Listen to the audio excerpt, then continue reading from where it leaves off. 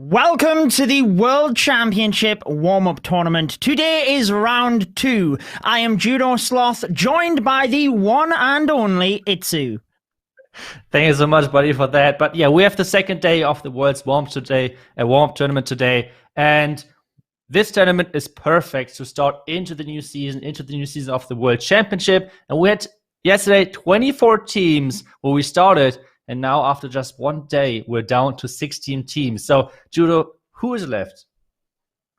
Well, these 16 teams comprise of people from different categories. First of all, we had the CWL teams that finished top within the March qualifier.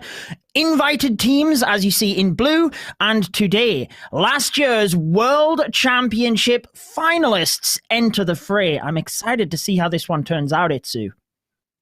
Yeah, that's right. So this means we would like to obviously share with you guys whatever happened yesterday. So let's jump into a small recap of that, see which wars we had yesterday. Starting things off with Hana Royal against Vanguard Gaming. And they were kicking this day off with style because Hana Royal, the first team in this tournament to get a perfect war. And this was already basically the story of Vanguard Gaming trying to chase somehow behind the insane stars which Hana Royal put up there. So in the end, Hana Royal being the victors and going to the second round. Next up, we had Wahaha versus Unicorns of Love. An explosive matchup with both teams giving it their all, but Unicorns of Love showed their might, only slipping up on one single attack. So close to the perfect, but they did what they needed to do and progressed to today's matches. Yeah, next one, Penta versus MCS. Your favorite match to watch, Judo, and it delivered everything we were hoping for. So many creative attacks, so many cool strategies, and MCS in the end, with the stylish attacks of Remy O, for example, with the Bats and Lalo together, were able to edge out the victory against Penta in a really close matchup.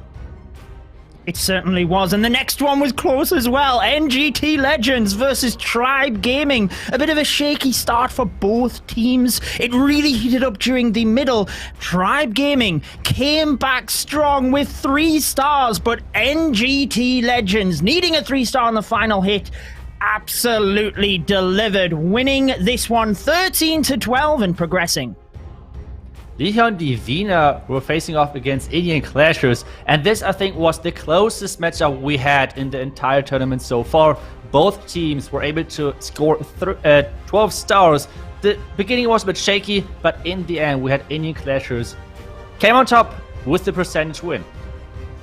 Excited to see them in action today, but the next matchup was Space Station Gaming and JX Tiger. A lot of expectations for Space Station Gaming, but JX Tiger came out swinging, offensively very strong, holding up on defense. They were very close to the perfect war. I think they caught a lot of people's eyes, and they progressed to today's matches.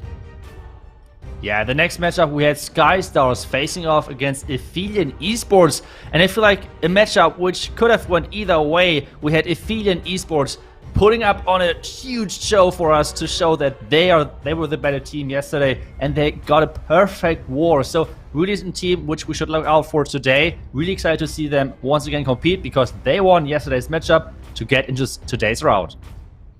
The final matchup was the one you were most looking forward to, Itsu. Method to Madness versus Cream Real Betis. We've seen some incredible creativity, including the log launcher you see on your screen. It was Method to Madness that were just too strong, winning this one by a single star, and they were the 8th team to progress to today's round. But it is going to now be a whole different story as we have the World Championship finalists entering, like we can see on the bracket. It is going to be fantastic, Itsu. Any matches that catch your eye here? There's so many good matches, but I think one match I would like to take a look at is Nishang Dance versus MCS. We already mentioned MCS and Penta yesterday. Both delivered, both had crazy attacks, and I feel like the offense of Nishang Dance versus MCS is going to be a crazy match to watch because Nishang Dance had the highest hit rate back then in the Clash Worlds final event, but they had yeah, sadly the worst defense as well. So they were out of the competition quite early. But this one, if they were able to fix this, I think this matchup is going to be crazy. Totally agree. I am drawn a little bit further down the bracket. Darkus Muzhan versus JX Tiger. I think seeing the ferocity of JX Tiger yesterday, I'm excited to see how they fare against another Chinese clan, because as we noticed, the meta within the Chinese community kind of has its own creativity. So that matchup really catches my eye. Remember that all of the matches today and throughout the rest of the tournament are a best of one, right up until the grand final. So it really is an intensive tournament, Itsu, and everybody is competing for quite a lot on the line, aren't they? Yeah, obviously, like a lot of things on the line, glory, fame. But I think the one thing which most of the people are looking forward to is the prize money. Over $40,000 with the third seed going home with $5,000, second seed, $10,000, and the first team is going home with $25,000. So a lot of money on the line where those players have to compete for. So this is going to be awesome. It certainly is, and we are just about ready to get into the first matchup. I feel we need to hype this one up. We probably don't even need to, because it includes last year's world champions Alternate Attacks, but they have a fierce opponent ahead of them, because yesterday Hanai Royal got the perfect war. What's your thoughts on this one? Yeah, it's a really interesting matchup. I feel like in the beginning we should throw in the prediction of Carbonfin, because yesterday he was on a lot of matches of those. He had the pretty good idea of who's going to come out on top, and he actually predicted that Hanai Royal has the chance to beat the world champion. So I'm really looking forward to this match, because if Carbonfin predicts this, I feel like Hanai Royal, they have a really good shot at getting the world champion on their knees. So this is going to be offense versus offense on a complete different level. Yeah, the hit rates of both of these clans are obviously incredible. We've mentioned the perfect war from Hanai Royal, but thinking back to last year's World Championships, Alternate Attacks had the highest hit rate pretty much throughout the entire tournament. Obviously, the final, you mentioned Nishang Dance, but in the qualifiers, they had the highest hit rate with arguably a more difficult meta back then. And we are straight into it, Itsu. Here we go, Ast with the Super Giants and Witches. What is going on? I feel like Alternate, I don't even know. I was expecting Lalo. I was expecting Queen Charges, things like that. But Alternate and us are coming in with Super Giants and Witches. I feel like Super Giants are underrated anyway, because they're so tanky. It's just insane how much health those Giants have. And now, obviously, in combination with those Witches swarming the base, it is really helpful with only having one Multi-Inferno Tower. We talked about that yesterday. With having the Multi-Inferno Tower on the back end, this is a key thing, because the back end is most of the time taken down by the Royal Champion. And having a Multi-Inferno Tower against the Royal Champion, that's not an easy matchup for that Multi-Inferno Tower. Totally. The Witches can spawn a lot of skeletons initially. They're not having to deal with that. They can get through the entire base. I like the pathing that Ast has been able to create here with the log launcher just directing everything to the town hall. It is beautiful to watch. You might think he's attacking from the opposite side of the base, but he has really calculated this well. And Itsu, there is the Royal Champion, as you mentioned, with the multi-target Inferno in her sights. A beautiful freeze spell onto the enemy Royal Champion. And this looks phenomenal for the opening attack. Yeah, I don't even know if the Royal Champion is needed, because just take a look at how many witches are still alive. I feel like he has more witches left than where he started with. It is so crazy. So many witches at the bottom left of your screen. I guess he could just walk to the next base, just keep moving. Maybe he needs the lock launcher again, but still, this is a crushing overkill for the first attack. Ast is getting it done for Alternate, and this was a triple with 16 witches. I cannot believe it. Did you expect anything less from the current world champions? We kind of seen the 2-star curse for the opening attacks in yesterday's matches. Alternate Attacks proving to the world that they still have it with the opening 3-star. Hanai Royal now, though, They just need to concentrate on their attacks. They got the perfect yesterday, and they can certainly do it again. But how do they respond to attack like that? Do they go with their Inferno Dragons again, do you think, Itsu? We've seen them using that strategy a lot. Or do you think they might mix it up? That's an interesting question, because they yesterday used, I think, 3 times Inferno Dragons. All of them were 3 stars, and twice Queen Charge Hybrid. Obviously, both of them were 3 stars as well. So let's see if they're going to mix things up. Let's see if they're sticking to the strategies. And then, depending on that, if Alternate were able to defend those strategies. Because so far, I think Hannah Roy was one of the teams which showed only 2 strategies out of their possible strategy pocket, kinda. And I don't know. I mean, it's hard to predict if they just keep going the same way and saying, like, maybe Alternate thought we would have fooled them, or like, let's see. I'm really excited for the first attack and see if they're sticking to this road or they're going to switch things up. Totally agree. The Inferno Dragons had the best hit rate throughout the tournament yesterday. 8 3-stars out of 9 attempts. And as you mentioned, Hanai Royal having 3 of those adding to the list. But you do make an interesting point in that they didn't really reveal much of their hand. I'm sure they have a lot more strategies within their arsenal. And alternate attacks, have they had time to adjust bases? I'm sure they've had their eyes very close on the Inferno Dragon strategy anyway, but do they have bases that they now throw up to defend that strategy? And Hanai Royal then just flip it on its head. Really looking forward to it.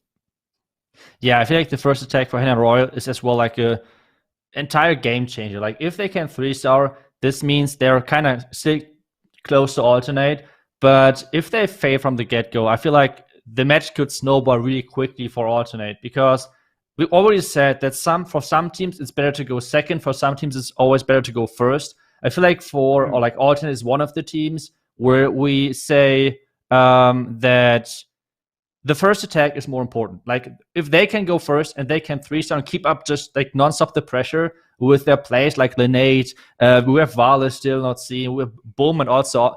It's going to be crazy. We have the attack already going on with Hannah Royal, and this is, as we kind of predicted, the Inferno Dragons. Well, they are crushing the base. Apologies for getting in a little bit late for this one, but it looks like the scatter shot, Itsu, up to the north of the base is going to do an incredible amount of work onto the Inferno Dragons. It's not like we have any other spells left over. We mentioned alternate attacks being able to defend this strategy, and maybe they have threw up one of their bases, which they designed specifically for it. Yeah, I feel like against this strategy, it is key that you cannot take down the Eagle first. I talked to a couple of the pros which are using this strategy, and they say the Eagle is one of the most dangerous defenses for those Inferno Dragons, because you cannot tank those, or you cannot tank this defense with the Skeleton spell, right? The Inferno Towers, the enemy heroes, even the Scatters, all of this you can tank with the Skeleton spell. But the Eagle, that's not an easy task for this troop. So you have to start your Inferno Dragon attack into that Eagle. And if that's not possible, either if the base is too wide, or like you don't like the sweeper angles, things like that can completely mess up an Inferno Dragon attack. And this was exactly what we just saw. Yeah, great information there for the viewers. If you are trying to defend that strategy, looking at that key component of protecting your Eagle artillery is obviously important. So we're back to the speculation board here then, Itsu. Yesterday, Vanguard Gaming didn't quite get the 3-star. That kind of gave Hanai Royal the upkick as they got a 3-star. They were definitely on form. This time, it is the complete opposite. They have the 2-star, and they have received a 3-star against them. So now we have to see if they have what it takes to turn it around, which is arguably more difficult than keeping the 3-star momentum going. I feel like this attack tells way more of the story than we just have a feeling of, because we were asking ourselves if Hannah Royal is just like this like 2-trick pony with like only going for Inferno Dragons and Queen Charge Hybrid. So we were speculating about like, do they try to hide their hands? Do they try to hide their strategy pool? But apparently, they did not try to hide. They are just like going for the Queen Charge Hybrid and for the Inferno Dragons. And it seems like Alternate have an answer for those strategies because the first attack did fail, did defend. So I think it's a huge momentum boost for Alternate, especially right now for them on voice, because they know, okay, Hannah Roy struggles against our bases because the first base is normally the base where you say, okay, this is the first base which I see for the Inferno Dragon strategy. Out of the other bases, they have still time to figure out what they're going for strategy-wise. So why would they pick like a bad plan in the beginning? So this was most likely their best idea for Inferno Dragons. And having this fail is telling a lot about the next couple of attacks, I would say. Totally right, because as we hinted at yesterday, the first attack is the one that you do not have as much time to plan against. So normally that is an attack that you feel comfortable with. Now we have Yo-Yo23 Itsu, and he is using the P.E.K.K.A Smash variant that we've seen so often yesterday, skyrocketing in popularity. So let's see if the Lalo specialist can get this to work. Yeah, I feel like since the one walk is starting anyway, and I feel like he's going for that town hall, we can give some background information because all of those alternate guys are pushing really high in Legend. And as we already said yesterday, this strategy is one of the best strategies in Legend. So since those guys are base builders themselves and they're bidding for Legend League as well, it is obviously that they're trying to learn the strategies which are good in Legend to defend those. And this is obviously, at the same time, giving them the possibility of mastering those strategy. So this is why Yo-Yo23 is going for this strategy, even though a lot of people are calling him Lalo23 because his Lalo is just so insanely good. But let's see if it's working out for him. Let's see if all of the Legend training worked and paid off. Now we have the P.E.K.K.A getting started and the Queen and everything behind. So let's see if the party in the core is going to work. He set up a beautiful funnel. I do worry about that cannon on the outside of the base, but everything should go onto the inside. Witches can hopefully take that down, and then with the Super Wall Breaker opening access, we can get direct into the center of the base. There is a tornado trap there, but it's not really causing too many issues at the moment as the Super Witches are shredding all of the defending Clan Castle troops. P.E.K.K.A moved to the defending Queen, and they have a direct path to the next jump spell, but there is a single target Inferno at the bottom of the base issue. Itsu causing a bit of an issue. Yeah, that's right, but the jump spell was perfect, leading everything into the back, and there's still the Royal Champion at that top side. If he's adding that Headhunter now to the enemy King to take that down, it's looking really, really good. Take a look at all of those P.E.K.K.A. Every single P.E.K.K.A is still alive in this army composition. He started with 3 P.E.K.K.A. He still has 3 P.E.K.K.A left. The Queen ability is still not used. I think Yo-Yo has done it. I don't even think we can jinx this anymore, to be honest. So Dutch Towers are going down. He has 1 Rage. He has 1 Freeze left. Like Judo, this is such a beatdown of this base. This is just incredible. A Rage and a Freeze to swag, and he could have even swagged the Royal Champ. I mean, this is how we can do it. But at the same time, it is showing the class of this team, investing everything, because the tiebreaker in those matches is always time. So the triple is not just the triple, it's depending on the time as well. And this is the high class of Alternate. They're not swagging the spells, they're trying to use those, as we just saw with the Rage, trying to make sure that there's some use of that, speeding the attack up a little bit, a couple of seconds. Maybe those seconds are going to decide in the end this match, if it comes down to a tie on stars and on percent. Yeah, those 1 or 2 seconds could make a huge difference, and that is often where the difference maker lies and why you get to the very top. Never swagging anything and paying attention to every detail. So we've kind of been setting this up, Itsu, but now we really need a 3-star from Hanai Royal, because if they do not, they trail by 2 stars to the reigning world champions, and it would look very difficult for the back end of the war for them to respond. So this next attack, I feel, is the main attack now for Hanai Royal. That's right. If they can triple, they can get the confidence back. Maybe they can show Alternate that their bases are not just not being able to 3-star whatsoever, that they have the chance. And we're looking forward. Maybe they're going to change things up and say, okay, now we throw a Queen Charge Hybrid into the mix, and maybe we're trying to go for the Inferno Dragons maybe later. Maybe they just said, okay, we're going to switch up things completely, and maybe they're bringing up a new strategy, which they have not used yet in the tournament. But I will predict we're still going with the Inferno Dragons or the Queen Charge Hybrid, but we're going to have to see. But as I said, this next attack, that one is really important. Well, in my opinion, I think they should switch things up, but actually it does look like the Inferno Dragons are what they are confident with. I noticed the town hall on one side of the base, Itsu, which is where he's attacking from. And again, exactly like you said, the Eagle artillery at the far end of the base, lighting up already. Let's keep our eyes on that to see how important it is going to be. Yeah, I mean, the Eagle is so important, and he always has to go from the other side, because this Queen, you can see the Queen guarding their town hall, so a blimp which reached the town hall would have a really rough time to getting through that because of that Queen guarding everything. But the town now is going down with the Eagle staying up. The King and the Queen on the right side are doing crazy good work to getting through this back end. But still, the Inferno Tower in the core, the multi-Inferno Tower in that core is dealing so much damage, and that's always the splash damage, which is so scary to face. And you can see those air skeletons as well. Alternate 100% prepared against those strategies, putting those skeletons to air, knowing exactly what they have to face. But still, the attack, maybe it could work with that Royal Champion still being up.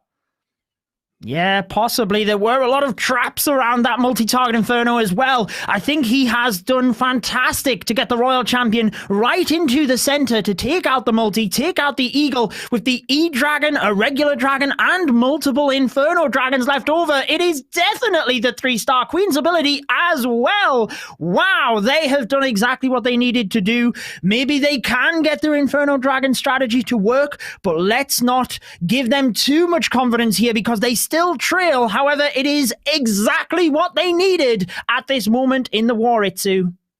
It was such an important attack. Really nicely done, getting the 3-star in with those Inferno Dragons. I mean, we already figured out that Inferno Dragons are the most powerful strategy right now to use, especially for the pros. Yesterday, over the entire day, as you said, 8 out of 9 attacks were 3-stars. This is by far the highest hit rate of any strategy out there. I think the strategy which is coming close to this is Queen Charge Hybrid. But except that, there is no other strategy out there which is even close to that. So really, really good job. And I mean, good job as well to Alternate defending that strategy. But at the same time, we have to talk a bit more about the World Champion because they had a different approach to this season and to the start of the year than a lot of other teams, or basically all of the other teams. Because what Alternate did, they had like a small break over the winter days. Like they said, okay, we won't play Clash too much. We don't want to burn out, basically, because this is something which happens to a lot of teams. If you can like non-stop playing every single day, like putting hours and hours into the game, playing Legend, testing bases, things like that. If you overdo something, burnout is a possibility. So Alternate, doing it the clever way, having a break over the winter days, and now slowly coming back. And so far, it paid off. I mean, defense looking pretty solid, being able to defend the best strategy in the game right now. And at the same time on offense, they're looking really, really good.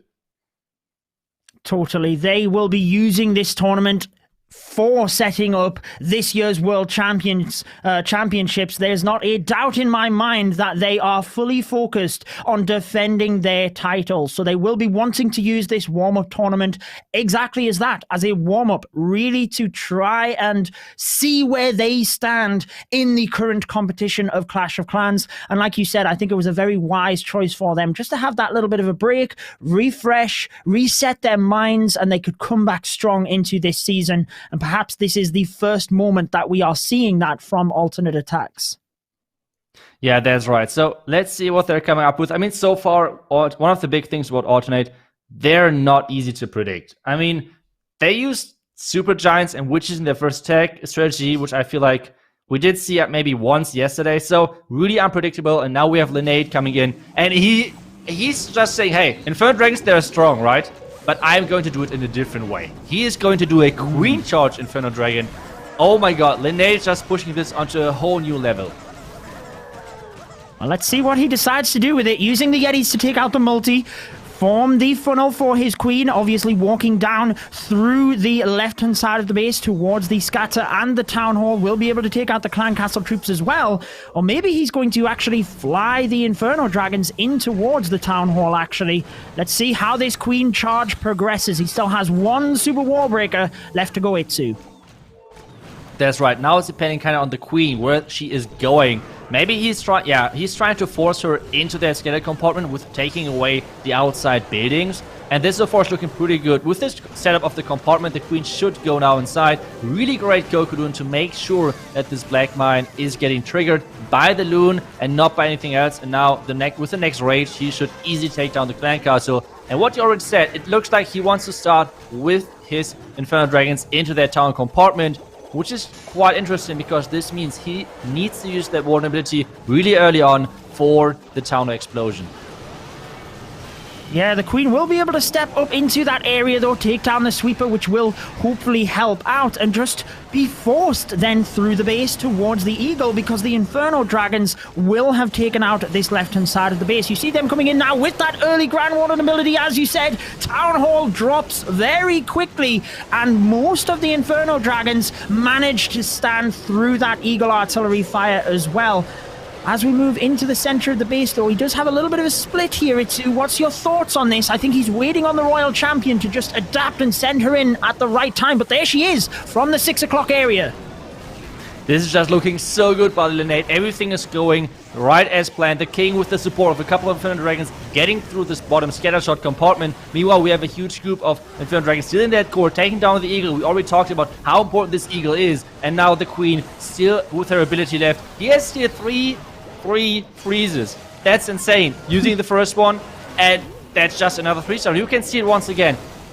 Alternate is going to use every single spell as effective as they could at this point, trying to speed things up. And this is something which I really appreciate them doing, because I see a lot of other pro teams trying to swag, trying to go for the ultimate swag attack. But to be honest, swagging spells is more getting you home and not winning you any championships. So we can see already in the mindset the difference in between of Alternate, the world champion, and some of the other teams. Yeah, I definitely admire that. And the third 3-star, it is for Alternate Attacks. Are we going to see them get a perfect war against the team that got a perfect yesterday? Hanai Royal can continue to keep the pressure going here, but if Alternate Attacks do not slip up, then they've already lost. Yeah, Alternate, having them attack first is really scary. And especially like when you were thinking about who is left, like we still have the world's MVP left to attack. Like Vale didn't even step onto the field just yet. So we have a lot of good attackers still left on Alternate side. So Hanai Royal needs to get every single 3-star on the board they can. And at this point, I guess they're going to go one more time with Inferno Dragon and then twice with Queen Charge Hybrid. I feel like that was the approach yesterday, which we saw. So the next attack is going to be Inferno Dragons and then twice Queen Charge Hybrid, which is, I don't know, maybe this one trick strategy thing is working against most of the teams, but so far Alternate had a pretty good idea on how to work against that. Well, you were very accurate with your predictions yesterday, Itsu, and you continue with those today. Hanai Royal in for the third time with the Inferno Dragons, the Vietnamese team, giving it everything they have against Alternate Attacks, but currently they are trailing. A very quick entry here with the Inferno Dragons. Stone Slammer targeted towards the Town Hall. Looks like he has all balloons in that. I'm a little bit worried with regards to that Town Hall area, Itsu. Oh my god, once again the Tornado Trap to rotate the loons away from that Town Hall, and that is key, making sure that he has invested a couple of spells to take that down. The town's going to fall eventually, but still, he had to invest a couple of spells which were not planned. And could you tell me, how did this Archer Tower at 9 o'clock survive? Like, what is going on? It was like, don't attack me, please go somewhere else, and somehow the troops listened. Well, he's going to have to go all of the way back to it, unless he uses the Royal Champion Shield right at the end, because it does look relatively promising, but he's running out of spells. Only one freeze spell remains. There goes the Royal Champion Shield to try and protect her as much as possible. There's a big clump of Inferno Dragons left alive, Itsu, but I do fear for the Scattershot and Wizard Tower. He's going to have to try and use the freeze spell as the Inferno Dragons get to that area, and there are some other buildings protecting them, which they will have to go through first. This one is a nail biter. Yeah, it's going to be so close with that two key splash defenses on the back end. It's all about the timing. It's all about how can he tank those. When is he using the freeze? Is he saying, okay, I want to protect my first two Inferno Dragons, or is he trying to protect the big group? What exactly is going to be the goal? We're going to see that in a second. Now we have the freeze onto the defense. The Inferno Dragon are trying to get to the scatter, but everything is walking around. This one Inferno Dragon at the scatter is going down, and now it's up to the Electro Dragon tanking for his small buddies. They are taking a lot of damage as the scatter shot continues to fire, but it does slowly go down. One of the advantages of this strategy is that time, generally speaking, is not a factor. So with one Archer Tower remaining, 45 seconds, they move across. Were there any black bombs not triggered? I highly doubted it, Sue. It looks like it will be a 3-star, but let's not speak too soon. Hanai Royal with the second 3-star. Is it going to be? Of course it is, of this war. Keeping the pressure going, but alternate attacks currently flawless. Just need to continue that streak, and they will be winning this war. Yeah, I'm still baffled. Like, how did that Arch Tower survive? I mean, he started from that side with all of the loons and everything. But either way, a great attack to finish off for another 3-star for Hanai Royal. And this was, like you said already, really important to make sure that they're somehow close. They're somehow close still to alternate. So if alternate is going to do only one mistake, they're right behind them. They're right close to them. And they have the chance of maybe getting the comeback win. We had a couple of those yesterday where teams like doing like one small mistake, and then all of a sudden the percentage, the stars turned the favor for the other team. And let's see if this is going to happen right away over here as well. But as we already said, we have a couple of insane attackers still left. If I did not miscount anything, I think we have Vale and Boom still up to attack for alternate. And those guys are kind of scary.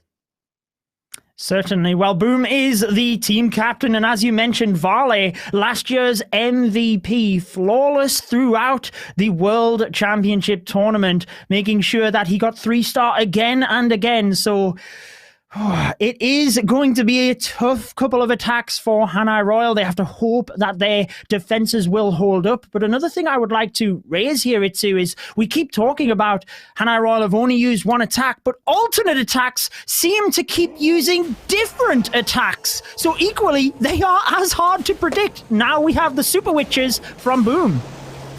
Yeah, it is just crazy how many strategies alternate players can use. Like, we see Boom doing crazy Lalo attacks on Legend. We see him somehow doing then P.E.K.K.A smashes with bats or something, or even Super Witches in those Claire Wars. So they're going to change things depending on the base, and I think this is why they're so scary to face. So let's see if this attack is going to work. He's doing a quick Warden walk at that top side, using the lightnings to take down the Expert, and now he is going to release those Super Witches so they can swarm the base. I love how the funnel has been set up with the lightning spells. Notice that big compartment with now nothing inside it. Grand Warden Walk extended that, and the Barbarian King on the outside of the base has an easy job with the buildings so that the Super Witches have nowhere else to go apart from exactly where Boom wants them to. Now, the Clan Castle troops do engage, uses the Grand Warden's ability to help out, because remember, as we said yesterday, we don't really need that with the Super Witches and the Gigabomb, but the Town Hall goes down in a flash. A very trapped Town Hall, might we say. The jump spell provides access to the back end of the base, and Boom is pushing through this base, just holding on the Royal Champion. Things are slowing down a little bit, but it's mainly because the Super Witches are getting stuck to the bottom of the base now, Itsu.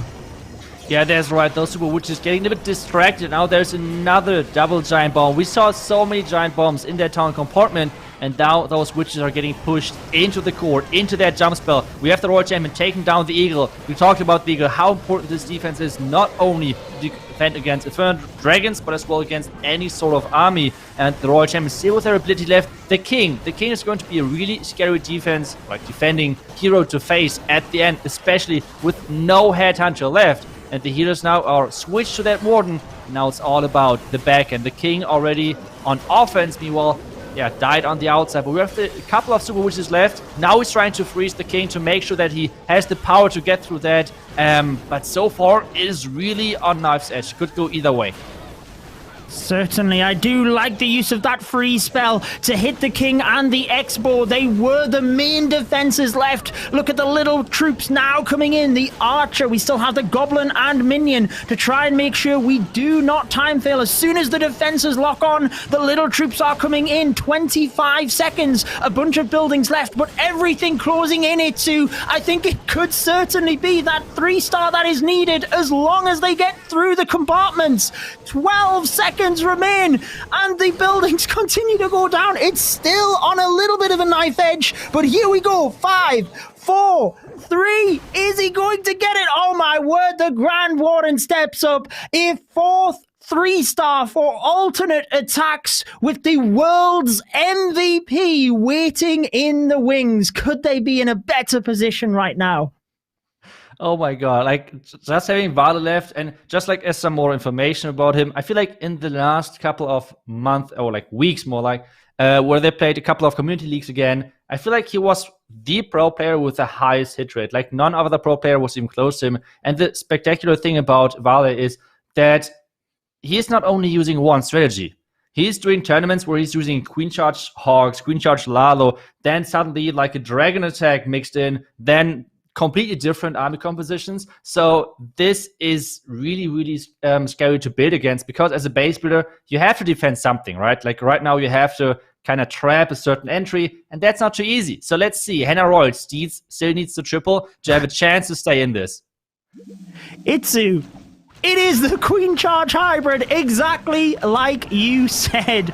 They are following that same pattern as yesterday, but let's see if they can continue the 3-star pattern that they had yesterday. A quick start with the Queen down to the bottom of the base. I like the use of the Sneaky Goblin and the Yeti to set up that funnel, drive the Queen in towards the Scatter Shot and the enemy Queen. He should be able to get pretty good value and pathing with this. Yeah, but he tanked the scatter for too long with his Kokolu, and this is causing the wall break to go off too late. He wanted to wall break in a little bit earlier, was hoping for the scatter to get that wall breaker down, but I think it should be still right. He's getting a bit closer to this enemy scatter, but he wants to get there anyway to the second scatter, so he would take down 2 scatter shots from the get-go, and this would be really, really important going into this attack, because we all know Hybrid, the troops, yes, they're getting healed up again at some point, but at the same time, scatter shots, they're such a scary defense to face. So you have to get something out of that, and now there's a lot of splash damage gone. 2 multi-inferno towers though, so let's see if this is going to be enough. And there's still the clan castle not lured just yet. Not yet. I was just about to mention that super wall breaker left over. Fantastic insight to give his Queen access to the Eagle artillery as well. Now we see the Hybrid in towards the Town Hall. Oh, the Queen's not quite going for that Eagle due to the funnel on that side. Let's keep our eye on that. But the Hybrid on the Town Hall area is another area of focus, obviously, as they move into the center of the base. How many giant bombs will be there? Clan Castle troops split everywhere, Itsu. This could be a real difficulty for Russell. But the Warden is defending himself, taking down those enemy headhunters, and now it's all about the backend. It's all about those enemy heroes waiting on that backend, but this is looking so good for Russell. The Queen Charge got so much value. There was just the small thing with his Royal Champion, which he did to snipe the bomb towers. So far, such a great attack. The last bomb tower could be some trouble, but with the Queen and the Royal Champion ability still left, not used, I feel like this is a crazy overkill. Perfect Queen Charge Hybrid right there from Russell, and this is exactly what they needed to still stay close to alternate attacks. But now, as you already mentioned, alternate attacks is next, and they have everything in their own hands. If they're going to 3-star, they're going to win the match because it's a perfect war, and we had the first attack fail for Hannah Royal. Let's just imagine that with their last Queen Charge Hybrid attack, like with the next one, which I'm already predicting, is going to be another triple. If you would lose with 14 stars, this would feel kind of strange. So let's see if alternate can make this work. Well, we will have to find out. I can't help but think about the percentage as well that was achieved by Hannah Royal. It's definitely not what we spoke of the 90% average that a lot of the teams will go for. So alternate attacks, whilst no doubt as we are talking, Vale will be going all out for the 3-star. He does just need the high percentage 2-star to secure this, really. But either way, this has been an explosive war. We've seen multiple 3-stars, and I can't wait to see what the final attacks have in store for us. Yeah, it's going to be so crazy. And still, let's wait and let's see and let's just enjoy what Vale is bringing up next. Let's hope we didn't praise him too much, so in the end we jinxed him or something. But still, really looking forward to the strategy which he's going to bring to the table, because normally it's something unusual. And, well, maybe he's bringing some dragons. I feel like we have not seen too many dragons in this tournament, which is kind of surprising, because I feel like it's a really strong strategy. But maybe just Inferno Dragons are just so much more powerful than all of the other dragons. But let's see. And Vale is coming in with these Super Witches. So he's following his team captain and doing those lightnings with the Super Witches as well. You might have seen me smiling in the background there, Itsu. That's because I challenged Vale a couple of days ago for something that's not released on my channel yet, but he used dragons within that. So if he had have used dragons, you would have been the master predictor. But either way, the Super Witches have provided a 3-star already for alternate attacks, wanting to continue that trend. A Town Hall very centralized here. Single target Inferno did survive. Yeah. What happened there? How did to take that down with the lightning? I'm not too sure. It looks like one of the lightnings definitely didn't hit it. That's a really crucial mistake. So let's hope that this is not costing them this match, because this Inferno Tower definitely had to go down. Take a look at this delayed Loon, though. This Loon is supposed to go for the Inferno Tower, and let's see if he can push that into that direction. Looks like he can.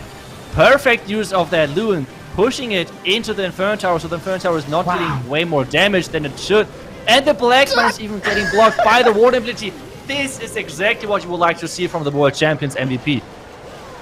That is exactly why he used the Warden ability early, just in case there was a Black Bomb, because he needed that single target Inferno. It is the ability to adapt like that which makes you the top players in the world and the MVP, as we keep saying. Can he finish this one off using the Ice Golem across to the right hand side for the Royal Champion? She is doing a phenomenal job. Itsu, this looks incredibly good with the Queen ability and the Royal Champion's ability left over.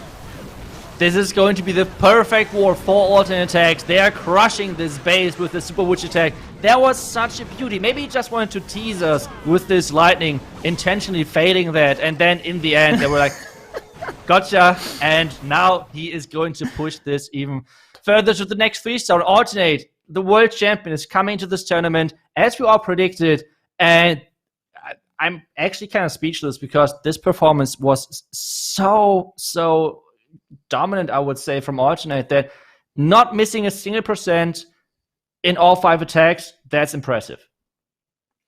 Very impressive, especially as you said, they did have a little bit of a break in the off season. People maybe, thinking Hanai Royal might be able to sneak this one because of that and their momentum, but Alternate showing just how strong they are. 5 3-stars with numerous strategies. That is why they are the remaining world champions and will be wanting to go all of the way here.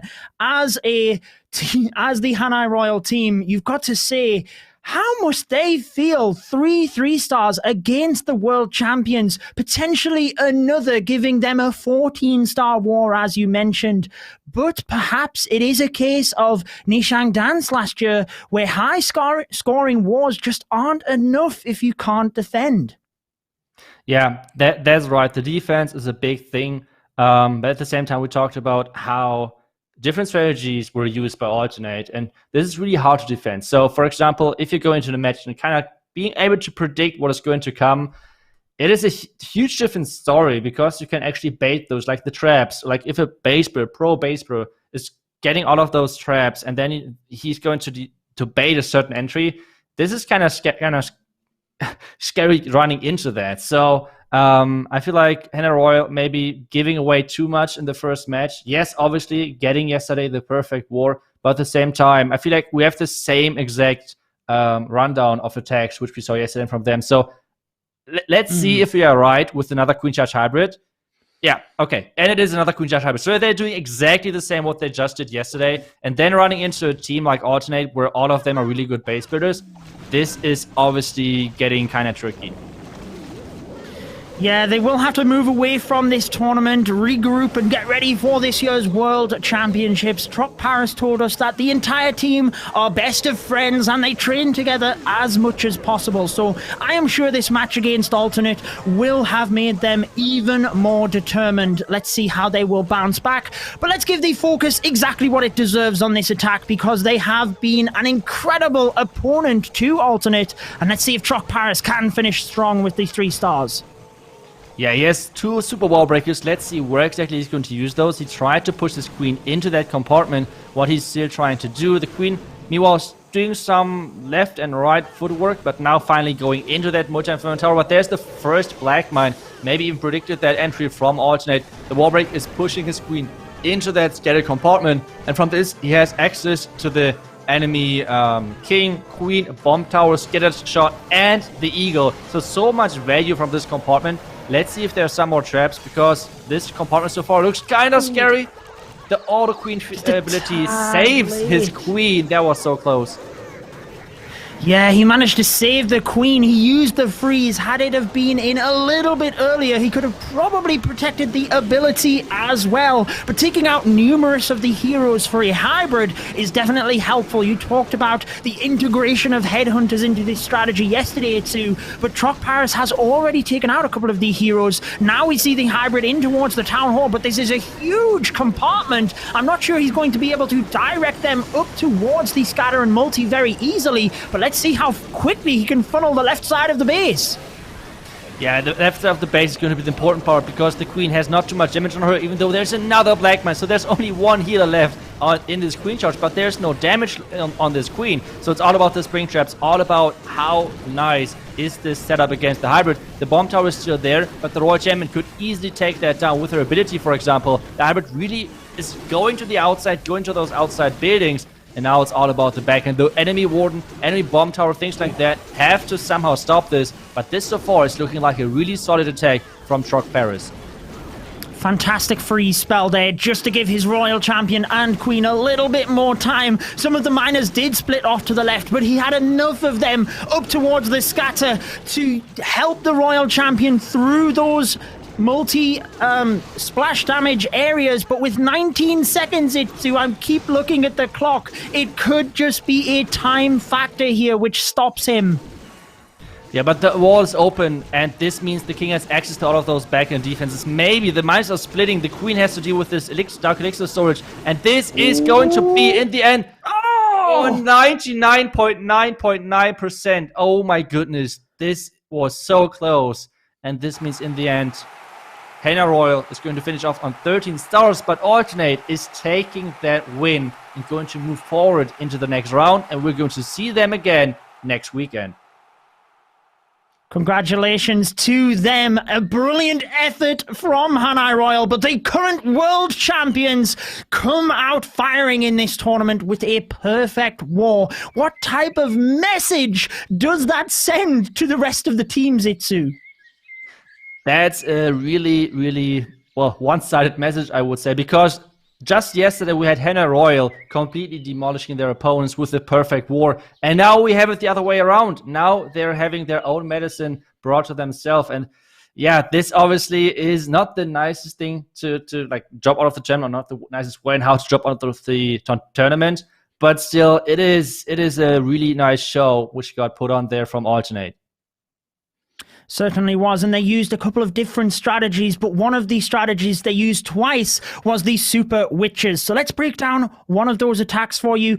I thought I would break down the team captain, Boom, since his was further away from this point in the war, and I really like how he uses the lightning spells to set up the funnel for his Super Witches. You see the Grand Warden is deployed first. You always want to start your Grand Warden walk since he takes a little bit of time, but the lightning spells takes down the multi and Ground Sweeper. Notice the compartment that they were inside. Now there is nothing there, which means the Super Witches will not be attracted to that area. The Grand Warden can easily extend that funnel, as you see where he is, so the entire left-hand side of the base is demolished.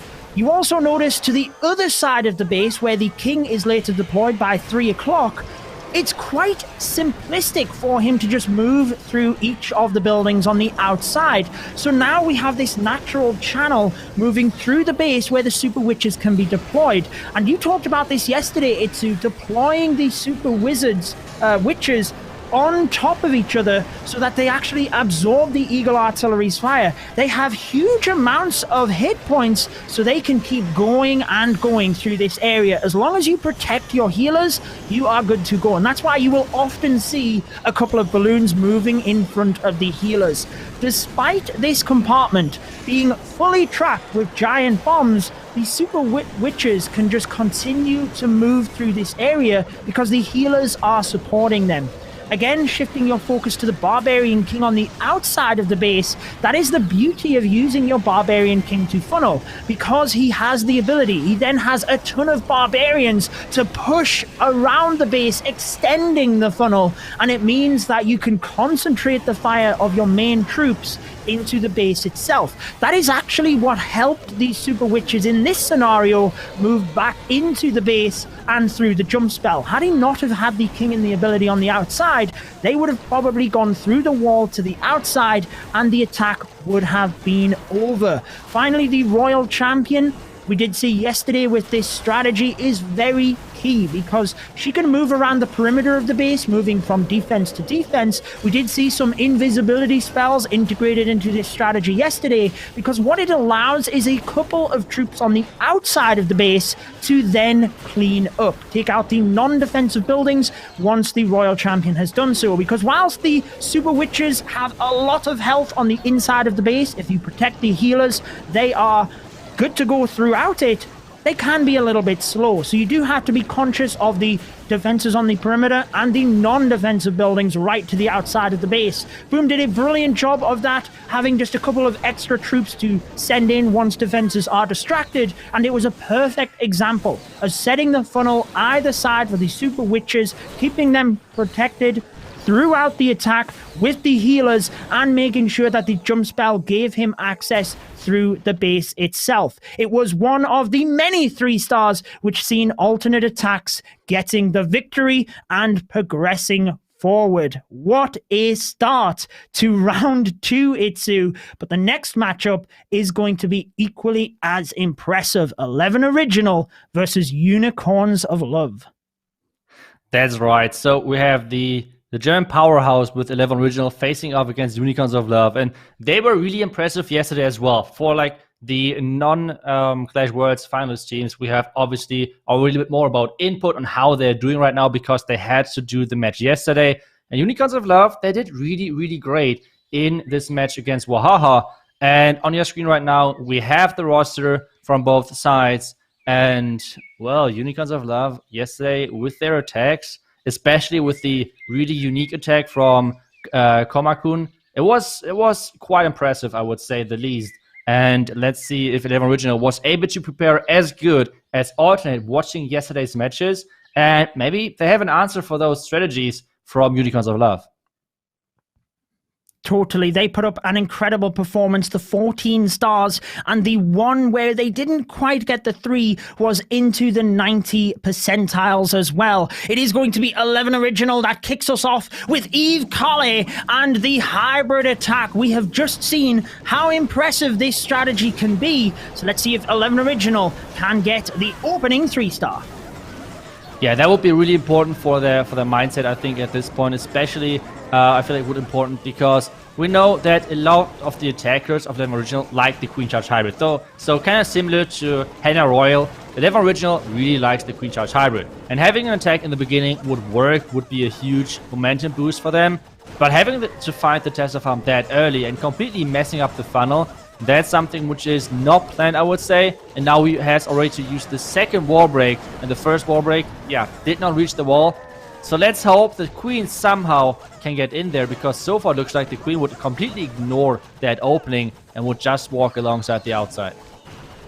It looks like that. With her being a ranged troop, she is going to be able to shoot over the wall, which means she will continue to just move along and shoot the defenses on the inside of the base. We did lose a healer there to the Black Bomb as well. Maybe another Coco Loon will be getting sent in, but Eve Carly now concentrating. Oh, there's another healer gone. The King, rather, though, is sent into that area where the Queen was meant to go to try and fix the funnel here and adapt the attack. Wow, that is actually such a smart move. He kind of switches the positioning of the Queen and of the King, which is a really good move, making sure that everything is working kind of as planned, kinda. But with the hybrid splitting up so badly, we now need something to get to that town hall, especially with the Warden not really following for the core troops. We have a lot of damage in that core, making sure that all of the miners which were in that core are all about already dead. So that's not how the hybrid should look like. And the one healer which was surviving is getting rotated into that last black mine. And now at this point, it's all about saving the attack. It's all about making sure that he can collect as many percentage as possible, because there's still a lot of defenses left, and the Queen has her ability to get through the back end. But with the Royal Champion about to go down as well with her ability, this is quite a challenge with the last remaining defenses. Particularly with 3 multi-target Infernos. I do think that Eve Carly has done a tremendous job to try and adapt here, sending in that one balloon to try and get the multi-target Inferno, because it is severely damaged, having to use that final heal spell pretty early on. That was a really nice move in order to protect as many miners as possible. You see how important that balloon was, because now that he's taken down the multi, the archers can slowly pick off a few extra buildings, and it is all about the percentage, like you said. So even if he can get 1 or 2 extra buildings, that could be the difference maker moving down to it. But Unicorns of Love, as we mentioned, a very strong performance yesterday, would be looking good due to this attack. But as we just seen in the first war, how will they fare now that they are facing one of the world finalists from last year? Yeah, we have to see about that. But one thing I want to mention about, like, for 11 Original, they should definitely, like, still keep their head high, because one thing which we have learned about yesterday, the first attack was the most tricky one, I would say, because out of all of the attacks yesterday, like whenever a team had to attack first, which were overall like 16 attacks over the 8 matches, only a 50% hit rate was overall killed, which means it is kind of tricky to triple at the beginning, apparently. Meanwhile, the percentage, or like the triple rate for the last attacker for the 5th spot is like 83%, 88%, which is crazy. Like 88% success rate. It is insane high. So being not able to triple the first one obviously is not the best thing to happen. But at the same time, they can collect many more stars for the last couple of attacks. Yeah, we talked about how it kind of slowly crept up and then shot up towards the end in the hit rate. So let's see if Unicorns of Love can break that trend using the ever so popular Inferno Dragon attack strategy. This is the highest hit rate strategy that we have currently seen. It is a quick start, as we normally see, plenty of skeleton spells left over, and that early Grand Warden's ability. I do notice the opening Itsu to the top of the base, where the Queen could get access towards that Eagle Artillery. Yeah, that's right. But once again, we have the King walking inside, because for the King it's easier to access those open walls. On the other side, the Queens sometimes just do not see them. One interesting thing about this base, I feel like, is this really open, big compartment with those double scatter in there, and apparently a lot of traps. So let's see if this is working out, because so far the scatter is targeting the Inferno Dragons, and that is not what you would like to see. You want the scatter being on that skeleton, on those skeletons, to make sure he is, like, it's tanked, but still, it's still going for those enemy Inferno Dragons, and those Inferno Dragons losing hit points quickly. And now we have a quite risky blimp. If there's a tornado trap right behind the town hall, this would be a huge problem. Oh, there's lots of black bombs, but it is going to get to that area with the rage spell. Fortunately, he will be able to take the town hall, but I keep my eyes on that scatter shot in the center of the base. As you mentioned, Itsu, it still stands tall, and with a single target Inferno looming with an Expo in front of it, I can't help but wonder if he just will not have the force to get through. He still does have the Royal Champion left to deploy, waiting ever so late. Is he going to send that direct to the scatter shot? An interesting finish. Nope, decides to send her down to the bottom.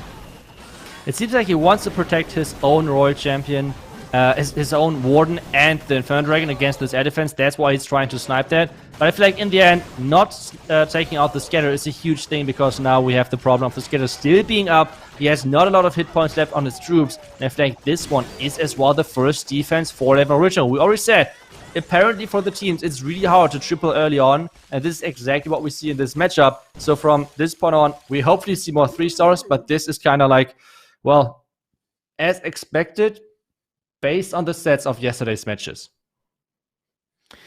As expected, and it is an advantage to Unicorns of Love. They do have a higher percentage there, but it's not too much of an advantage at this stage, because as we always say, stars are what matter, particularly with 4 attacks remaining. It's not like we are towards the end of the war here and percentage has a bit of a higher weighing factor. There is still a lot of attacks remaining, so 11 Original need to try and use their experience here to get an opening 3-star and really try and put a little bit of pressure on Unicorns of Love, who, you know, have got off to a bit of a shaky start themselves there as well. Yeah, that's right. They now need to concentrate again. I mean, we saw from Unicorns of Love yesterday that they're a really, really strong team. But now it's up to 11 Original again first. Like, can they put up the pressure? They need a really high percentage 2-star at least to get, like, getting close to Unicorns of Love, because you do not want to, like, give the enemy the feeling of they could do whatever they want. They're still going to win the match. Obviously, this could sometimes backfire, but on the skill level of those teams, I feel like every team won't, like, underestimate this position. But at the same time, if you can be more relaxed, if you can be, like, more chill about the clan war, it is always easier to fight there. So putting up pressure would be huge now for 11 Original to kind of like somehow make sure that they can use this first attack position to get into a better seat or into a better position for the rest of the match. Yeah, I mean, talk about keeping relaxed. Unicorns of Love have to remember that is a slightly higher percentage than their opening attack yesterday, and then they finished off with 4 3-stars. So maybe that's something they need to keep in mind. However, it is 11 Originals' turn to attack. We are seeing the Super Witches, interestingly, with the invisibility spell, probably for the Royal Champion towards the end of the attack. Yeah, that's right. You always want to bring as many spells as possible to protect this Royal Champion on the back end, especially when facing like a lot of scatter shots, expos, or even single Inferno Towers. And now it's all about the Warden Walk. In the beginning again, for that Town Hall, that's his target. And then, I mean, according to the archers on the right side, I guess his entry point is going to be at this 2 o'clock side into the multi-Inferno Tower. So seeing the archers already getting this first building, the gold mine, out of the way, yeah, I feel like it's an early funnel, but the Warden is now on their Town Hall. Using the Rage spell to speed him up, Burak, a new player into the 11 Original lineup. We have mentioned that from last year's season, there are plenty of roster changes, this being one of them on the 11 Original team. We see the Town Hall go down, and that is a huge thing moving into the attack. This Super Wall Breaker only just got to the wall, I feel, there, Itsu, but it is enough for the Super Witches to gain access, and it looks pretty good as we have 2 jump spells to go through the rest of the base. Yeah, that's always the nice thing, not bringing those lightnings and making sure you have a ton of jumps, a ton of rages, which you can now use to get through the base. And there is the Clan Castle. As we said, there's no poison in this army composition, which means he has to use the vulnerability to protect his troops from the extra damage, which is coming from the Clan Castle troops. And now with the siege barracks on the right side, giving some extra power to this king, he is able to push through the back end, going to place the next jump spell. In between of the Wizard Tower and Bomb Tower is my guess, just to get the access to the back end. But so far he's still delaying that jump, making sure that the jump is having a long time to not like run out of power. But apparently he is not jumping into the back end with the multi and the scatter. That's kind of surprising to me. Yeah, maybe that's where the Royal Champion, as you see from the top of the screen, is meant to flush that area, but there's a lot of damage for her to get through, hence the invisibility spell. And we do see a lot of the troops now moving down to the 6 o'clock area. Thankfully, we have that opening in the base that troops can move in and out of. That's one of the things I love with the Barbarian King now. It's almost an extra use for him due to this meta and base design, moving into those final compartments, and it's worked perfectly for him. Barbarian King still alive. Archer Queen moving through, the Royal Champion moving through rather, helping to take out those final compartments. And Burak, the new addition to 11 Original, getting the 3-star as required. And that is exactly what they needed at this stage in the war. Itsu, a beautiful attack to watch. Wow, did you just see all of those black mans coming up? I feel like it was the perfect side to go in with those super witches because the entire left side was entirely trapped with all of those black mans. So those healers would have had a rough time to get through that. So really nice decision making on the entry over there from 11 Original and getting that 3-star in, as we talked about. Really important for the match. For them to make sure they're putting up some pressure, making sure that Unicorns of Love have to at least triple from this point on, because percentage are not enough anymore. And, well, now it's up to Unicorns of Love. After yesterday, I think they definitely have the power and the capability of getting back into this match. But let's see if they can show this. Yeah, the next attack is going to be important for them, and the 11 Original team must kind of get together there and really just give him a pat on the back, really helping to get things going for them. A quick attack here by Sahara, and it is the Super Giants and Witches. We've seen the success with this in the alternate attacks war. So is it going to be the same outcome, Itsu? Bit of a funnel getting created at the top here. Yeah, I feel like Unicorns of Love was the only team except Alternate to use this strategy so far in this match, or like in this tournament, I would say, which is, well, obviously really hard to defend because it's really hard to control. So it's not that easy to test this entry or like this strategy in its own. So let's see how good of an entry this is going to be, because there's a long way to that Town Hall and he has not a lot of spells left because he invests already a ton of lightnings in that beginning, making sure that his troops do not need to worry about this enemy scatter shot. Now it's all about the logs rolling in, making sure all of those walls are open, and his super giants can enter into everything and tank everything obviously as well. Yeah, I really like taking out that scatter shot actually, because it helps focus the fires of the witches through the middle of the base. You notice the log launcher with its incredible range opens up everything, and that is where now the witches can just move directly through the base. What is inside this log launcher? Was that a goblin coming out actually towards the town hall? It is going to be the Yetis, and I'd like to think at this stage he has more than enough force to get that town hall, but it's more about the back end defenses. I think the Royal Champion yet to be deployed is going to be the difference maker. Yeah, the Royal Champion now at the top side, taking out even more splash damage, which is the multi-Fern Tower. With the single Fern Tower, that's an easy defense to overpower for those witches, but the multi-Fern Tower, that's where the dangerous part is about the strategy. But the Royal Champion should have no problems. And Judo, it looks like that this one is going to be another crushing 3-star. This is so crazy. Those pros bringing those strategies in, kind of already surprising their enemies, because I don't think anyone are expecting entries like this in the current meta, where we have a lot of super witches, we have a lot of like Lalo attacks normally, but those teams are choosing completely different entries, and this is obviously not defended in any way, and it's looking pretty strong so far, at least what we have seen so far from Unicorns of Love and earlier Alternate. A crushing attack and the response that was required from Unicorns of Love, keeping the excitement going for us here as well. And I think the log launcher also has quite a bit of success, Itsu. I know we were briefly discussing stats before the stream with siege machines as well from yesterday. Log launcher being one of your favorites, you kept talking about it, but it did have a good hit rate despite its underutilized use, I would say. Yeah, it only got used 4 times overall, but 3 out of those 4 times it got triple. So I think it was a pretty good hit rate overall. So let's see if it's keep going like that in today's tournament, or if you're going to see it even more often.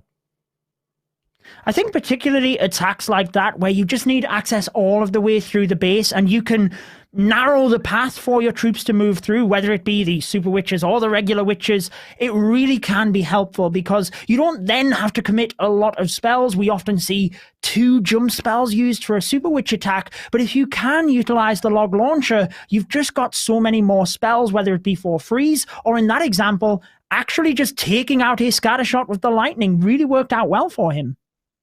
Yeah, we had a lot of creative approaches yesterday with the log launcher, making sure that this siege machine is kind of looking pretty OP if you use it right. But I feel like a lot of people are still not really figuring out how you should use it and what combinations could you use it. And I feel like sometimes it's kind of complicated to use it as well, especially in the more strategic attacks. At least on Legend, for example, we see a ton of people using this 8 Earthquake method in combination with the log launcher, which sounds kind of strange because, I mean, Earthquakes are to get rid of walls, log launcher as well. So it kind of sounds strange, but it's really surprisingly working well for most of those players. So it's getting used a ton, but I feel like maybe not in the same way as pros would like to use it. So using it a couple of times and seeing it a couple of times in such a strategic way is always a pleasure to watch. Yeah, it kind of just hits it home. All of those millions and millions of loot I spent into my walls when you could just break them open with an earthquake and the log launcher. But we'll not talk about that. We have another attack strategy coming in here with the Inferno Dragons. We've seen the success. Can 11 Original keep the pressure going here? The very quick start we always see with the Electro Dragon to funnel the king on one side, probably the queen coming in there as well. Early Grand Warden's ability to protect the balloons as they move ahead of the Inferno Dragons. And I am really interested on the Town Hall here, Itsu. Is he going to send the Battle Blimp all of the way through or just snipe it from the right-hand side? Yeah, I feel like the Blimp is really risky in this situation because we saw so many times the Town Hall being baited with a tornado and everything. So let's see if there's going to be a bait eventually, but it feels like the Queen and the King are taking a lot of buildings, which means this bait is not as effective anymore. And with the Inferno Dragons kind of swarming the back end with no multi-Inferno Towers left, there's not too much damage. Now the Blimp is reaching that Town Hall, everything kind of as planned. The sneaky goblins are taking it out, and there was actually the tornado trap, but a little bit misplaced, so that Blimp dodged just barely. Yeah, very nice to send the Blimp in from an angle, because if you were to think about it logically, there's kind of 3 different areas you could hide the tornado trap. So I guess it's guessing which area you want to send it in from. But I do like the fact that the freeze is on the scatter shot. We talk about how important that is for the Inferno Dragons as they tear it down. Notice the Royal Champion's ability coming through as well. 2 freeze spells left. It's a little bit late on the air defense, and he's lost the Inferno Dragon. But the Royal Champion is still alive with that freeze. She should clean up this base. And this, with over 1 minute left, this should be the crushing next 3-star for 11 Original. And this is looking pretty good for them now. Even though Unicorns of Love were able to answer, but they keep putting up this pressure, which is so important in this matchup. It's fantastic. Another 3-star, but I can't help but think about, we talk about those finer details we see with the spells, trying to maximize time efficiency. No doubt there could have been, 10, maybe even 15 seconds shaved off this if the freeze spell was in time, but nevertheless, a 3-star is all that is required. If you can keep putting the stars on the board, you are looking good. An 11 Original get the second 3-star of this war, so it's right back to Unicorns of Love now. This is such a back and forth in between of those teams. It's so interesting to watch. Let's see, maybe if they're going to put up another 3-stars once again into the basket of 11 Original. And then they have to answer again. So let's see what is going to happen next, because Unicorns of Love really have the chance to once again pressure 11 Original. But at the same time, they are already pressured with putting up this 3-star against Unicorns of Love. So I feel like every single attack counts with not having this huge one breaking point, which we already had earlier with Hannah Royal, where the entire match was basically decided by one attack kinda. But on this one, we have this back and forth in between of those teams, and that's where those really interesting matchups are built off.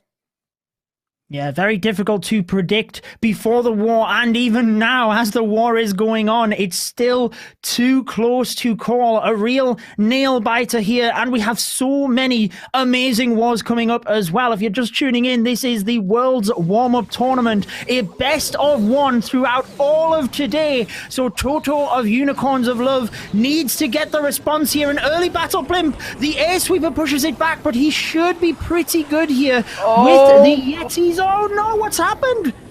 The tornado trap is rotating every single sneaky goblin away, but now the sneaky goblins reached their town hall and still somehow got this. This was so close that this town hall did not go down.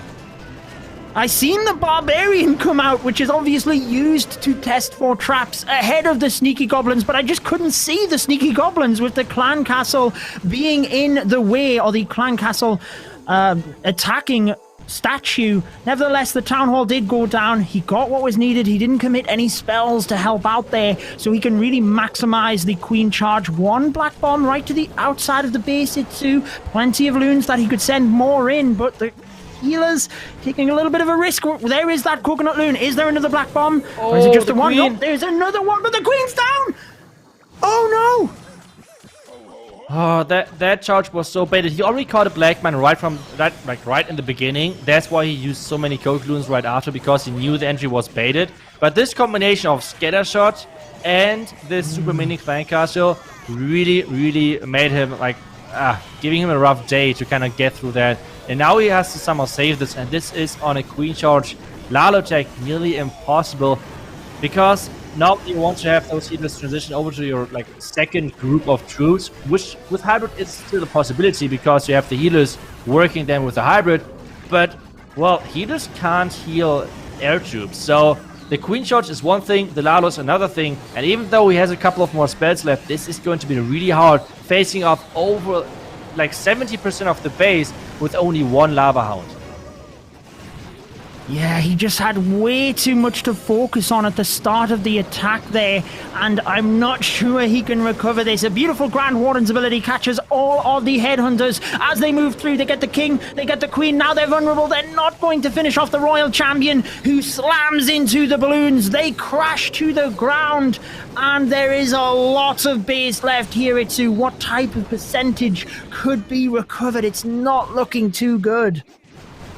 Yeah, and this attack is feeling like, they cracked under the pressure of 11 Original putting that to them, and I feel like Unicorns of Love yesterday were so consistent in their attacks, and today, yeah, there's just this one slip off with the queen dying to the enemy clan castle.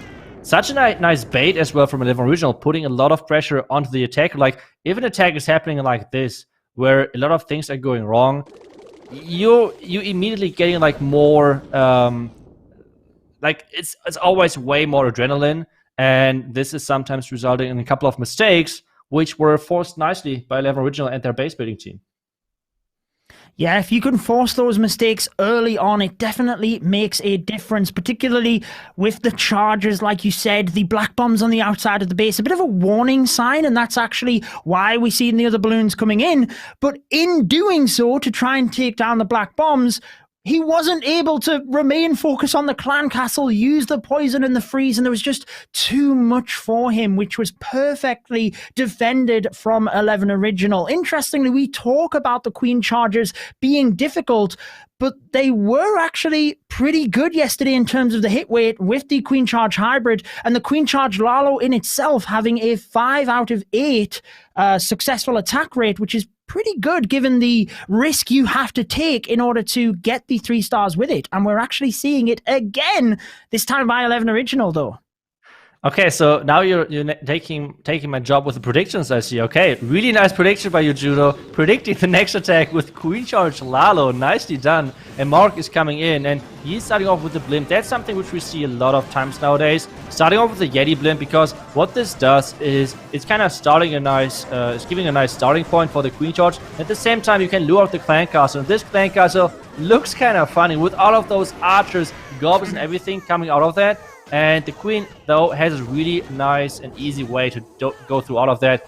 If some people now think about, is he actually trolling with this clan castle? No, this clan castle is actually sometimes really annoying to face, especially if you have it getting loot out of the tank castle one by one, or like only in small groups, because you never know what is left in there. You never know if they're like more, I don't know, like super minions, other stuff in there. So it's really, really annoying to face. And in this one, Mark got the entire lure, and this gave him a really nice entry into the space. Yeah, the other difficulty with it is if you don't lure it, you can actually end up having a clan castle which splits in the middle of the attack, and often the headhunters will go for the Grand Warder not being what you want. Eve Mark doing a perfect job at the moment, though. The super wall breakers are really doing a tremendous job, giving the Queen access to everything. He doesn't really even need that final super wall breaker, because she can get access to the town hall, the scatter shot. He can then use it later on in the raid, and with only half of the attack done and so much pathing for the Queen to now get the damage, I'd say this is turning out exactly as he wanted. Yeah, I feel like the wall break was even better than he was hoping for, because I feel like the king was meant to get into that town compartment, take that down. The queen, meanwhile, was supposed to go into the core, but now with that town hall compartment open, the queen has some access to some other buildings, but she needs to like get back into the core. That's the important part. Let's hope she's not going for a wall, and she is not, so she can reach that enemy queen, taking her out nice and early. And this is looking so good. The Royal Champion taking down the multi, and at 1 minute, like at 50 seconds roundabout, the Lalo's getting started at some point as well. Like Mark is saying, yeah, I know I have like the time left, but I'm chill. I got this. Let's just slowly move through that base and take it out surgically.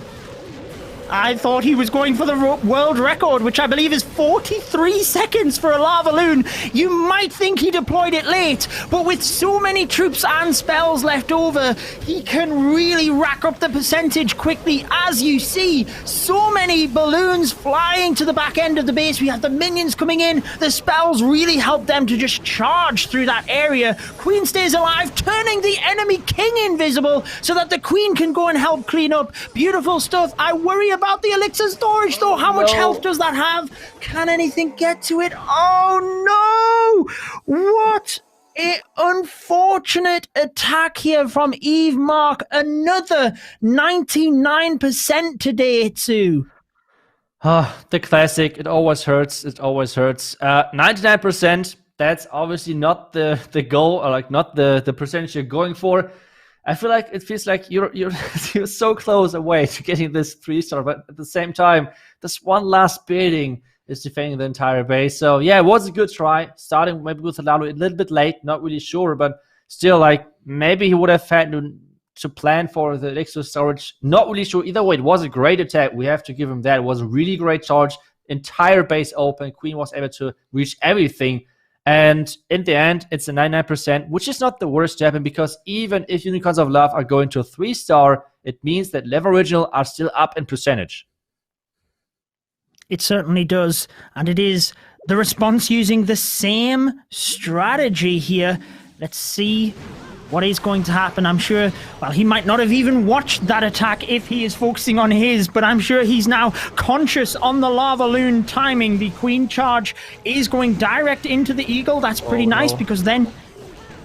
I don't think the queen is going to go in there. She's going for the Builder Hut. Yeah, the Builder Hut, nicely placed by Level Original. Really nicely done. The wizard was, yes, great, but this one Builder Hut lured over the queen, so she's not going in there. I don't know, maybe it was intended, not really sure. Either way, the queen is doing an insane move, dodging this outside army camp, and just say, okay, this scatter, that's the most dangerous defense. I'm going to take that out first. Really nice decision making right there from the queen. That's really cool to see. And now we have the queen charge getting into that compartment where he can reach both enemy heroes. He can reach the enemy royal champion. He can reach the enemy queen, but he is engaging both of them up at the same time. Yeah, I'm surprised we didn't see that headhunter actually sneaking in, given that the royal champion and the queen was in that area, and it's a Lalo attack. Doesn't have the headhunter now to be used. Maybe he...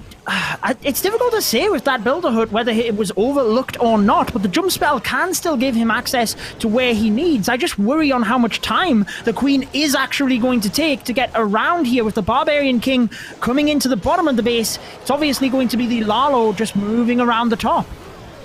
I mean, he has one jump spell left. Let's see where exactly he's going to use that, because, yep, there we go. But this means, yes, he's giving his queen access to a lot of different compartments, but at the same time, that can be sometimes a bad thing, because now the queen, at this point, he can't really control it anymore where the queen is going, because there are so many different options where she could go. That is kind of like a little bit random at this point where she's going, and this headhunter is quite late. So let's see if the queen can survive this. The headhunter is saving her because she had no ability left at this point. Just about saved. Now you see the Lalo direct in towards the town hall, and he's going to not be able to protect all of the balloons with the... Oh, he does. Wow. What a Grand Warden ability. Protects everything. But you have that central scatter shot. Queen about to go down here if he's not careful. Uses the rage spell. Is able to protect her with more balloons for support. Caught in the tornado trap now. The balloons, fortunately, not getting hit with the scatter shot quite straight away, but then the freeze was a touch too late, Itsu. Yeah, but this is not much left on defense, but we have only 24 seconds, and now we have kind of the same finish as Mark just said, with only a couple of seconds still left.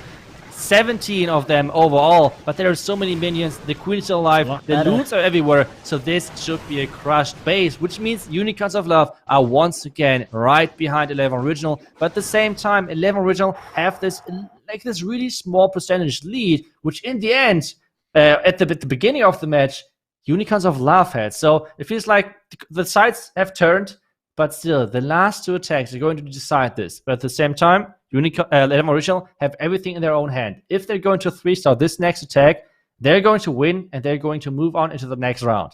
If they go into 2-star at any percentage, then we have Unicorns of Love being able, with the 3-star, to clutch it out on their own, and then moving on into the next round. Yeah, you'd certainly rather be in 11 Original shoes right now, but just think if the attacks on the last round there were the other way around, it would have been such a different story. But we do keep mentioning that every single match is so exciting, and it really just builds the pressure towards the end here, because it is still anybody's game.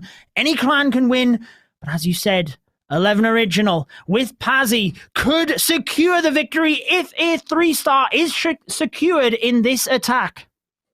Yeah, that would be so important. We can see so many Queen Charge Lalos by those pros right now. It's such a hard strategy to pull off, but at the same time, it's so controlled. You have everything in your own hands. And when you're messing up, then it's you on the attacking side messing things up normally. And it's not about like any random aspects of the game, which is really, really liked by those pro players. And that's why the strategy is so appreciated. We have the Royal Champion getting targeted by the Single Inferno Tower really early, but there is the invisibility spell. And this invisibility spell is doing two things. First off, the Queen should not target the gold storage, but the enemy Queen is looting over the Royal Champion, so this Single Inferno Tower should stay alive. Oh, the nerve of Pazzy holding onto that Queen's ability and waiting on the rage spell. I was watching her health just going down and down. A nice little touch to send in the balloons just to finish off that single. Obviously didn't want that, but nice to be able to recover. Now we see the Queen charging in again, holding onto the ability. What? What are we seeing right now, Itsu? Pazzy's going crazy with those timings. My Queen would have died already 3 times over there, I would say. And this is just insane. The control, as I said, of those pros being able to protect their heroes is just incredible. Such a nice plan so far. The Queen is going to get access now to the entire core. Enemy Eagle, enemy Sweeper, Multi-Inferno Tower, and the Expo. This is just so much value on the back end. She is going to be able to reach that enemy Queen as well. So every single hero is taken down, and now even the King is joining the forces and helping her, the Queen, to somehow take down the score. It is such a pleasure to watch this because every little detail is just incredible. As you mentioned, the King tanking all day long for the Archer Queen as she shreds the inside of the base. Now we see the early deployment of the Lalo. I say early, 1 minute and 20 left, but with this style of attack, that is pretty early. And we also see the Queen not using those headhunters yet, which is quite interesting to me. Battle Blimp going to go all of the way through with the ability. Oh, it's not looking as promising here as the balloons are struggling to get through this section.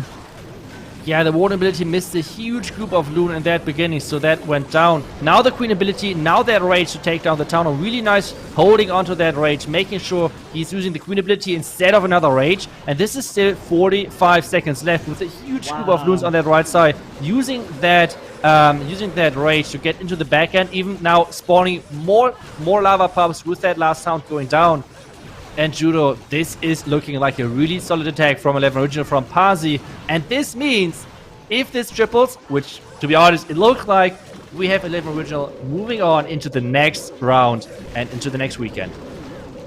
11 Original, last year's World Championship finalists, are taking matters into their own hands. Pazzi with the Queen Charge Lalo 3-star means they cannot be caught now by Unicorns of Love. They can put up a fantastic attack to the end, give us a 13-13 star draw, but 11 Original ahead on percentage. They will be progressing to next weekend's matches. That means that on the first 2 rounds of today, Itsu, we have seen last year's World Championship finalists moving forward. Let's see if anyone can rock the boat and break that trend later on, but we still have that final attack from Unicorns of Love to come. Yeah, it's really interesting to see that all of those world teams from last year are still that strong to like compete against all of those newcomers. It's not like just random newcomers whatsoever. Like, those teams already had their first match, so they already showed what they're capable of. So really interesting to see that all of those teams from last World Championship are that good to defend their reputation, I would say, at this point. So really nicely done. We have the last attack coming in for Unicorns of Love, so let's take a look at that, and that's going to be another Lightning Lalo attack. I feel like those are, for me at least, the most enjoyable attacks to watch, because in the hand of a pro, this is just looking so incredible that you just want to try it on your own. Most of the time it's not working as good, but still, it's just really enjoyable to watch. It's always been my favorite strategy to watch, mainly because of the insight that the player has and the planning that goes into every single stage of the attack. They can see what is going to happen 2 minutes in, which is incredibly difficult. Notice the left-hand side of the base has already taken out the enemy Archer Queen, a key hero in this strategy. But now you also have to deal with the enemy Royal Champion if you're using a Lava Loon. Looks like the heroes are actually going to go into that area to take her out as well, Itsu. Yeah, that's right, and he's keep adding those ice golems, making sure there's not too much damage on his heroes. And the Royal Champion is just circling the base inside the base, and that's looking really cool, to be honest. Now it's all about this clan castle coming out, and it seems like it's once again a super mini clan castle. Right now it feels like that's the favorite clan castle to use for those pros. And he has a poison, but he's just using the poison quite late. So let's see if this is going to be enough. I'm very surprised we didn't see the Headhunters deployed from the 10 or 11 o'clock area to try and help take down the Royal Champion. It definitely would have helped to protect the attacking Royal Champion, and the Queen, in fact, could have maybe got through that entire area. Let's see what he's going to do here with the Stone Slammer leading the charge, the balloons in towards the Town Hall. I don't think we've seen the Tornado Trap as of yet. So is that next to the Town Hall, Itsu, as we so often see? Love the deployment of that second Lava Hound as well, just delayed. Yeah, but the enemy defending super minions were dealing so much damage. Now he needs to use that Warden ability, but the Warden is not in range for that Town Hall, so a lot of loons are going down. And this means he has a couple of spells left, but still, this scatter shot on this back end is looking really scary for those loons to face. Yeah, nice Warden ability actually in combination with the haste spell means he does have a bit of force moving through. It's all about that scatter shot. Can he get it? A couple of balloons sneaking in with the haste, overlapping the balloons so they can power to it. Beautiful stuff, but with 20 seconds left, does he have enough time? Oh my god, the loons are splitting perfectly for him, but it's only 12 seconds left. He's placing everything he can. He's trying to snipe the enemy King platform with his Warbreakers. It did not work out, but still, a great effort in the end from Vado. But this is going to be the next defense for 11 Original, which is giving us the final score of 13-12. 11 Original is going to win this match and move into the next round.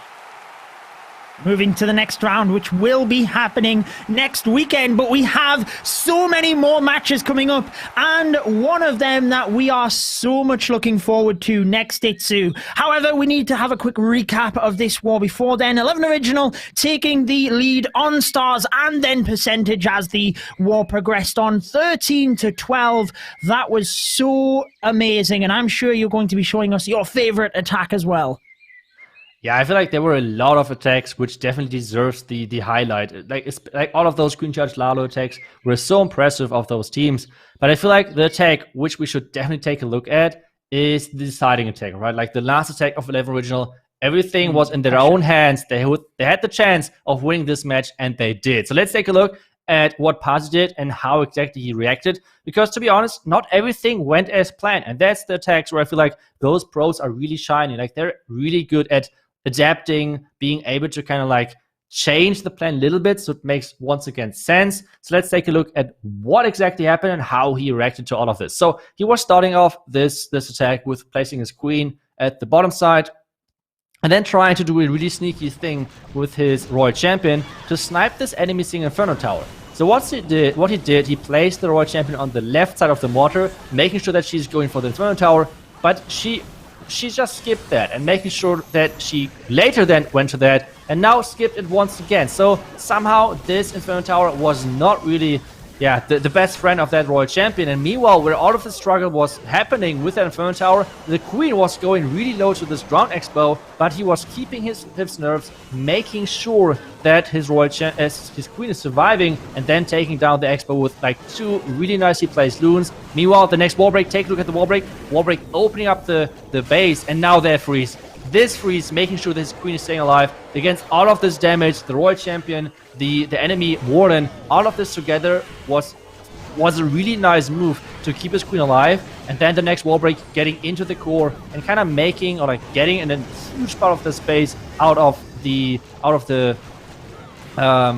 dangerous part, so making sure that the Lalo has an easy way to get through, taking down the Scatter, taking down the Eagle. All of those are key defenses which deal a lot of splash damage against those loons. And then his king even went inside. I feel like this was optimal for him, that the king is going inside, tanking for this queen, because now there's this damage clan castle coming out, which is so loved by those pros because it's forcing so many mistakes. The combination out of headhunters and those enemy super minions is dealing so much burst damage to anything which is coming close. And right now, with having the heroes being the strongest force basically in your army composition, you need to kind of threat them in some way, and this clan castle is exactly doing that. So really good for him that the king is walking inside. Now we can see the Lalo getting started. The blimp was quite risky, but now the Warden is trying to follow. The Warden is not really following the right side of the dunes. That's where it was looking kind of scary to the end of this attack, making sure that he's getting the 3-star. And there's no blimp, there's no tornado trap whatsoever against this blimp. So the blimp is reaching the town hall. He's just taking no risk whatsoever, raging up the loons at that town hall, making sure the backend has no problems. Queen ability is getting used, and this is then forming up to a nice 3-star for 11 Original to finish off this match in style. I would say the last Lava Hound even explodes, so time isn't even any issue at this point. He has still a couple of seconds left on the clock, and this means the army of lava pups and minions with those headhunters on the right side can finish off the base. Meanwhile, the Queen was able to break through all of those walls, getting up to the outside again, helping to finish off this base. And this is exactly how 11 Original was able to finish off this match and getting the 3-star in to move into the next week and moving into the next round where they have to face the next opponent. So a lot of crazy stuff happening. But like we already said, like Jude already said, the next match, that's one of the highlighted matches we had. This one is going to be so crazy versus like in between of Nishang Dance, one of the best offensive teams back then from Clash World's Finalists event, and MCS, one of the most creative teams out there which we have at the moment. Those two teams facing off, it's going to be creative. It is going to be incredible because we've seen how good MCES were yesterday. And as you mentioned, Itsu, we had the highest hit rate from Nishang Dance last year in the World's Finals. They were just so strong offensively. But MCES took out the almighty Penta yesterday in a real battle. They are coming into this matchup today full of confidence, and I'll be intrigued to see how Nishang Dance respond, given that they are new into the scene this year in terms of this is their first matchup, if you will. Yeah, it's kind of like getting into this matchup. It's kind of like jumping into the water with really cold water. So let's see if they can manage this. And MCS already proved yesterday how good of a team they are, and especially their team captain Tryhard having to triple the last attack to finish off the match and obviously getting into the next round was really impressive to see how he was able to like somehow manage the nerves and not freaking out. So really, really good job by him. And well, let's start with the first attack. It is AS Dragon. This is one of the newcomers to the Nishang Dance team. They have had a little bit of a roster change, as we have seen for numerous of the teams. So Dragon really wanting to show us what he can do as an attacker using the P.E.K.K.A. Smash variant that we've seen so often yesterday. I'm excited to see whether JX Tiger later today will be using it as well. But here we go, Itsu, the Grand Warden Walk, just setting things up down to the bottom of the base. And it's normally quite a quick attack, this one. Yeah, it's normally quite a quick attack, but still the Warden Walk should not last longer than around about 1 minute.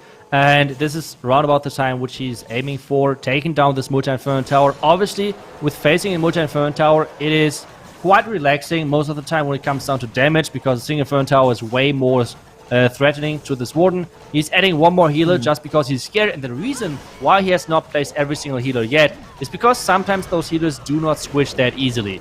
But you want to have a couple of healers on those P.E.K.K.A, and that's exactly why he's delaying this last healer, making sure that at least something is healing his main tanky troops, and then hoping for that and those other healers going to switch eventually. Very, very smart. And again, the finer details that we talk about. The Barbarian King is locked onto by the single over the other side of the base, but he nicely freezes that to protect the ability, try and use the ability on the outside of the base. Notice the Coconut Loons coming in as well to try and protect his healers, ever so crucial. As you mentioned, Itsu, in this strategy, we will also see that second jump spell. There it is to give us access all of the way through the base. This looks very dominant right now with Hog Riders swooping around the top as well. That is so impressive how he's controlling this army composition. Everything is walking as he planned. The top side, as you said, the Hog Riders in combination with his Royal Champion are doing a great work of keeping everything inside. The P.E.K.K.A. is still alive, the Queen is still alive with her ability, the Royal Champion ability as well. Where's the base? Where's the base gone? This is such a crushing 3-star. And as you said, Dragon wants to show himself, wants to say, hey, I am here, I can 3-star as well. And this is exactly what he did with that Queen and Royal Champion ability. Basically swag, and this is the power of this army composition. Did he lose any troops? Look at all of the P.E.K.K.A. and Wizard left over. That was so dominant of an attack to start us off. We have talked about the offensive power of Nishang Dance prior to this matchup, and that really does just show how good they are. A fantastic addition to their roster, arguably. But it's MCES now that have to respond. They did get into a tricky situation with Penta. It could have went either way yesterday, but they held up strong, like you said, finished up with the 3 stars. And I'm interested to see who goes first, because when we scouted the players of MCES and gave them a bit of a questionnaire prior to the tournament, there was a little bit of a split. Half of the team said they preferred to go first, and it was kind of try hard, and I think it was Kingsman that said he wanted to go last as well. So most of the players preferred to go first. Yeah, I think it's depending on the attack style as well. For example, Kingsman, we know this player is one of the best Queen Charge players in the world, I would say. So he's really solid with that. But Queen Charges right now, as we already mentioned, is a quite risky strategy, and it needs more timing to plan most of the time. Like a smash like this, which we just saw, is obviously really cool to watch and not the easiest to do. But at the same time, the general idea is most of the time the same. You're doing a Warden Walk, then it's up to maybe the question to do 1 or maybe 2 jumps. But except that, it's kind of like every single time the same approach. Meanwhile, on like for example, the Queen Charge, it takes a bit longer to plan. And Tryhard likes the Queen Charge due to Queen Charge Lalo, and we have then Kingsman with the Queen Charge Hybrid most of the time. So the Queen Charge Lalo or Queen Charge attackers in general going last makes sense to me. So let's see if we have the first attack from someone else, and that's exactly the case. We have once again Remy O, and who is, like always, doing something crazy with the Skelly Donut right from the get-go. He is so creative, and I think this is one of the reasons we see him first, because he just comes up with a plan naturally. There we have the skeletons and the invisibility spells, taking out the clan castle. He now doesn't have to deal with that, and what I love about Remio's attacks is it's never single focused. We have the skeleton spell and invisibility spell over one side of the base, now the Yeti blimp over to the other. Oh my word, this is very good to start things off, Itsu. I love his creativity. Let's see what happens from here. How did those two Yetis survive this compartment? This is just crazy. Both Yetis survived this, and now we have the invisibility spell in combination with the Royal Champion Shield to take down the Sing Inferno Tower. And now we have slowly next heroes getting added to these to this approach, and he wants to take down this Town Hall, which is looking really solid so far. But with more Tesla close to this Elixir storage and maybe even the Tornado Trap, it might be a little bit tricky. And well, let's see, the Queen so far should have access to the Sweeper and maybe even the Town Hall. Do you think he wanted the Super Wall Breaker to go where it did? I'm guessing he did, because it went right to the middle of the base, perfectly deployed, but that was very hard to do, because as you mentioned, now the Queen has access to that Sweeper. She will get a little bit of damage onto the Expo, not be able to finish it off, but that Wall Breaker placement was fantastic. Yeah, that energy worked out so great. Now we have the Lalo getting into that base. The Warden ability with those Headhunters any second now. Or maybe he's just delaying that a little bit because there are no ground expos against those Headhunters. So he's delaying it. Needs to use it now with those Eagle shots. And this is looking really good. The Freeze onto the Multi-Inferno Tower in combination with those Golden Loons getting through the base. But the Eagle is not going down. And this is key for the defender. Making sure that the damage is still coming from this Eagle. And now the Tornado Trap with so many red bombs in this core, and he has no warden ability left at this point, Judo. Tried to save it with a couple of balloons to snipe off the Eagle, but like you mentioned, just too much on the inside of the base. Really was looking promising towards the start there, but it just fell south for Remio. And unfortunately, his Lava Loon attack, which we know he likes to use, is not working out this time. It's going to be advantage Nishang Dance at this first attack. And let's see if they can keep that offensive power going. Remio, unfortunately, falling short on this one with what appears to be the 89% 2-star. It's 90. What building went down there? I think an Elixir Collector or something is going down to that Warden, but either way, now at this point, we could have the same situation as in the last match was like 11 Original facing off against Unicorns of Love, because if Nishang Dance is going to triple again, they have set up such an amount of pressure on MCS that they nearly always have to react. They always have to triple as well, and they still can't really reach them as long as Nishang Dance are not doing too many mistakes. So really, the next attack is going to dictate a huge part of this war. So the next attack, let's see. Maybe it's going to be once again like one of those smash attacks where I feel like the Chinese clans use this technique a lot. Where I think so far only Alternate really tried to use this the smash variation as well. And yeah, the Chinese teams are really wrecking bases with this. They've really perfected it within their own meta, haven't they? So let's see what it is going to be. It is a Super Witch attack by Tian. We seen him in the World Championships last year, and Tian was one of the members that had a 100% hit rate throughout the finals. Every attack was a 3-star. Can he do the same this year, Itsu? Wow, that is so impressive. Adding a couple of sneaky goblins, making sure, oh no, the healers are transitioning over, but that should be alright. But he's even bringing the Valkyrie to outsmart the enemy, because they, like that was definitely baited. Like bringing or like adding so many skeleton traps in one place. You want to bait something, either a Queen Charge or like a Wardmock or something, just to make sure that the attacker is burning more time. But bringing the Valkyrie just to make sure that something like this is not working, that is just incredible planning by Tian and completely outsmarting the defender. Absolutely, because you might think that the skeleton spells don't provide much damage, but it is just a factor to burn time. And what I like about the Valkyrie as well is even if he didn't need it in that situation, you can see so many different areas of the base where the Valkyrie could go into a compartment to do exactly the same thing. So arguably a couple of seconds late on his deployment as to in relation to his plan, but I think it was still pretty good there timing-wise, Itsu, as these Super Witches are moving directly in. Balloon's doing exactly what intended to do and setting off some of the black bombs ahead of the healers.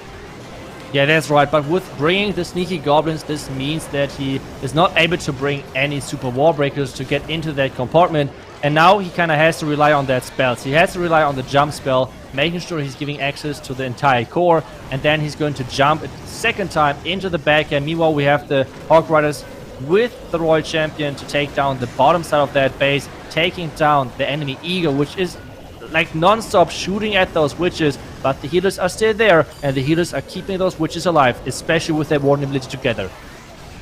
It looks pretty good because most of the damage is over to the left-hand side of the screen here where these Super Witches are. The Royal Champion has a relatively easy time down to 6 o'clock, takes out all of the defenses in that area, but the Super Witches are moving up over, unfortunately. But with the Queen's ability left and a freeze spell, it looks pretty good for the Tesla farm. I think it's going to be more a factor of time, Itsu.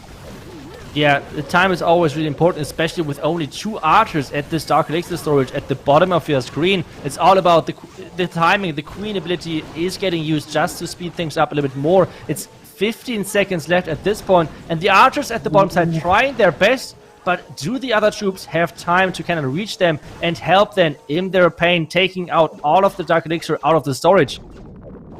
3 seconds. Archer Queen stepping up, helping to... No! Oh my word!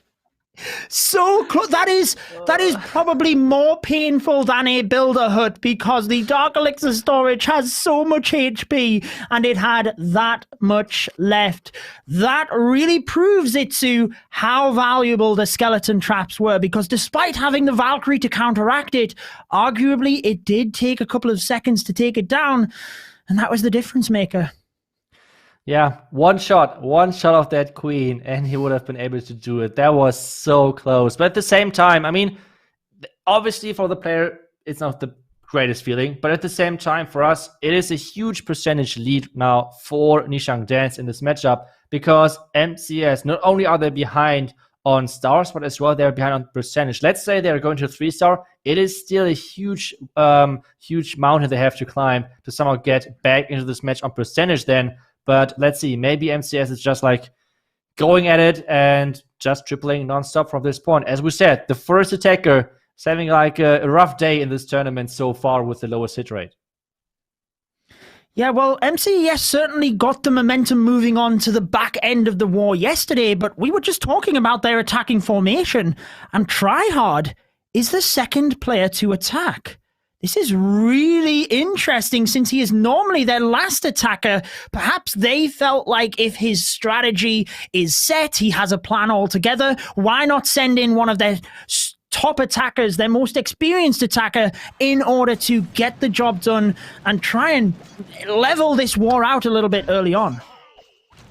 Yeah, sometimes you just have to go first with the person who has the best idea, the best plan, the best approach to a base. So let's see if that can work, because so far the Lightnings are just getting invested onto that scatter shot on that 9 o'clock side. And now he's trying to go for that Town Hall. He's trying to get into that Town Hall, but it's kind of scary with this Royal Champion. With this Royal Champion being maybe able to roll the Clan Castle. And with that Clan Castle coming out, this might be a lot of damage on his King and his Queen. Certainly could be, as you see these super minions, one headhunter moving across the second one as well, but he also has a lot of archers that will be delayed moving across. Will they go into the poison spell? Because whilst they don't take a lot of damage, they will again provide time that you have to get through them. Fortunately, they do go to the poison spell, but he's struggling to get to the town hall now. Even if the Queen's ability is used, she's locked onto... Oh, she's gone back to the town hall, fortunately, with the freeze spell. So he will get that down. Still not using the ability. There we go. Down it goes. Wow. A little bit scary for a moment there for Tryhard. Yeah, but I think he got everything he wanted to get. Now the Lalo's going to get started from the top left side into that Eagle, take that down early, and as well, in addition to that, he's going to combine most likely that Warden ability with those Headhunters to fly across, or like run across, and get into that enemy Royal Champion. So far this looks pretty solid. The first freeze of that Ice Hound is going to like drop onto the outside defenses. The next Ice Hound is exploding as well, but this is looking really solid as an entry. Now we have the Headhunters, so let's wait for the Warden ability for any second now. There goes that Warden ability. The Headhunters did move across inside it, and you see the power of that as the Royal Champion falls ever so quickly. Interestingly, freezes the air defense at the back end alongside the scatter shot rather than the wizard tower, but that was brilliant in order to allow a couple of balloons in and concentrate the defensive pathing of the balloons to the final wizard tower. Tryhard makes the lava loon strategy look so good. He has used it for seasons on end. He is a veteran with the lava loon, and this is exactly why, because he pulls in 3 stars again and again. MCS leveling out the scores on stars, might still be behind a little bit on percentage, but it looks so much better for them now after that attack. Yeah, that attack was really impressive. As you already said earlier, having the pleasure to watch a Lalo attack like this is always so enjoyable because it looks so controlled, right? Like the Lalo path and everything. One thing which I really like about those pros, how they control their Lalo with spells. Because, for example, just as a quick example with the Slammer and the Multi-Inferno Tower on the backend, was really isolated in that core. But we know Slammer or Siege Machines are not affected by any spells. So what he did, he hasted the outside group of his loons further into the defenses, which made the Slammer kind of like fall back a little bit. And because of this, he had no other choice than targeting this Inferno Tower in the core, this Multi-Inferno Tower in the core, and things like that. They're so impressive to watch, knowing that those pros really control their Lalo in those ways with those spells.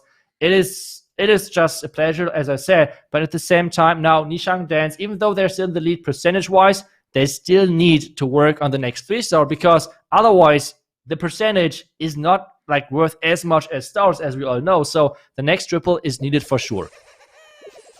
Totally. And the Moon is the other newcomer to the Nishang Dance team. Let's see whether he will be able to keep their offensive standards going with the log launcher moving into the base. Itsu, this is more of his hero dive. I do see the 2 multi-target Infernos alongside the Clan Castle. Is that a trap? Putting everything in that area? He's going to be able to take it out with the log launcher, though. He is sniping the 2 Inferno Towers with this log launcher and taking down all of those buildings, which is forcing his heroes into that Eagle compartment. This is done in such a nice way. It is just impressive. Now he has still a couple of lightnings left, taking down both sweepers, and wow, those log launcher uses of those pros, wow. That is just surprising me every single time, and at the same time I have no clue how they calculate things like this, but taking down both Multi-Inferno Towers early with that log launcher and Earthquake combination is a huge thing. Especially now that his Lalo does not have to pass over that area at all. It doesn't matter what is there. His Lalo is not affected. He does have 2 scatter shot at the back end of the base to deal with, but honestly, Itsu, he has taken out so much of this base. I don't think he's worried about a couple of scatter shot at the end of the base, because there's not really that much left. It's not really that much left, and he has a ton of spells still left. That's the impressive thing. Like, there's the Ice Hound, which hasn't even deployed yet, and this Ice Hound, if that explodes, is going to explode right onto that scatter, which means the scatter is going to be frozen up. He has 3 hastes, 1 more freeze burst left, and this is looking like a huge crush on that base. Moon is doing it. Moon is just going complete crazy with those Ice Hounds still alive, and the last scatter just non-stop getting frozen. This is going to be the next triple for Nishang Dance. So many balloons, so many spells. He's even got a couple of balloons coming into the base to take out the non-defensive buildings on the outside. 2 back-to-back top-level professional lava loon attacks, and just like that, MCES are back on their back foot again. What an incredible turn of events here. Yeah, it is crazy, and it's once again pressure on MCS. They're now the team which once again has to react, and that's so important. Building up this pressure moment where you always have to force the enemy team to kind of react to your own attacks, and this is giving you such a big advantage because you're on your own. Yes, obviously triple are great and everything, but at the same time you can always like dictate the outcome of the match because everything is in your own hands, and this is giving you a lot of freedom when like on your mindset, I would say, as a player in situations like this. So let's see if MCS somehow can get back out of this position where Nishang Dance are forcing them into. But so far, if a team could do it, I feel like it is MCS for sure. Totally. They have so much talent, so much experience from the previous 2 years of Clash of Clans World Championships that they can certainly do this. I'm really impressed by how strong Nishang Dance have came out here. I remember the player interview post last year's World Championships, and Tian actually took a lot of questions there for Nishang Dance. He was asked on how he felt after being knocked out of the tournament despite having the highest hit rate. And basically he said he was excited to get to work for the next year's World Championships. So he's proving that today with such incredible ferocity with his team. But MCS, as you said, should not be written off. And it is going to be Aerium with the response. Hybrid is one of the strategies he does use fairly often. I think he's more of a Lalo style attacker nowadays, but he's certainly got the capability to get it done with this. Yeah, I feel like Queen Charge Hybrid is like the basic strategy for all of those pros, right? Like this is the strategy which everyone should be able to execute because it is a strategy which most of the time is kind of planned out easily.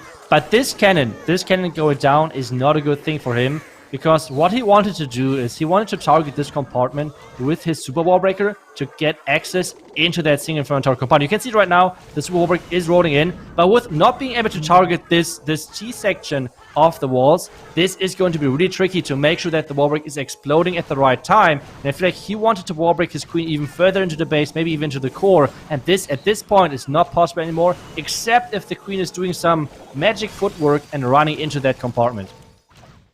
Which is exactly what he is hoping for, but with the tight buildings towards the perimeter, keeping the queen on the outside, he recognizes she's not going for the single target Inferno, so tries to send a couple of balloons. Beautiful free spell right on time to allow them there and protect the queen. Has he rescued that with the adaption? Queen still taking damage. Wow, that was pretty impressive by Aerium, if you ask me. Yeah, it was really impressive how he forced his queen back into this opening, and now he's back on track. This was the original plan, basically, at least that the queen should end up on this position. But now the queen has to take down the tower, needs to rage her soon again, and then the hybrid is starting off into that king and skeleton compartment with a ton of skeleton traps over there. So this one is going to be not the easiest task for this hybrid. Especially given the fact that the miners are going to be stalled up there, allowing the Hog Riders to run ahead and become a little bit vulnerable with that next scatter shot. He's still got one other heal spell and the Grand Warden ability. Decides to use the Grand Warden's ability first. I think that's a wise move because there's a good chance the troops will split with that multi-target Inferno in the center. Miners have a whole heap of health. He still has the Queen ability and the Royal Champion ability. A nice heal spell for those miners, and I think it's keeping the miners alive being key here. Yeah, that's true. Key that those miners are surviving because time is ticking as well. It's like 37 seconds left. Yes, the queen is alive on that left side, but still, there are so many buildings still left standing, especially with those storages. We already saw once today how a Dark Elixir storage can completely mess up an entire attack. So the miners need to hurry up over there. The queen is trying to get out of their base again to help her like forces with that army. But it seems like it is enough time for Aerium, and once again, MCS is getting back out of a tricky situation. Now it's once again on Nishang Dance to put them back into that situation. Nishang Dance up on deck. MCS up on deck. Back to Nishang Dance. Oh my goodness. 3-star after 3-star. No team wanting to go home because remember, this tournament is a best of one all of the way up to the grand final. So if any of the teams lose, they are out. And they know that. giving it everything they have, clearly going out swinging. Back to Nishang Dance then, they have to keep going with the 3 stars because they know MCES are clawing at them despite being behind on percentage. They want to take the lead here. Yeah, that's right. So let's see if they can somehow get the advantage. I mean, they still have the advantage, to be fair, at this point. A couple of percentage, but still, like on this level of those 2 teams, they have to go for the stars, making sure they get some more 3 stars. And that's exactly what they're going for. And here we go. Finally, we have dragons in this competition. Super excited for this. Let's please get a 3-star with some dragons. That would be so awesome. Otherwise, I would feel kind of bad that I was always wishing for dragons and that finally Nishang Dance is giving us our wish and then right away failing. Well, we haven't seen it very much, have we? Starting out this one with the Royal Champion and invisibility spells to get the Town Hall. I really like it. GYY was one of the members of the Nishang Dance roster last year, and much like I mentioned with Tian, GYY had a 100% hit rate throughout the finals. I know I keep saying it, they had a 100% hit rate, but they really did. That is how strong they are. Can he keep the momentum going here with that Town Hall down? It's a pretty good start for the Dragons because you always have to worry about that if you're using this style of attack. Yeah, that's right. The town is always a huge defense, which is dealing a ton of damage and obviously giving him the freedom of being able to use the Warden ability whenever he wants. The double freeze to make sure that there is no damage whatsoever on the dragons early. Now using the Warden ability, it should last long enough to make sure that it's protecting against the Eagle Shot as well. But at this point, I feel like the dragons are going to split off really bad. There is a huge group of dragons going to this expo behind the town hall. I feel like the Royal Champion at the beginning was not really placed properly because this Royal Champion was supposed to take down this expo. At least that's what it feels like.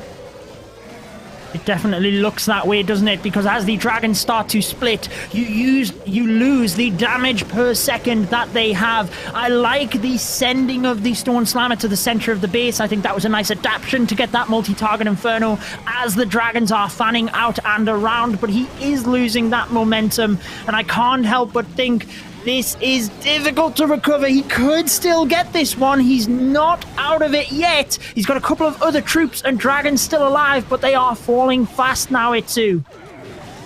Yeah, and I don't know. Maybe they should not listen to us and for our things which we're hoping for, because yeah, this is one of the first dragon attacks and it's falling short. It is falling short actually really hard in this competition. And at this point, MCS really have the open door in front of them. If they're going to triple their next attack, they have the upper hand again in this matchup. And with this match being so close, like anybody could take it, especially now with MCS being so on fire so far with such a good triple rate. But maybe this 1 minion could get 1 or 2 more buildings to make this roundabout a 90% attack. Yeah, with the grounded Expo over that side, the minion is going to be able to finish off a couple of other buildings as well, just keeping the percentage high for Nishang Dance. We know the attack that they failed was a 99%, so they have an incredible percentage. But at this moment in time, they have failed. Well, I say failed, they have failed to gain the 3-star on 2 of their attacks, whereas MCES currently have only not gained the 3-star on 1 of their attacks. So as you mentioned, if they 3-star now, they will take the lead on stars, which is all that matters.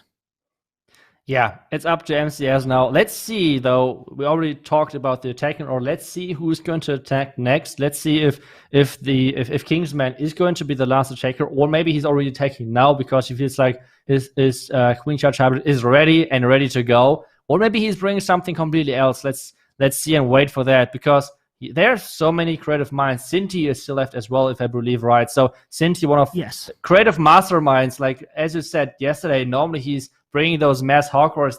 He loves to bring those mass hogs, but I feel like in the current meta that might be not the best choice. So let's see what they're going to come up with. But those 2 attackers are pretty damn good, and they both have the possibility of getting in those last 3 stars to make sure that MCS is coming out of top. And we have actually Kingsman coming in with those super witches, so something which I would have not predicted. I wouldn't have predicted that either. Kingsman said that his favorite strategy right now is the Queen Charge hybrid. Just picking up on what you said, Sinthe actually said that the Mass Hogs isn't a great strategy, so he prefers the Drag Bat. Maybe we will see the Dragons again, Itsu, but let's focus on the here and now. Kingsman with the Super Witches, we've seen this attack work again and again, rotating his lightning spells around the scatter shot. That is a brilliant move to take out even more defenses and really just speed things up here.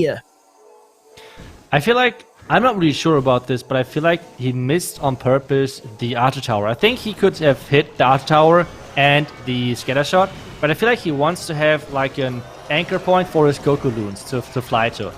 But if he's not placing a Goku Loon, then my idea is completely off the table. Okay, there are the Goku Loons. He wanted to have the angle of those Loons to make sure they're flying into the right direction and making sure they're flying the optimum path to actually trigger any black mines which are on this way into the base. And there's the first black mine.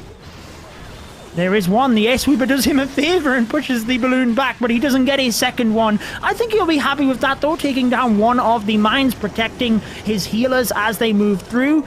And let's see, the Super Wall Breaker moving into the base now, trying to give him access to that Town Hall, as he does only have the one jump spell, but it looks like that is all that's needed. He is doing pretty good right now. Notice the Valkyries on the outside of the base. They can just swoop in through the gaps as well to help the King get the back-end scatter shot. So no doubt we see the jump spell through to the top of the base. I'm a little bit surprised he's opened that compartment, but maybe he just feels he doesn't have the DPS to the left-hand side. Yeah, I think he had to use the jump spell like he just did to open up everything and make sure that he has access to the two important back-end compartments like the Multi-Inferno Tower and the single with the Eagle. But this so far is looking pretty solid, especially with the Royal Champion not even deployed yet. Like, I hope that he's not like trying to swag that or anything like that, because this attack is getting closer and closer with running out of spells, and especially the Queen ability just getting used when the Single Inferno Tower was beaming up. But now it's all about the back end. The Multi-Inferno Tower is still standing, and this is going to be really close, especially with this Ground Expo still alive. Oh no, maybe he waited a little bit too long on the Royal Champion. I think he was waiting about the single target Inferno, not wanting the Royal Champion to get caught there. But if he could have used her a little bit earlier, maybe took down the multi in the inside of the base, it might have been different. He's got a lot of time left, but unfortunately not the troops to go with it. Nishang Dance provided an opportunity for MCES. Unfortunately, they did not take it this time. So it is still going to be the advantage to Nishang Dance coming down into the last couple of attacks, but arguably still anybody's game right now. Yeah, I think they came a little bit closer on the percentage, right? Because they now have like a 92%. On the other side, Nishang Dance just had like a 89%, I think. So they're coming closer on the percentage, and they're really, really close in that. So wow, once again, I feel like we have so many clan wars right now which are so close. Like, once again, it's coming down to the last two attacks and they can decide everything. And we can see it right now. The percentage are so close. But once again, the first team which is attacking, which is Nishang Dance, and this one has everything in their own hand. If they go into 3-star this next attack, they have won this entire matchup. So they're going to move into the next round. If they fail, then MCS can come back with maybe even a 2-star, depending on the percentage. But most likely they need another 3-star to somehow get this victory in the end. We seem to keep getting into this situation where the clan on the final attack, if they 3-star, they win the war. That can add a little bit of pressure in itself, I feel. So let's see what it is. It is Team Captain Sue to attack with the hybrid, starting off with his Queen Charge to the north of the base, opening up that compartment with the Super Wall Breaker for the Queen to get into the single target Inferno. Nicely done there with the Sneaky Goblin on the outside. Could have maybe been a little bit quicker with that, because the Queen's now going to get caught up, but she should get through this area. Oh, he doesn't have a free spell though. Yeah, he's bringing the double poison to like make basically like a poison street, because people are so afraid nowadays with those Queen charges against the super minions that they need to do something about that. And now that we have the Queen face off really close, in the end he was losing his nerves and having to use another rage to make sure that his Queen is staying alive.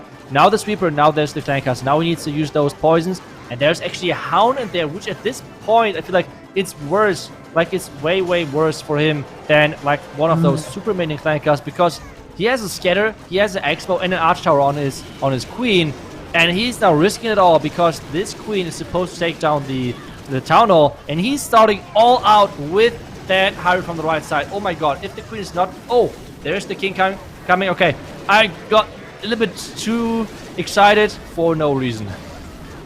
Well, I think you were right to be excited because, as you see, the queen went down. So if he did not have the king, it might have been game over in the sense of getting the 2-star. But the king will secure that. Let's focus on the hybrid then, down to the bottom of the base. I'm not sure about that scatter shot in the center. There's a lot of HP, high hit HP storages and the clan castle for the miners to get through before they get to that. And the hogs on the bottom of the base will run all of the way around. Can he get in there quick enough? Too.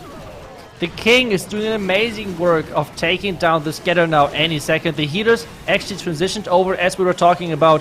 On a Queen Charge Lalo, those healers are pretty useless. On a Queen Charge Hybrid though, they're pretty nice to have switching over, but there's only one... Okay, never mind, there are 0 heroes left at this point, but he has still the Royal Champ ability, and the Royal Champ is taking out the bomb tower, so one of the big splash defenses on the back end has been taken down, and now it's 40 seconds left, and we have 1 minion already working on this 9 o'clock side.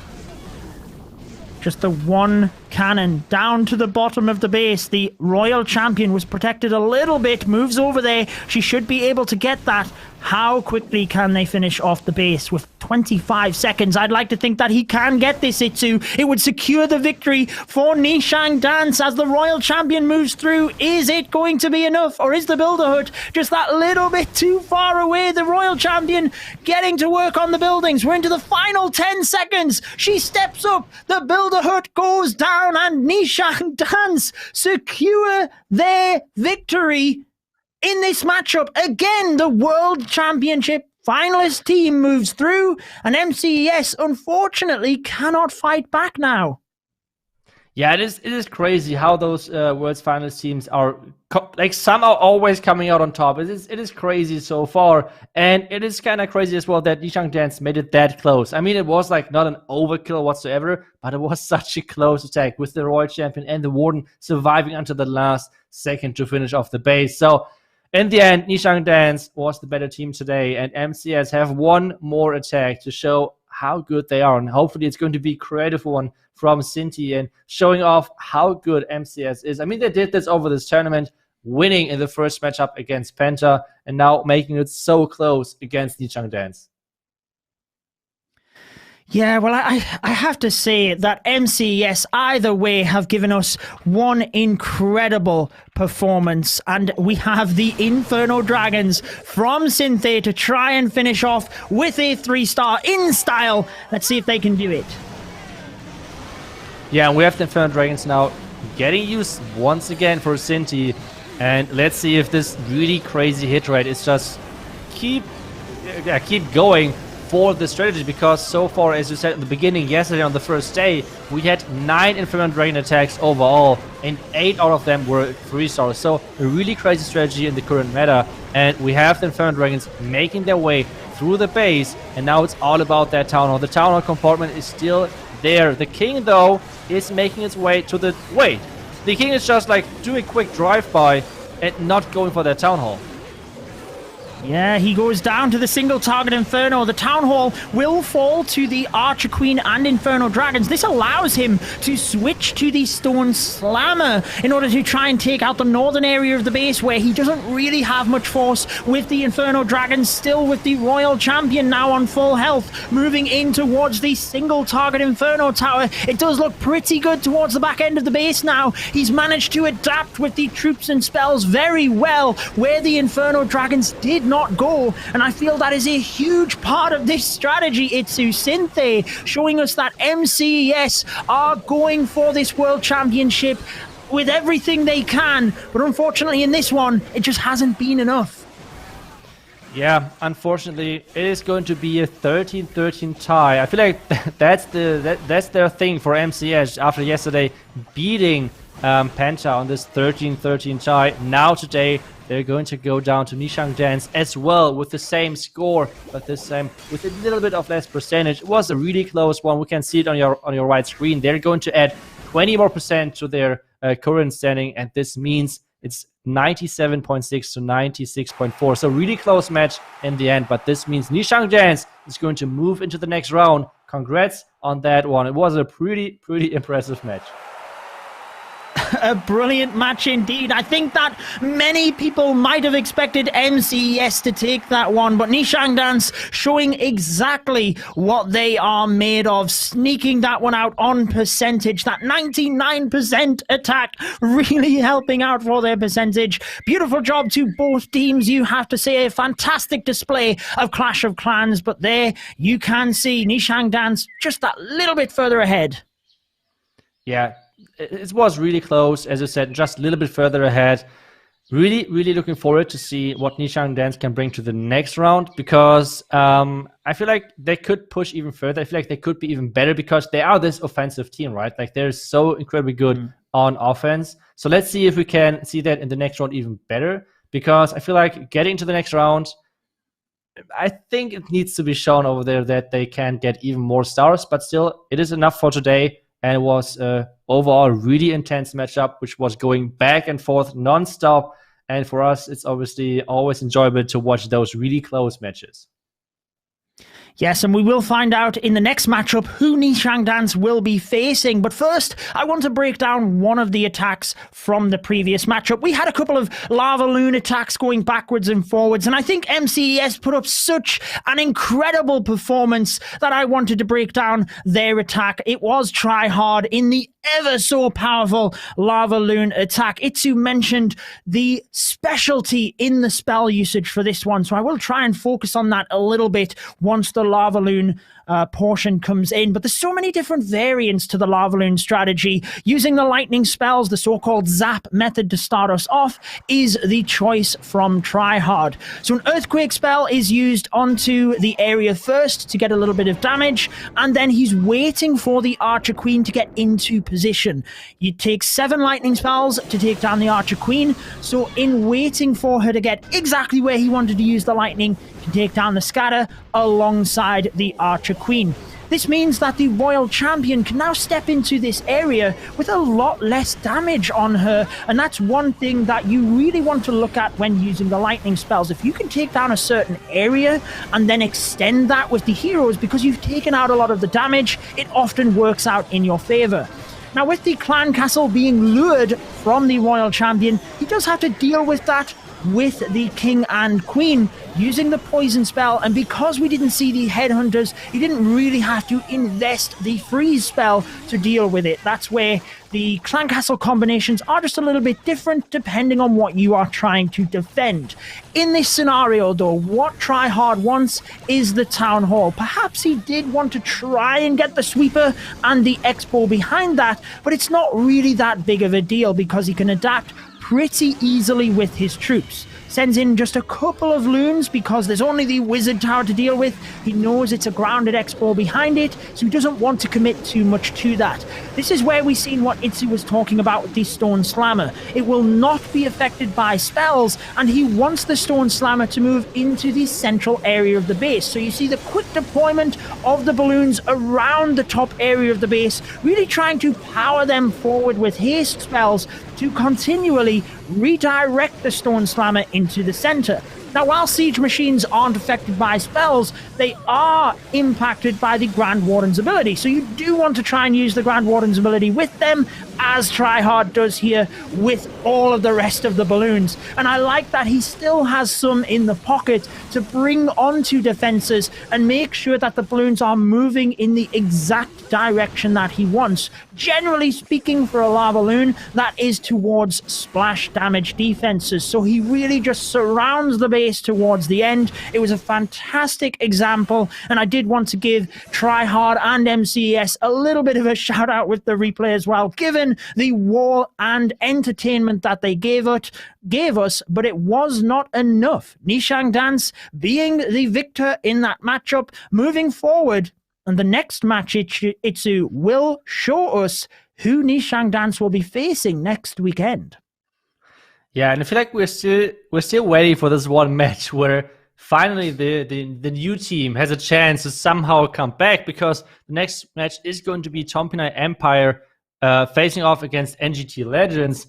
And so far, as we said, always the World's Finals team somehow came out of top. So let's see when the first match, or if there's even the first match, where the invited or the Clan War League team has a chance somehow against those powerhouses from the World's Finals event.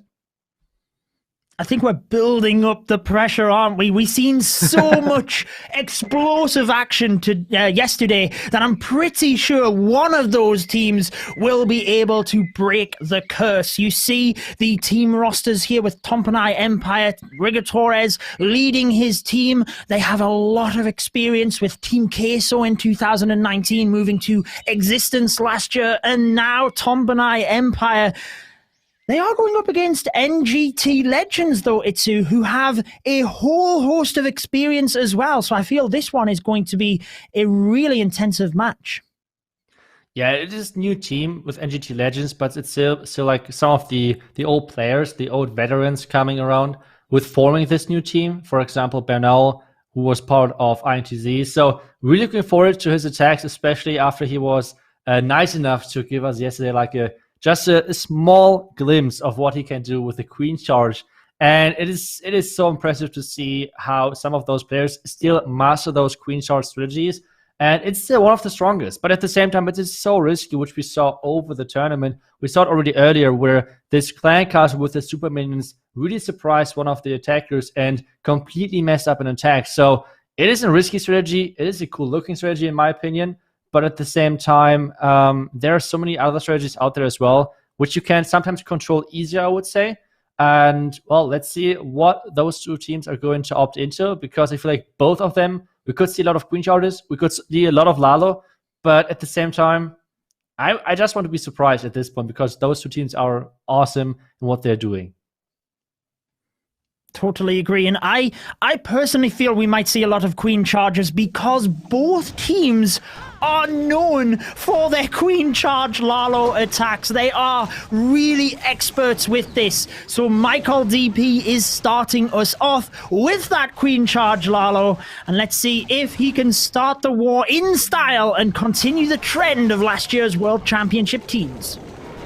Yeah, that would be great. The first war break is working perfectly. Now I feel like there's just one loon making its way to that eagle, and then slowly but surely he's going to take that down. That's quite a sneaky loon, I would say, right there. Maybe he's going to add something else, because there's a lot of damage on that queen, but on that loon as well. The outer tower is shooting like non-stop. He needs some more loons to take that down. Now he's adding 2 more loons to take it down, but there's this time no jump in this army composition. So let's see where exactly he's trying to head to. If he's trying to go into that scatter compartment on the left side, or maybe into the core, but without that jump. Instead, he's bringing that wall break. Just sneaks the wall breaker in, and look what it has done! It has opened up access to the scatter and the central area of the base. Needs to make sure the queen goes there, though she doesn't. I was worried about that army camp, and it proved to be the difference maker. She's gone to the outside.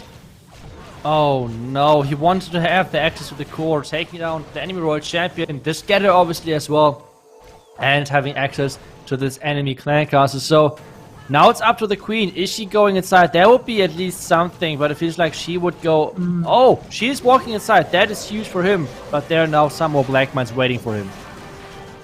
It is huge, and he could still get this, Laloing into the town hall. Does he use the stone slammer, or does he swap to the battle blimp and perhaps send that into the center from the opposite side of the base? It would be a risky move, but it means he can keep his Lalo on track. I think he's going to wait and see what happens with his heroes. Lalo approaches the town hall, and a good warden ability should protect the balloons all of the way through. Also caught the Lava Hound, interestingly, as that moves across to the air defense, and he's actually using the stone slammer on that opposite side, hoping to save on 2 spells and his heroes to get to the center. Notice that the queen is beating through a wall in order to get there, so that should help him out, and he still has the royal champion as well to go with the ability just going off now to try and help out. Itsu looks pretty good right now. Oh my god, this backhand was beautiful as a Lalo. The slammer is still alive with a lot of hit points. The queen ability is still not used, and we have so many minions working on those buildings, and Judo, this base is crushed. We were feeling like something was going wrong. Michael was just like saying, oh, that was just a bait, everything under control, and that's exactly what he did. He completely smashed that base, And that beginning already, you already said those two teams love Queen Charge Lalo. So let's see whether we can see some more attacks like this. I would love to do that because those attacks are always enjoyable to watch. How those pros can react, because apparently, I mean, without any jokes, but the plan, like the queen did not work or walk as planned, right? So he wanted to get her into the base, but instead she was walking around. But the level of those pros being able to react to this, being able to make sure that it's still working somehow, this is so impressive. And this is why those players are here and giving us such a good show. Totally. And Michael DP had a perfect streak last year. He was actually the only player of his team to get all 3 stars in the World Championship finals. They put him up first. He's got the 3 stars, so he has done exactly what is needed. We keep talking about, is it best to go first or second? Probably second, but if you can put up a 3-star first, then that has got to be advantageous, especially now that NGT Legends know they need to respond. Yeah, that's true. We always said about putting the pressure on the enemy team, and that's exactly what he did. So let's see what exactly NGT Legends is going to come up with. We're starting off with the Warden Walk.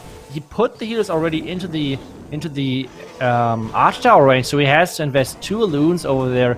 I mean, he has a ton of loons with him, but still, all of those loons are really a lot of value in itself, because you can trigger those black mines really early on and make sure that you have a nice and easy entry into the base.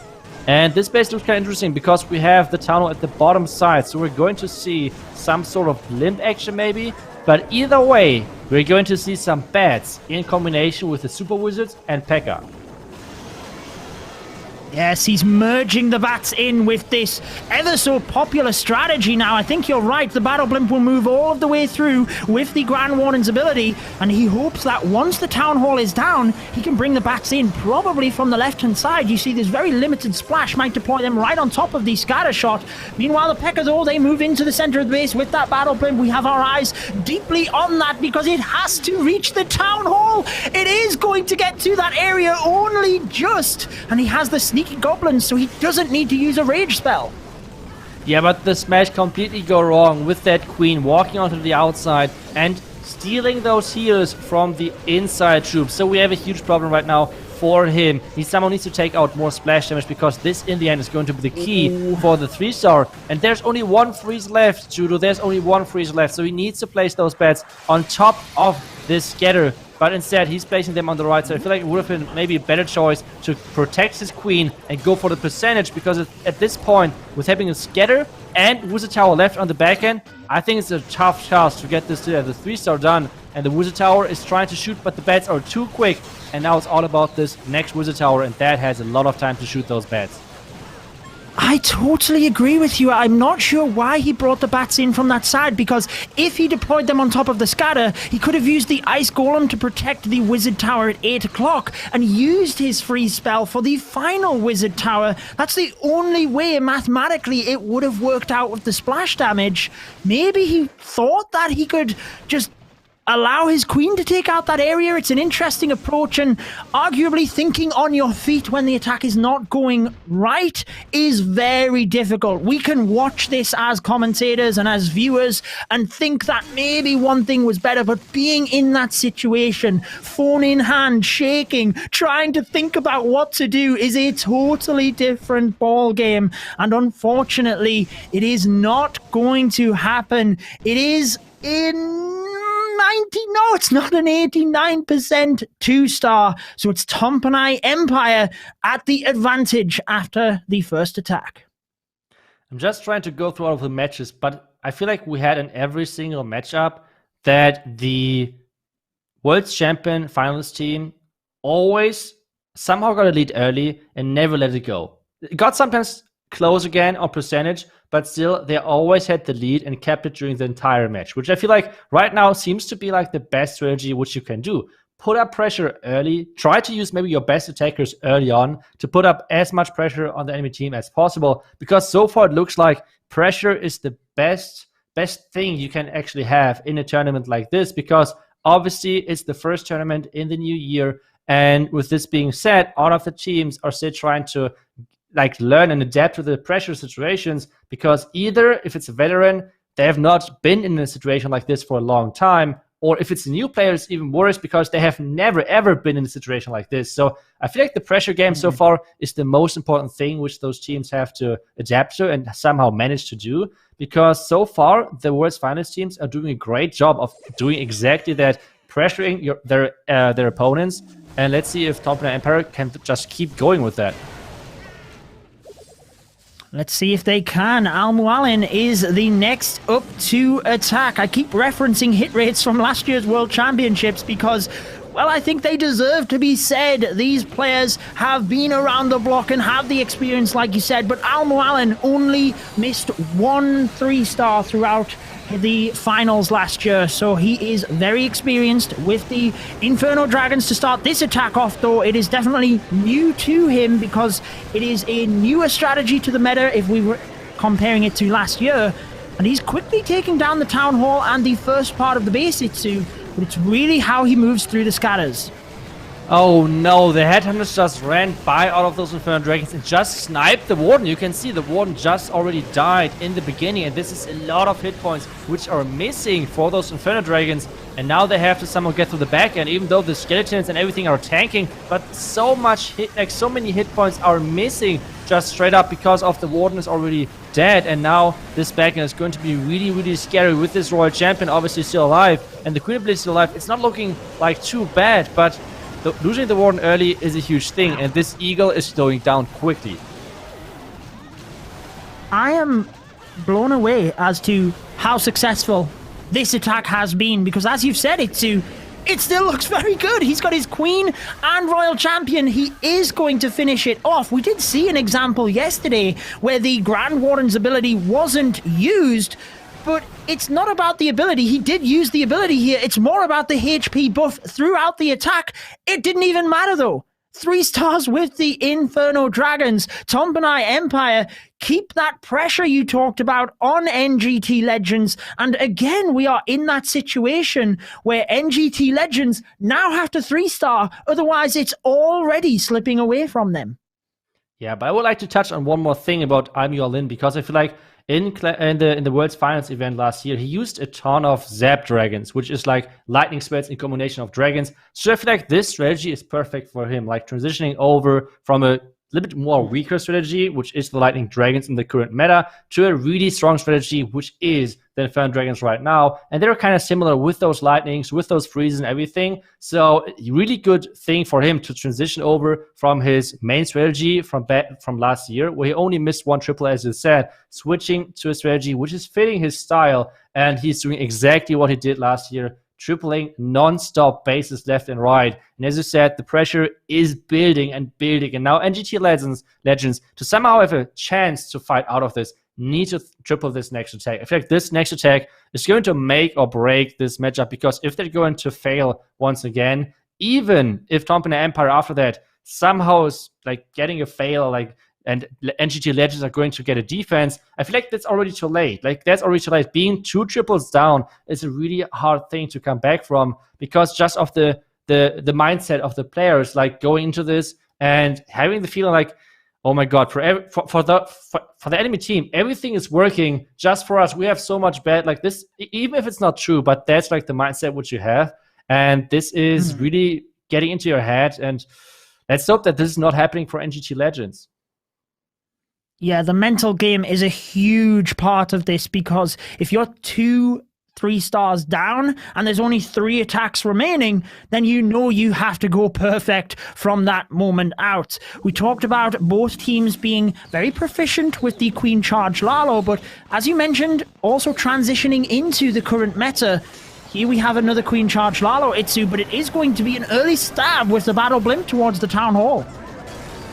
Yeah, it's always a great thing to start with a blimp like this, because you're kind of preparing the base for whatever you have planned. In addition to that, most of the time people are trying to go for either the Eagle or for the Town Hall, because kind of depending on where you could go with the Clan Castle, because taking down the Clan Castle early is a huge thing, because this is saving you many spells, and this attack is really spell heavy, because you want to have the Queen surviving. If this Queen is going to die at some point, most of the time it's really hard to come back from that. So this queen needs to survive, and for this we have a ton of rages for her. He already has used the first rage, and there are a ton of Tesla right in this compartment. So let's hope that there are not too many black mines, because then this queen could have a rough time. And that is exactly why he is slowly sending in the balloons. Like you said last time, it's looking at the anchor points as well. He knows that he had to send a balloon in there to test that area, but the queen hasn't gone for the expo quite yet. Super Wall Breaker does open up access to everything, though, which is brilliant, because the king can go in to help support the archer queen, and he should be able to get right into the center, because the Super Wall Breaker will be attracted. I don't want to jinx anything, but it should be attracted right into the center of the base. Yeah, but since it's so deep in the base, sometimes the wall breaks do not see this deeper located wall. So let's see if the wall break is actually seeing that wall, or if it's like too deep inside. We're going to see that in a second. The Royal Champion meanwhile is going to take some more buildings, and the queen now is slowly approaching this core, which would be so important to get that out of the way, or to get into that, because from this compartment he can reach easily the enemy queen and even more expos, and the wall break did target the wrong compartment, so he has no access to this compartment in that core. It's unfortunate, because he held on to the deployment of it, and the king popped the Tesla within that area, which obviously then meant it didn't go where he wanted. I don't think it's the end of the world here. He can still manage to get his lava balloon around with the queen punching through the wall, but he does have to speed things up here, because the balloons are taking a lot of damage, and the Eagle artillery fire pretty much finishes them off. Yeah, the Eagle is being like the last defense on this one to go down. This is never a good thing for a queen charge, and we exactly saw why this is the case. The Warden is trying to get some more percentage. He's trying to freeze something, but I think he tried to freeze the Eagle and the air defense, placing it in between, so he's not hitting any of those two targets, sadly. But still, he's getting good percentages. But as I said, this attack was so important to get the 3-star, to get somehow a chance back into this match. But this now is going to be a huge task, especially, I mean, we saw so far Tom Empire, they're on fire so far. So if they can 3-star the next attack, it will feel kind of like a mountain, which for NGT Legend, it's really hard to climb. Yeah, they might have some experienced players within their squad still to go, but if you are that far behind, then it's pretty difficult to come back. And let's remember that Tompanai Empire have such a stacked roster that they still have some of their most experienced players to come as well. So it is a huge advantage for them right now. Like you said, if they could pull in another 3-star here, I would say it's virtually game over. Yeah, that's right. So the next attacks, I mean, obviously it's important, but at this point, I feel like every single attack does count for NGT Legends on defense and on offense, because if they do not get some nice defenses in, it's going to be really hard to get back from this match. And so far, we had a lot of close matches, but I mean, obviously in Clash of Clans, sometimes there are matches which are getting decided early. Let's hope this match is not going to be one of them. But this is Metro coming in with the Zeb Lalo, and he is starting off with a nice Earthquake, and then really soon he's going to use this Earthquake not only to take down the core, but as well with that lighting and the Royal Champ ability, the next Inferno Tower. So great value, a ton of skeleton traps, but those skeleton traps are coming too late, because the Royal Champ already took down the Expo, and obviously this Inferno Tower. Yeah, it was very nice to have that delayed lightning spell just to make sure that he reset the single target Inferno's beam. The second lightning spell there took out the headhunters, so very nicely done with the Super Wall Breaker gaining access now to the scatter shot and the Royal Champion. Then we have the entire left-hand side of the base taken out, but the Lava Hound caught on the King moving into the base, and the King is losing a lot of health here whilst the Queen can't help out. Yeah, this one is going to be interesting. I think he tried to bait the top left entry with a blimp, because I think I saw this base already. I think Penta attacked it at some point with some nice Lightning Queen Charge hybrid. So I guess this was on purpose with having 2 Tesla placed against this. But Tompanai Empire coming in with a complete different approach to the space. So this is messing up a lot of traps. So let's see if those traps are still good enough to defend this air attack, because we have Queen and King staying alive. So time should be no issue at all. If the towers get activated by those pups, it's looking really good. The next haste is getting placed. And now this Lalo is just about to start getting into that. Oh my goodness, there are so many traps. This Hound is triggering every single air trap in this base. This is looking so funny. And now we have the Loons getting into that scatter ASAP. And he has one more Hound to tank with.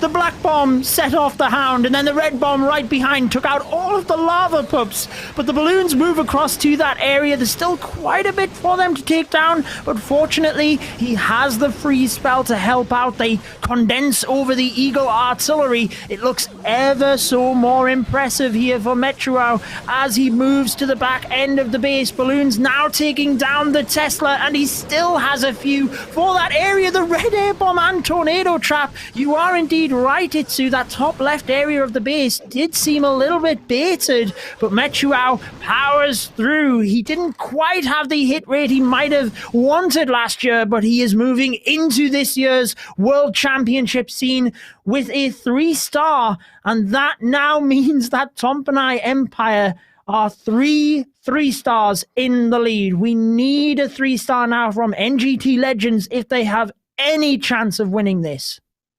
Yeah, and we're talking about pressure a lot. I feel like NGT Legends knows exactly what pressure means at this point. Like, they need to triple from this point on every single attack, and we need to rely on Tompanai Empire finally failing an attack. But it feels like Tompanai Empire have everything under control. They're not like one triple ahead, they're not two triple ahead. 3-3-stars they're ahead of their opponents, so this is looking really good for them, and it did not even look like any close in any of their attacks. It was really controlled by them so far. So let's see if NGT Legends, maybe with sending Bernal next, like one of the experienced players, or maybe they're just planning on sending him once again last, giving the most experienced player in their team the most pressure situation. Even though I have to say, I feel like not sure if that was the reason for this high hit rate at on the 5th position of attacking yesterday, but I feel like maybe it's not worth it to wait for your best attacker until the last second. Yes, I know it's a lot of pressure, but at the same time, having the 3-star early is giving the newer players in your team the possibility of having like a better mindset maybe. But it seems like at least one of their veterans is going to step in, and that's Selenio, and he's going to try to triple this base with Inferno Dragons. We've seen the success of this strategy. Selenio needs to make it work now. Balloons to being deployed with the Inferno Dragons. Grand Warden behind. He's got the nice funnel set up, and he's just waiting on his King and Queen. Presumably they are going to be deployed over to the 9 o'clock area momentarily. There we go. And the Inferno Dragons swiftly move through the base with the skeleton traps nicely placed around the scatter shot. That's right. All of like the entire clan castle coming out, and that's the scary thing for this Inferno Dragons, because they're all single target. This means sometimes those headhunters can slip by and snipe the enemy warden. That's what we had a few attacks ago, but this time the Inferno Dragons are doing a nice job of actually protecting the warden, of still gaining this bonus hit points into the back end of this base. And even though a lot of those Inferno Dragons are dying out in the core, we still have the Queen with her ability on the bottom left. We still have the Royal Champ with her ability, but she's about to go down in that single Inferno Tower because there was no free spell left. Now there's one skeleton spell left for the back end, and he needs to use that somehow for this back end single Inferno Tower and hope for his Queen doing, somehow really good work and sniping that Inferno Tower right away. Yeah, I think he was holding on to the skeleton spells for that bottom area, trying to protect his heroes. Fortunately, the Royal Champion ability just went off in time. Otherwise, it could have looked a whole lot worse. But like you said, that single target Inferno is the critical factor here. He's going to wait as long as possible. And, oh my word, the Queen's stuck on the inside of the base, Itsu. I'm not sure that she will get through this. Yeah, it's going to be really close. The Warden is helping her his Queen, but this means the Queen is a bit faster, but still, without her ability, it won't be enough. And this is one of our first fails with this strategy in this tournament. Obviously, there are some more skeletons coming in and trying to reinforce this, but there is nothing to reinforce because they're just too late to the party, and this means this is going to finish off in a 95%. And the back-end single Inferno Towers, those were just too much to handle for those heroes, and the Royal Champion and the King and the Queen all falling down to this one single Inferno Tower. really showing how devastating they are versus the heroes, just shredding them down, lost the momentum of the Inferno Dragons, and you can't help but wonder now, Tompanai Empire have everything in their favor. They have built this war so that they are in control, which, as you've said, Itsu, is exactly what we are seeing today. Making sure you take control, you put the pressure on your opponent seems to be the right thing to do. You obviously do want to do that. Tompanai Empire really showing us how important it is, and they could finish the war off now.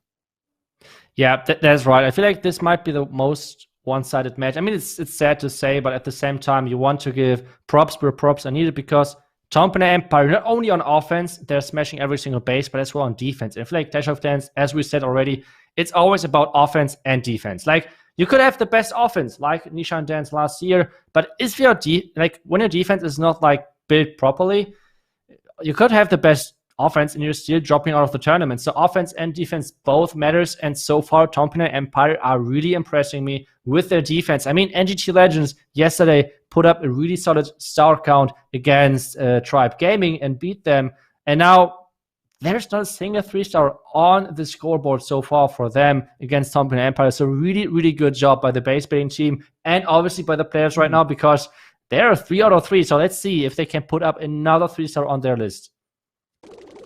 It is React changing things with the Queen charge into Hybrid.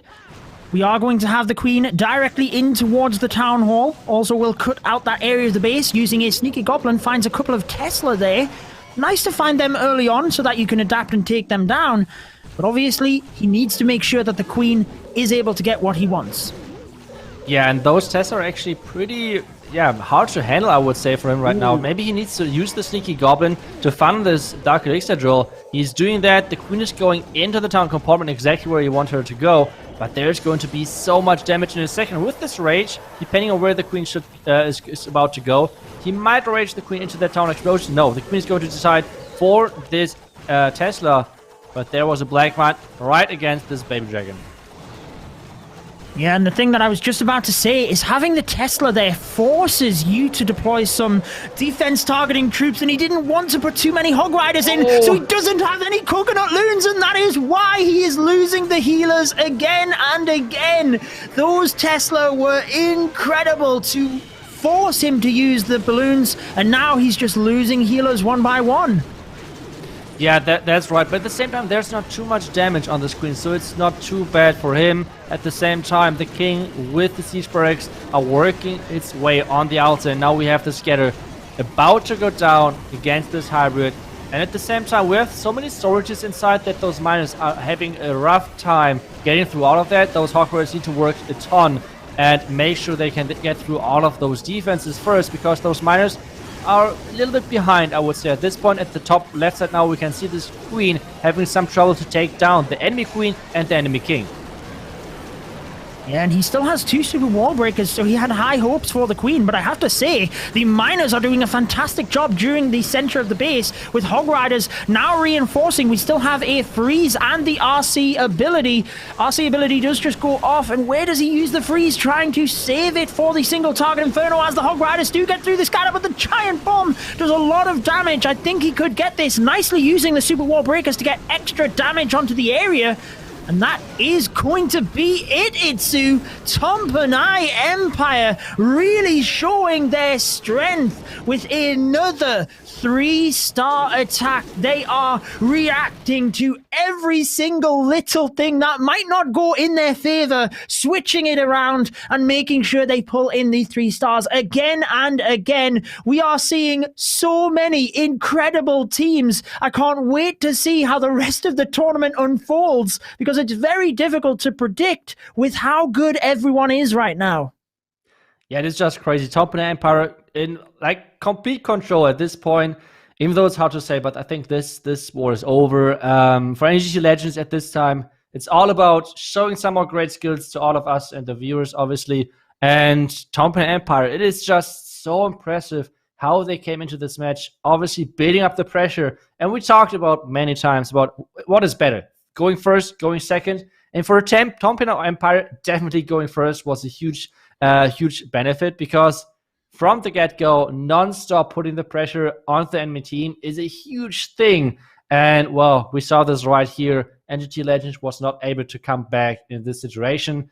And now we're just hope for some more 3-stars just to show, like, them being able to show us that they still deserve to be here. They're a really, really good team. And exactly that is hopefully going to be the case.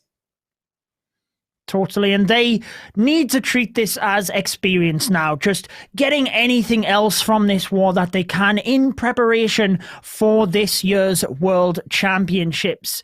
And we do have the Blizzard Lalo coming in.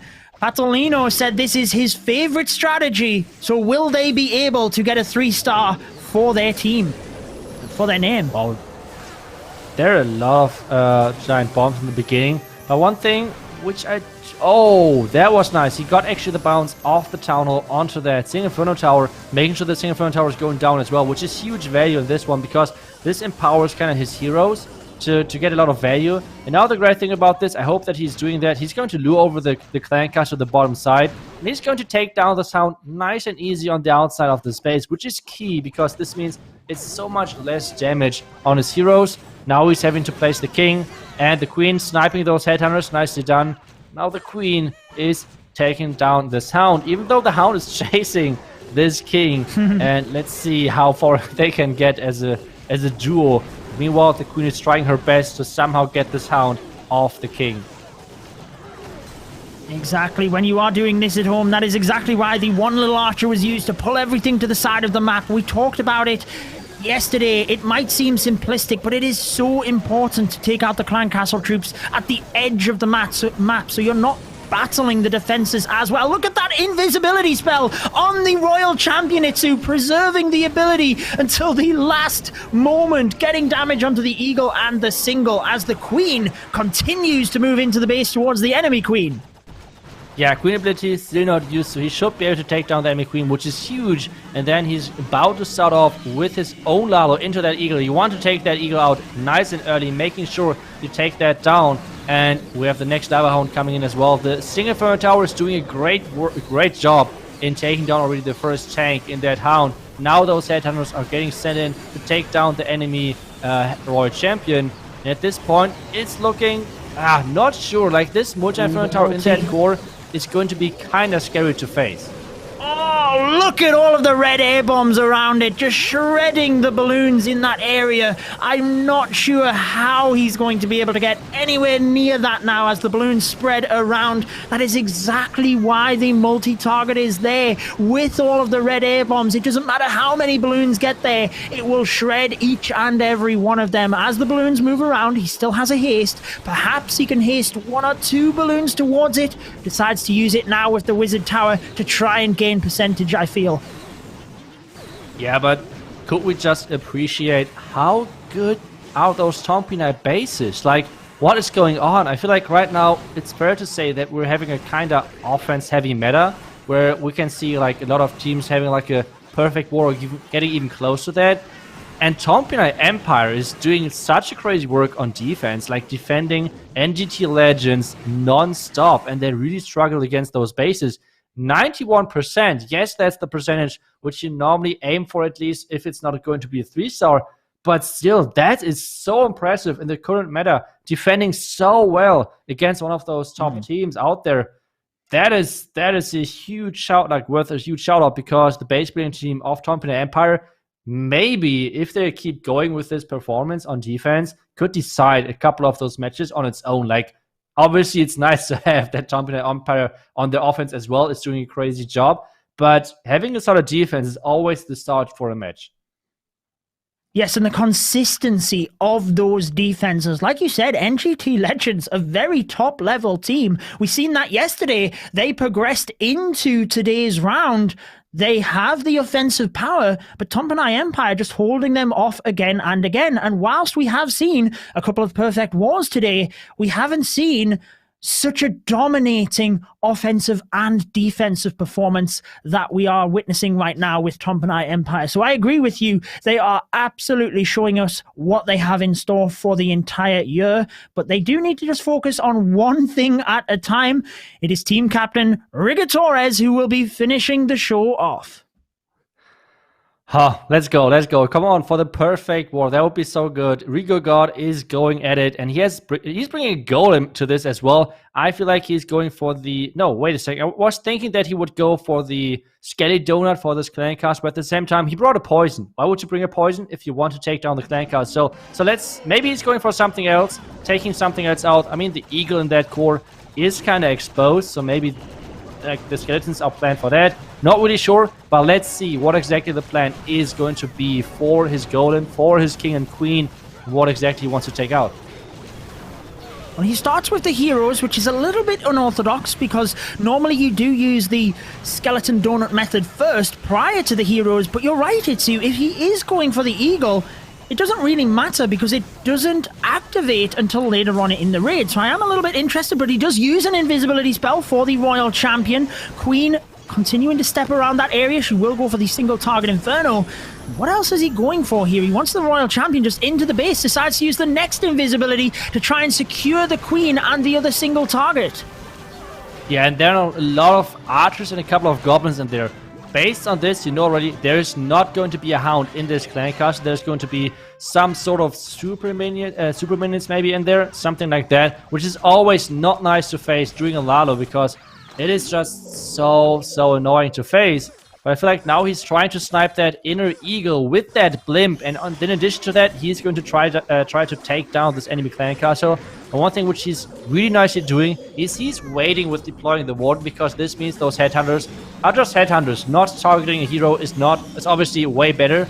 And now it's all about taking down the enemy queen. Maybe he's going to invest the freeze, not really sure just yet. And the Lalo just started. Really like the patience of that as well. Waiting as we moved around. That is what these Skelly spells are for. The enemy queen, or at least one of them, trying to save onto the second to maybe distract anything else in the base. Uses the freeze on the wizard tower. Doesn't get the town hall with that. The balloon's caught in the tornado trap. Now uses the Grand Warden's ability, which means he can move through that area, and he still has a lot of spells for the back end of the base now. Yeah, there's ton of back-end spells, but as well, there's a lot of back-end defense as well. But with 2 hounds alive, maybe they can somehow tank. I mean, he's like dropping those freezes like nothing. Now the hate spell as well. The enemy queen though. The enemy queen though still needs to go down. Now finally it's going down. At this point, there's still a couple of Tesla. The enemy scatter obviously is like shooting non-stop, but those hounds are doing such a great work of tanking everything. So maybe it's going to be enough. The 2 Tesla and 1 Arch Tower is left standing. Is this going to be enough for Rigger Torres to get the 3-star and get the perfect war in as well? The Warden is trying its best, but it feels like the Tesla and the Arch Tower are doing everything they can to somehow prevent the perfect war of happening. But there are some more minions coming in from the left side. And with those ground skeletons, they need to be looted away because now the minions and the lava pups are going at them. Oh, it was so close. I'm surprised he used the second skeleton spell and not the headhunter to finish off the queen. That would have given him the spell for the back end. It was so close to the perfect 96% 2-star. But Tompanai Empire showing their might in this war with 14 stars.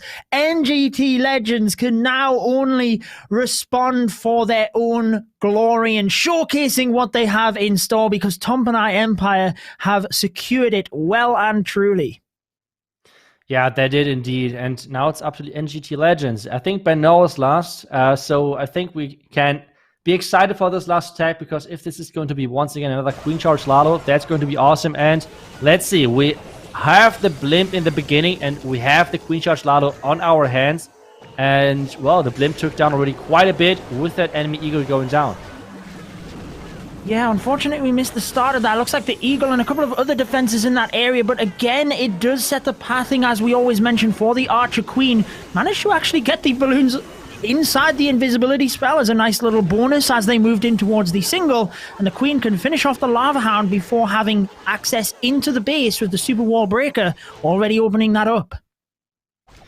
Yeah, the Inferno Tower going down was key right there, making sure the pathing is keep going forward, because the next goal for the Queen basically is to get wall breaked into that enemy Royal Champion compartment to make sure the Queen has access to most of the stuff. And right after that, he's going to try to wall break, I guess at least, into that next scatter compartment. So he has access to both scatter shots. That would be huge in this one. But the first wall break is going for a different compartment than he expected. So the second wall break into the enemy, like into the second scatter shot, is not going to go as planned. But maybe the plan was different anyways from the get-go. Yeah, I'd like to think, maybe he lets the Queen beat through the wall here and then uses the wall breakers. You know, I'd like to ban the super wall breakers from Banal because he is the master of wall breakers, and I miss seeing 15 wall breakers in his army composition and charging all of the way through to the center. There is the wall breaker, which will provide access to the scatter shot.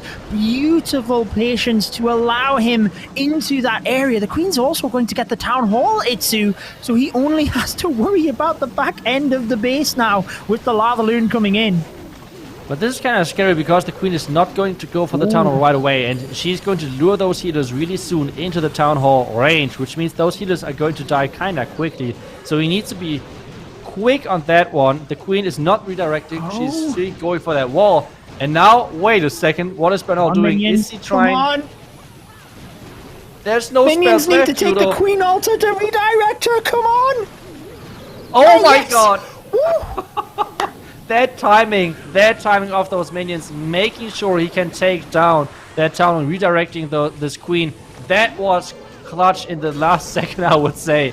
Making sure Banal is getting that second star, and well, the minions are not fast enough, and this means in the end, NGT Legends is going to end up on 10 stars only, and Town Pinoy Empire, the bases are just defending, and it's just an incredible showing of their base building team, of their players, of the offense team. It is just an incredible match. Town Pinoy Empire is going to move into the next round. A fantastic performance by them. A very dominant performance, we shall say, on offensive and defensive side of things. A great performance by NGT Legends throughout this tournament, but it wasn't enough against Town Pinoy Empire. I feel like Banal knew we couldn't have any sort of suspense as to who was going to win. So he just thought, I'll let you think I'm going to get the 1 star in that one, making sure that he got the 2 star at least. And look at the percentage. They were able to get the percentage high, close to the 90s. But like you said, the base building of Town Pinoy Empire held them back on every single attack, Itsu. That is so impressive. Yeah, I feel like the last couple of percentage in an attack is always depending on the traps. Like, if the traps are placed nicely, then most of the times your loons are dying out to the end. Your minions are getting a couple of percentages, which means you're finishing off in around 90%-ish. Which means that's exactly what happened right here with the base building team of Town Pinoy Empire. Perfectly placed and predicted those entries and placed the traps to make sure that, well, in the end, 90%-ish was the last and highest percent they got. So really great job with that. But I think there was one attack which sent out the most, and I feel like summarized this war pretty much perfectly, which was the first attack of Town Pinoy Empire, because they showcased so much class in this one, showing off their skill in adapting to if something is going wrong, and at the same time, this is the strategy where they're so scary at. They're so good in combination with those Queen charges and the Lalo, and that's showcased in this attack perfectly. So let's take a look. First off, he's kind of like making sure that he's clearing out the bottom left side of this Eagle compartment. And with this compartment being cleared, this Eagle, there's no air targeting defenses around that. Yes, this one Archer Tower, which is going to take down the next loon, but taking down the Eagle with like 2 to 3 loons overall, that, I would say, is a pretty good entry and a pretty good trade-off overall. You need to invest the freeze to take down the enemy heroes, but at this point, the attack so far looks pretty much as planned and pretty much perfect at this point as well. And now it's all about the Queen getting into that core, making sure that it's taken down, and the next wall break is doing a great job of opening that core. But this means, well, the Queen needs to go in there. Otherwise, we have a huge problem with taking that down. But, well, the Queen has different plans, and that's the moment where I feel like it is coming in that those pros really know what to do, how to react and everything, because he is perfect reacting, placing the king, making sure the queen is getting pushed inside the compartment, and from this compartment, the queen can reach most of the important stuff.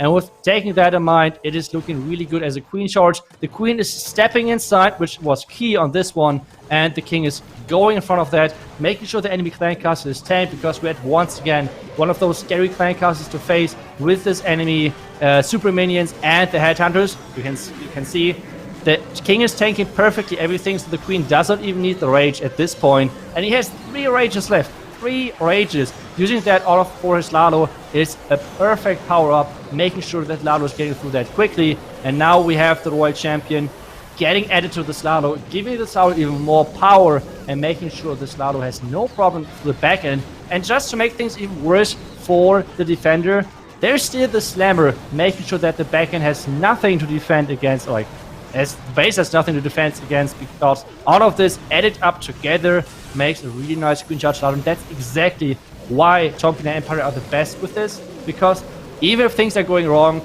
they make things look so easy. Like, considering how different the entry worked as planned, take a look at this overkill. Everything is still alive. The Slammer is even getting open in the last second on its own, and this was just quite impressive how he came back. I feel like this skill level of coming back into attack was showcasing in this match, like, why Tom Pina Empire won this.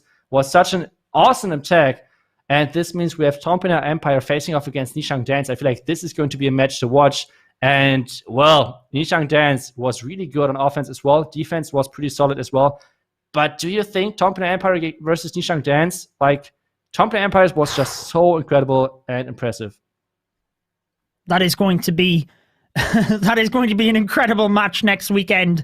But the next one, Queen Walkers, the Vice World Champions versus Indian Clashers, is going to be a fantastic matchup. What is going to happen with this one? Indian Clashers and Legion Divina yesterday was an interesting matchup. It was a very tight one. Indian Clashers sneaking the victory, which is always helpful if you are in a high pressure situation. But Queen Walkers going into this one fresh, and, well, they need no introduction, Itsu.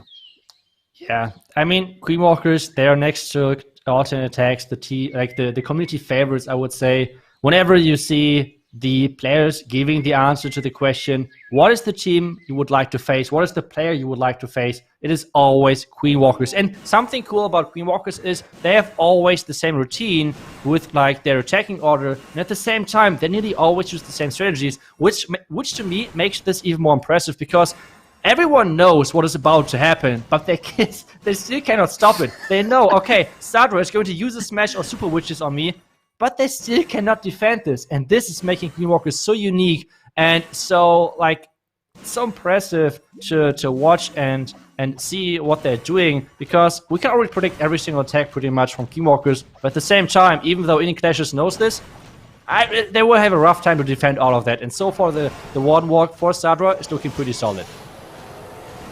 Very controlled. That is one thing I always admire about the Queen Walkers. They always have things in control, and they can just come up with strategies that I can't even imagine. But here we go with the Grand Warden taking down the Town Hall. Might as well get the Archer Tower there as a little bit added bonus before he draws the Grand Warden across with the Super Witches. And he's interestingly used 1 or 2 Super Witches to funnel the bottom area of the base here. It's obviously confident he can redirect them across.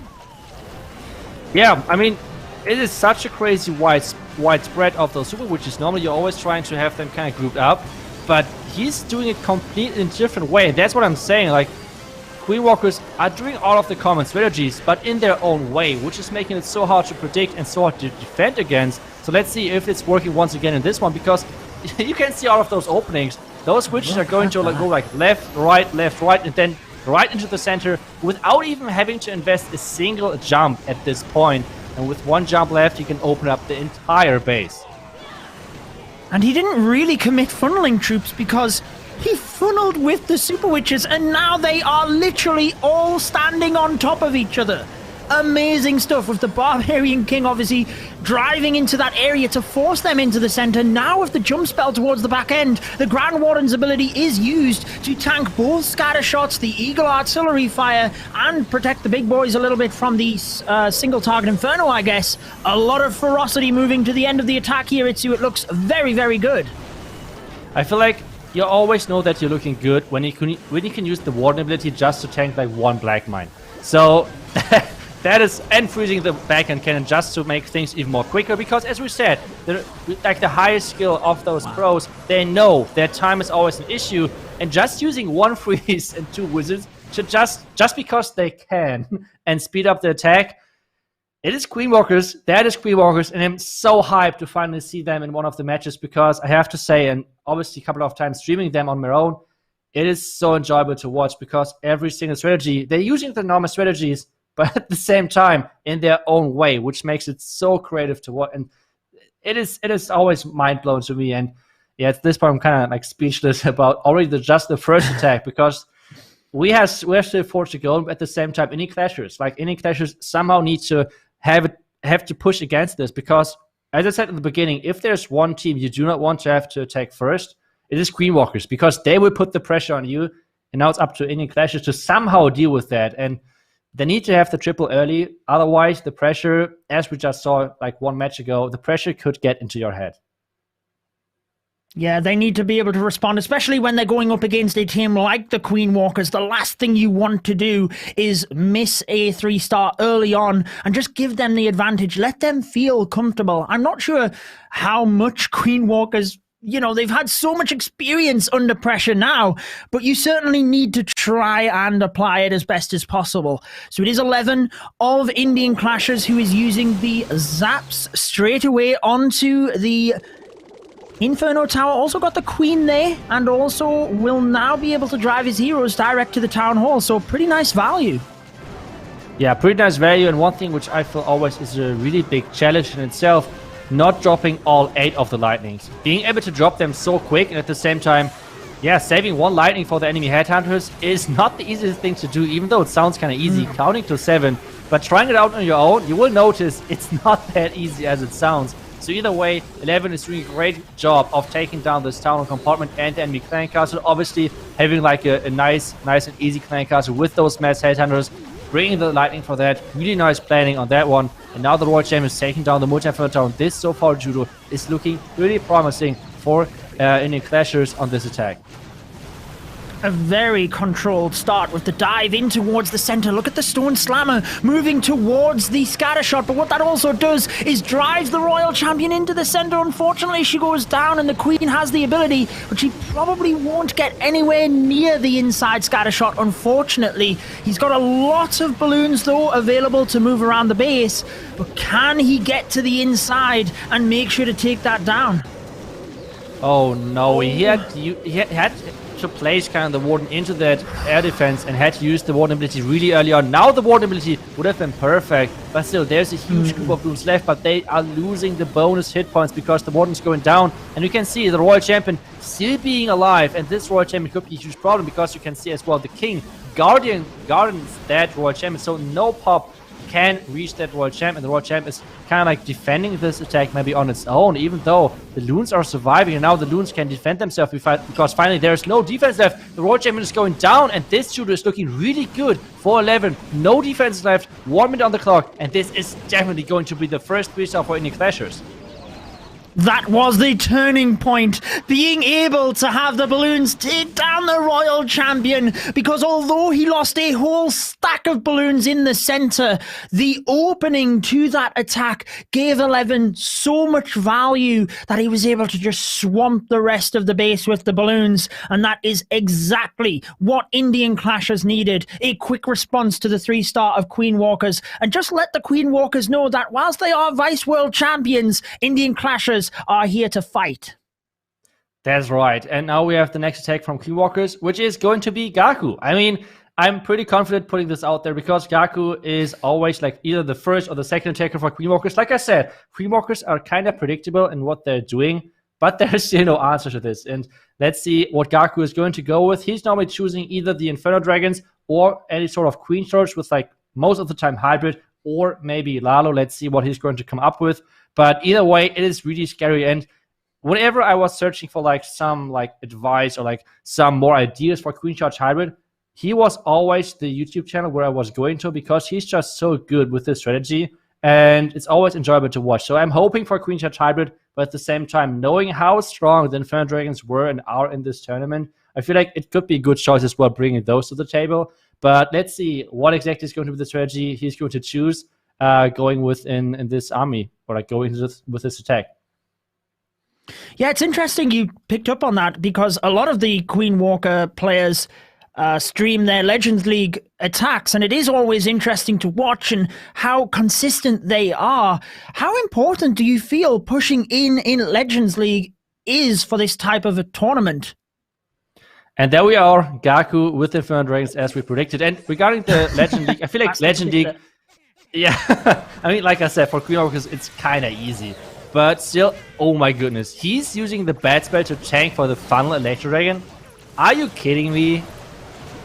Okay, that's pretty solid start, I would say. But yeah, we want to touch briefly onto that Legend question, because I feel like Legend is so important. Obviously, you're facing complete different bases than in tournaments like this, but at the same time, you're learning how to react when things are going wrong, things which are so important, and that's where Queen Walkers are so good at. So let's see if Gaku can show this, because so far the entry is looking pretty solid for Gaku.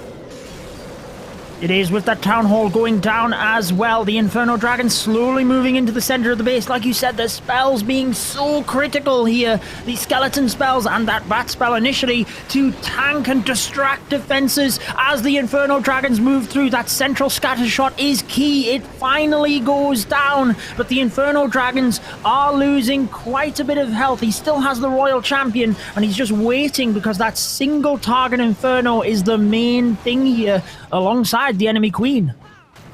Yeah, that's right, but a lot of things just died out. He still has the Royal Champ to place though, like there's still the Royal Champ not been placed just yet.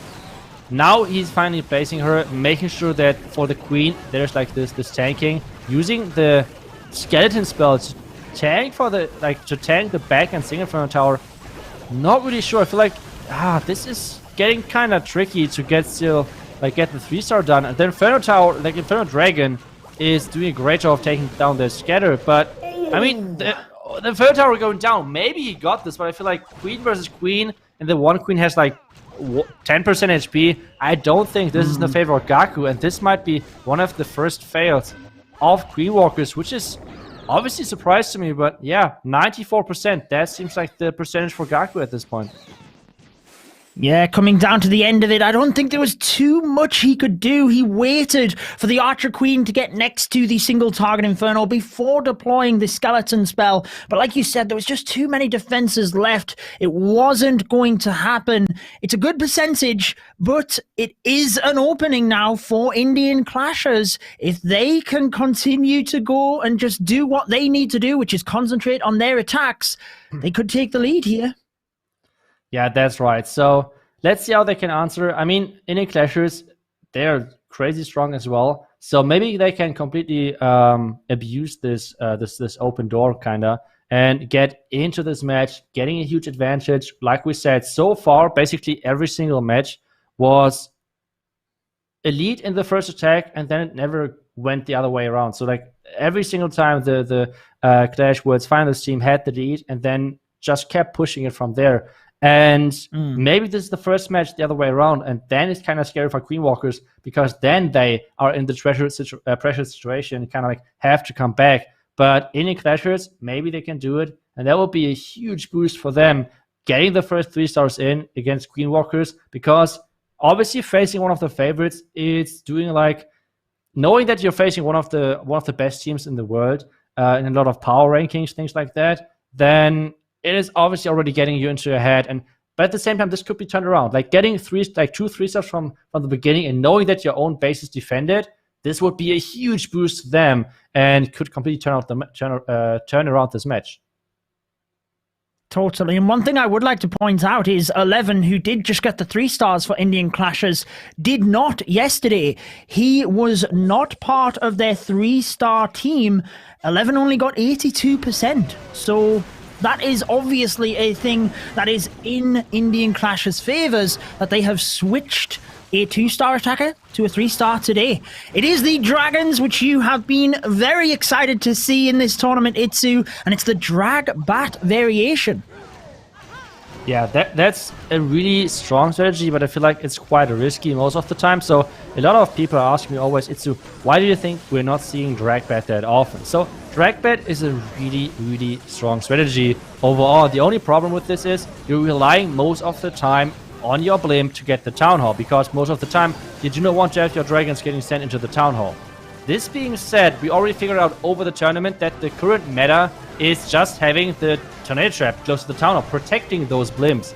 And this makes it such a risky attack. And we see on the left side, the Scatter surviving with 0 hit points. And now we have the Dragon from the bottom right. And this means, as I said, we need to have a risky blimp going into that Town Hall to somehow secure the 2nd star first. And then there could be any plans about the 3rd star with that bats.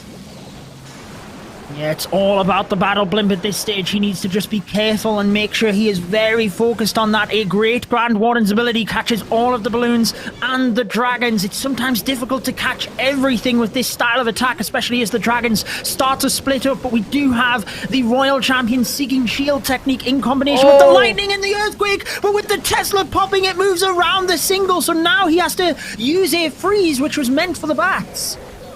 Yeah, now we have the blimp going for the town. So far, the Tornado Trap was not triggered just yet, I feel like. So now the blimp is making it to the town. It looks like there is no Tornado Trap whatsoever. And with taking that down, he can get started with those bats onto the Scatter Shot, which is going down quickly. Wizard Towers are going down as well. And Judo, I feel like we are seeing the second 3-star for Indian Clashers. They are going all in on this one with that blimp, making sure they can take down the town. And then the bats are going to cruise through this base, taking down the last defense. But there's the Tornado Trap.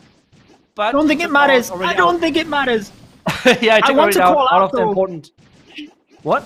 Just how important the deployment of his bats were. There were 3 splash damages left, but he knew the Wizard Tower and Scatter Shot were on very little hit points, so he deployed 1 bat spell to finish both of those splash damages off, and that is when he then deployed the rest of the bats. A couple of black air bombs here, definitely giving us a shaky end to this attack, but it is going to be the 3-star for Indian Clashers. They take the lead here over the Queen Walkers.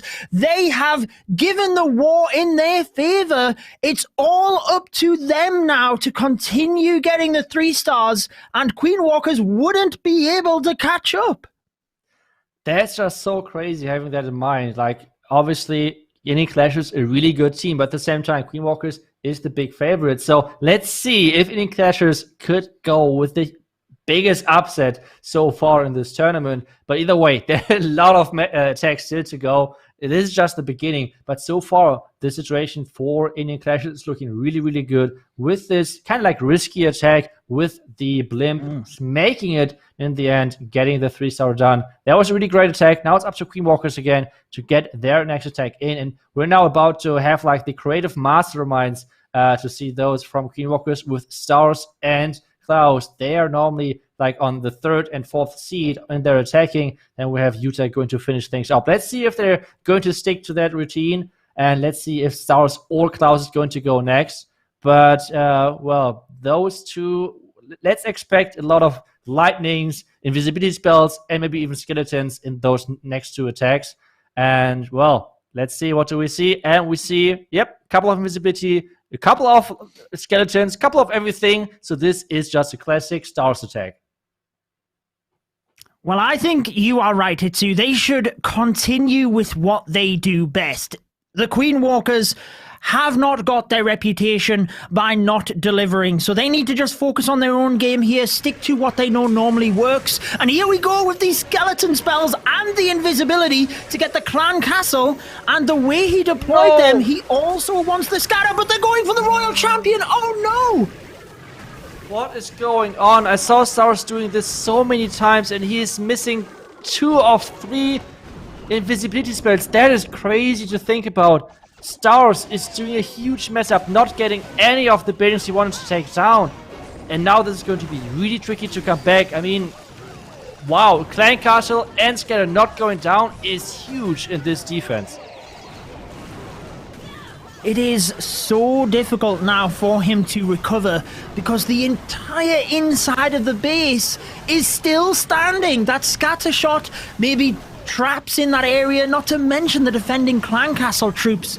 Stars needs to remain calm. He has his heroes pushing into the base. He starts his lava loon nice and early to try and protect things, but the Royal Champion will go down here. Can he use the shield to get through the middle? Difficult to say, but we do have Headhunters coming out. They will go towards the Royal Champion and hopefully not the Grand Warden Itsu. Yeah, and there are even more super minis, and he has no poison with him because he plans to take that down. The blimp is slowly making to the town hall. There is no tornado just yet, so the blimp should easily reach that. But there's just so much damage on those loons, especially with that town hall. Together, all of those loons are dying out. Now we have some more loons and the hound coming from the top left side. But Judo, this is not looking like a normal Stars attack. I don't know what is going on, but this entry did not... I mean, there's not much left, but at the same time... I mean, maybe it's just Stars things and he's just messing up the entry on purpose. I don't know. He could... I mean, do not tell me Stars is going to get this after messing that up. Using the freeze for the single and the Wizard Tower. No way! Come on, Stars! Taking out the Wizard Tower, surely not! No, it's just not enough. Wow! I can't believe he got this close and he missed everything in the center. Look at how close this is, Itsu. He basically swagged 4 skeletons and 3 invisibility. So 7 spells were not used and he got like 93%. That is impressive, but at the same time, it's not a 3-star, and that's what they needed. So they have to rely on Klaus and on Yuta to like somehow push this back into their favor because, well, Indian Clashers, they could put even more pressure on with the next attack being a 3-star. So, I mean, this is just a crazy match, which is completely turning out different than what I would have thought. And Indian Clashers now have the position where they could put so much pressure on Queen Walkers, and especially attacks where kind of like the attacker itself did the mistake. I mean, we can all agree, right? Like, with the entry of this attack working, this would be a little bit of an overkill. So it's all about the attackers right now messing up by Queen Walkers, and that's kind of uncommon. But at the same time, this is getting into your head if you, if the enemy team is keep tripling and you're doing those small mistakes to kind of mess up your own attacks. So, I mean, Indian Clashers has everything in their own hands, as we already said. So they just keep their head cool and just push forward, I guess, at this point. Yeah. I mean, if they get the 3 stars here, they are 2 3-stars ahead. And I'd like to say that 11 and Saab, who attacked and got the 3 stars, they both hit 2 stars yesterday. So they still have Serial and Krishfish Noi, who got 3 stars yesterday, left to come. But it's Piyush that is attacking first with the Battle Blimp, setting up for the P.E.K.K.A. smash that we have been seeing this Super Wizard variant so often. Why did he have sneaky goblins in the Clan Castle? He wanted to take down the enemy elixir storage as quick as possible to make sure that everything is walking the right way, like the Yeti are as quickly as possible on that Inferno Tower, which in the end worked, even though there were 2 spring traps really nicely placed. But the Yeti Mites took down those enemy 2 buildings, and now it's all about the Queen walking in the right direction. This Archer Tower needs to go down, otherwise it's quite risky where this Queen is going, but so far she's doing a nice job of taking the Lava Hound down with that poison. Those pups should be no problem either. He's got everything in control at the moment. The minion at the top is a nice touch just to slowly create the funnel up there. Whilst the Queen is stuck on the Lava Hound anyway, you might as well get a little bit extra damage. Now we see the Ice Hound coming in alongside the King and the Witches. This will set things up perfectly for the P.E.K.K.A. and Super Wizards to move into the Town Hall. 1 jump spell, but that should be all that is needed to get through majority of the base. Itsu. P.E.K.K.A. finally move into the Town Hall area and uses the Battle Blimp, not the Battle Blimp, the Grand Warden's ability, sorry, in order to protect through that area and the healers with the Black Bombs. Yeah, really nice Warden abilities to protect everything, and now the jump into the backhand is leading everything into this double Inferno Tower setup, which is looking really, really good so far. The Blimp in the beginning did such a good job in the creating the pathing for this backhand, And now the Queen, though, is walking around the outside. She was supposed to walk into the core, taking down most of those defenses because she obviously can walk on the outside again, but the DPS of her was needed in that core because at this point there are no ranged troops in that core left, which is making sure that all of those expos on the back end are still staying alive. So this base is holding strong from stars and making sure that, well, there's not too much which the defender can do, and we just saw the double black mine, which normally is getting used to bait blimps to make sure they cannot reach the entry, like the point where they're needed. And now we have the rage. All of this entry attack somehow turned into a Queen charge. Yeah, and it's kind of working out. The Headhunter was a very good use case in order to try and take down the enemy Queen, preserve the ability, but at the end of the day, he had to press the ability anyway due to time. He's going to get very, very close here. It will mean that Indian Clashers don't quite capitalize on the other 2-star we've seen from Queen Walkers, but they will still be in the lead after this attack on stars and percentage. So it is still Indian Clashers in the driving seat as we pass the halfway mark. Yeah, and now it's up to Queen Walkers. As we already said, they need to get the 3 stars in. Everything else does not matter. 3 stars, that's it, nothing else. And that's the important thing. And we already said, I think Klaus is going to go next.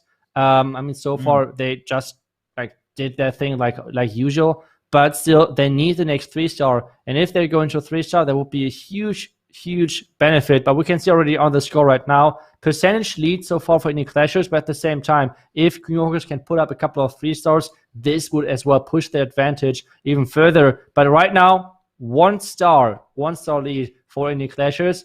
Maybe they can push this even further because so far the team which got the lead first in most of those matchups today pushed it all the way. So let's see if this curse is going to be broken at some point or if not. But Klaus is going to go in next, and he is bringing in, some lightnings, invisibility spells, and earthquakes. That's what we expect to see from this attacker. So let's see what he has planned and what he has in store for us. Well, we expect nothing less from Klaus. We know how good he is. You might have seen him in numerous community tournaments, but in last year's World Final, he also went flawless with 3 stars throughout the entire tournament. Starting off here with his Battle Blimp, which does very nicely get the scatter shot, allowing his heroes to dive into the Town Hall, and now using the lightnings in the center, Itsu. Really like the timing of his deployment. See it looks the RC ability in there? Yeah, it looks like he's doing that. There's going to be a Tesla farm in this dead zone and the Trend Trap over there as well, because this base, I'm pretty sure that it's burned. I feel like I casted this base already some days ago. Not sure who used that. But yeah, the Tesla farm is exactly where I thought it would be. So kind of surprised that Indian Clashers is using this base, but maybe they're just turning it into a mind game because they changed some traps. Like I said, the Tesla farm was supposed to be in this dead zone. This time it's not. So maybe they just tried to bait a couple of entries which normally work on this base. So let's see. Royal Ability, take down the multi-inferno tower in that core. Nicely done. And now it's all about that tower. That tower needs to go down.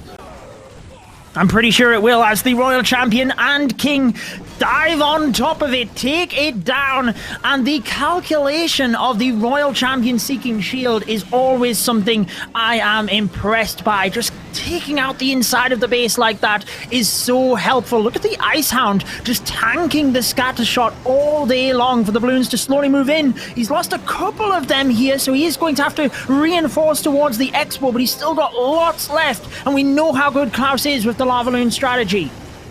Yeah, but he missed those enemy headhunters with those lightnings, but the pups should work with that pretty quickly. We have his own headhunters though, taking down the enemy queen, and now the haste and everything working in in his favor.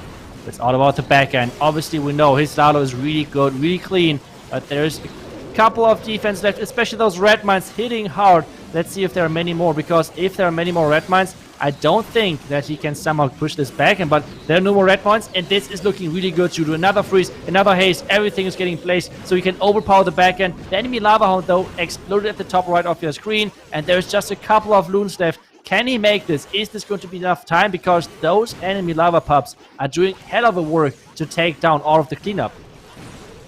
They certainly are, and the thing I am a little bit worried about is, remember, the RC shield took out the defenses in the middle, which means the traps have not been set off in the central area. We were expecting, was there red air bombs on the back end of the base? There wasn't, which means they are probably on the inside of the base, and with 20 seconds, can you believe it? I do not think he's got enough time here. Klaus not quite getting the 3 stars, leaving the door open for Indian Clashers yet again. They are already a star in the lead. They have the percentage lead, and the 2 attackers left to go, Serial and Krishvish Noi, both 3-starred in the matchup yesterday. Can Indian Clashers remain calm and finish this one off, Itsu? Yeah, I think they only need 1 3-star out of the next 2 attacks. And as I said, both attackers already tripled in this tournament to finish off this match and already decide the outcome. And this would be a huge upset, like I already said. Queenwalkers, a really, really well-known team. I'm really surprised by their performance so far. They always were really close, but never were really able to give like the last push to this. And now we have Indian Clashers with Serial Killer coming in. And this is going to be a Queen Charge Lalo with 26 loons. So a ton of loons on this. So let's see if this is going to be enough. Queen Charge Lalo is his favorite strategy.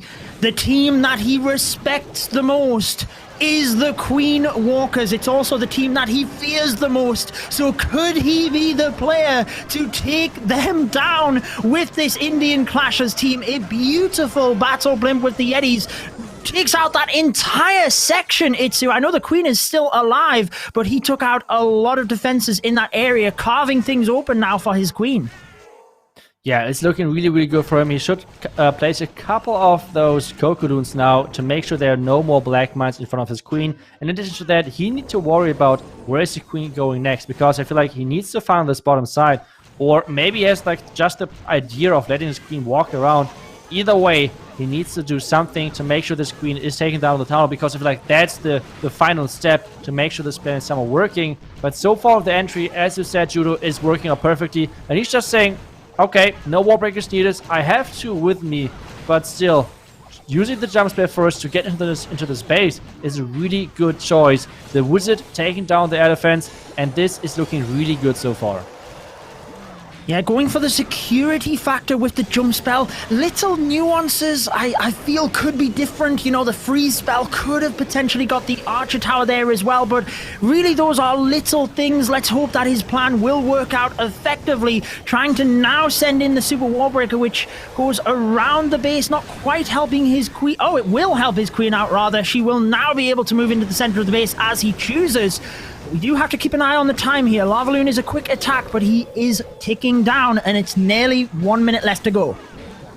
Yeah, 1 minute left to go, and he's starting with that Lalo. He has to worry about still like for 2 enemy heroes, which are actually a big threat to his air troops. And the Expos are shredding those headhunters, so this is looking good and bad at the same time, because now there are 2 air defending heroes going to go at his loons, and at the same time the headhunters are gone, but those minis are doing a great work of taking the Queen down. His own Queen is stuck in that tornado trap. We have the Royal Champion on the right side, but we have still the back end scatter shot, which is going to be really scary, and there are no spells left at this point. The sweeper is being so annoying, and that Queen finally is going down, but I feel like it was too late. The Queen did way too much damage to his loons, did way too much damage to all of the troops in cleanup, and there's only 25 seconds left with 2 expos, the enemy scattered, and the enemy Royal Champion still alive, and that Queen is first taking down the wall and then going to go into the core, which means Queen Walkers is going to live another day, because still the comeback is still possible. But, well, now Indian Clashers has 1 chance still to go to get the 3-star in. But, well, Queen Walkers, now Utah needs the 3-star to still keep the dream alive. If Utah is going to, not get the 3-star in either, Queen Walkers is out. And Indian Clashers, like I said, still have the 1 chance, still have everything in their own hand. If they're going to triple the last attack, then Utah could do whatever he wants. As long as he's not getting 4 stars, which is kind of unlikely, I don't think that Queen Walkers may have a chance. So it all comes down, once again, to the last 2 attacks. We have been seeing that throughout the entire day, haven't we? That is just how close these teams are, but I'm not sure anybody would have predicted this beforehand. As good of a clan as Indian Clashers are, we know they are strong. The Queen Walkers are the Vice World Championships. They were moving into this war fresh, but they find themselves behind with only one attack remaining. So like you said, Yuta has to get up the 3-star and try and defend. But on the same token, Krish Vishnoi knows that he still has everything in his favor. As long as he 3-stars, they don't have to worry about Yuta 14. But let's see what Yuta has in store for us. And if, as in your words, Itsu, he can keep the dream alive. Yeah, keeping the dream alive would be a huge thing, obviously. And he is going in with his favorite strategy, like the strategy which he's nearly always using. And this one is going to be the Queen Charge Lalo. The Queen Charge, or like the attack strategy, which is just so powerful right now in the right hands. And he already had a good start, taking down this enemy Headhunter without having to invest anything. That's always a huge thing. Getting the reset of the Queen, taking down the baiting, and then right away switching to the Headhunter is key, because otherwise you always have to invest a really early poison or a freeze spell. Otherwise your Queen is going to be in a lot of danger. So really great timing from his Queen. Now it's all about for his Queen to charge into the Singing Inferno Tower. And if there's one player out there which is doing crazy Queen charges, that is Yuta. That's exactly his thing. He's only taking down like 80% or something with his Queen charge. And we were talking about like records and everything about the quickest Lalo. I feel like Yuta is either having this record or being really close to that. And he's about to engage this enemy Queen with the Singing Inferno Tower. I noticed he brought 3 super wall breakers for this, so you're absolutely right, Itsu. I think he has his eyes set on the central scatter shot. Yuta is a very experienced player. He has been in this high-pressure situation many times before. Think back to last year's qualifiers, where he needed to 3-star against INTZ in the final attack, and he did get it done. He is showing that right now, remaining his calm. Look at the rage spell, perfectly getting the healers just inside of it. Queen steps up for the scatter shot, and once that falls, he will then be deploying this lava loon. We also have the RC for the single. He bailed out and used a freeze spell there, but at the end of the day, he did have to take that down. Yeah, now the Lalo started at 1 minute and 5 seconds, which is actually quite early for Yuta. But either way, this attack is looking pretty solid. He has a lot of spells left still, considering that he's doing a Queen Charge Lalo. More loons are coming in from the top side, but he still has to take out the enemy Royal Champion. That's what he's doing with those Headhunters. Nice use of this warding ability to make sure that he's making his Headhunters invincible. And now it's all about the backend. All about the Eagle being on the backend. He's even using the Giants to tank the backend with this Archer Tower. The Tornado Trap is over there as well. The Eagle is shooting everything. The Queen is going for the next wall. He has 33 seconds left, and Yuta needs a 3-star. They need this triple on their hand. The Queen is going for the next wall, trying to somehow help their loons. And there's backend one Archer Tower, which is somehow defending everything. This Archer Tower needs to stay up if Indian Clashers wants to get into the next round. The King on defense is working as well. It's 15 seconds left. Judo, I think time is so... It's ticking like non-stop. The Queen finally decided to go onto the outside. It's 8 seconds left. We said Yuta is a clutch master when it comes down to the last couple of seconds, but this one's reaching so close. 3, 2 seconds left. 1 second left, and Queen Walkers is not getting in the 3-star, which means Indian Clashers are going to win this match as long as they're getting 2 stars. And this is just crazy. How did that happen? Queen Walkers, one of the favorites. A lot of people even predicted that Queen Walkers is going to be stronger right now than Alternate. And then, yeah, they didn't show up today, sadly.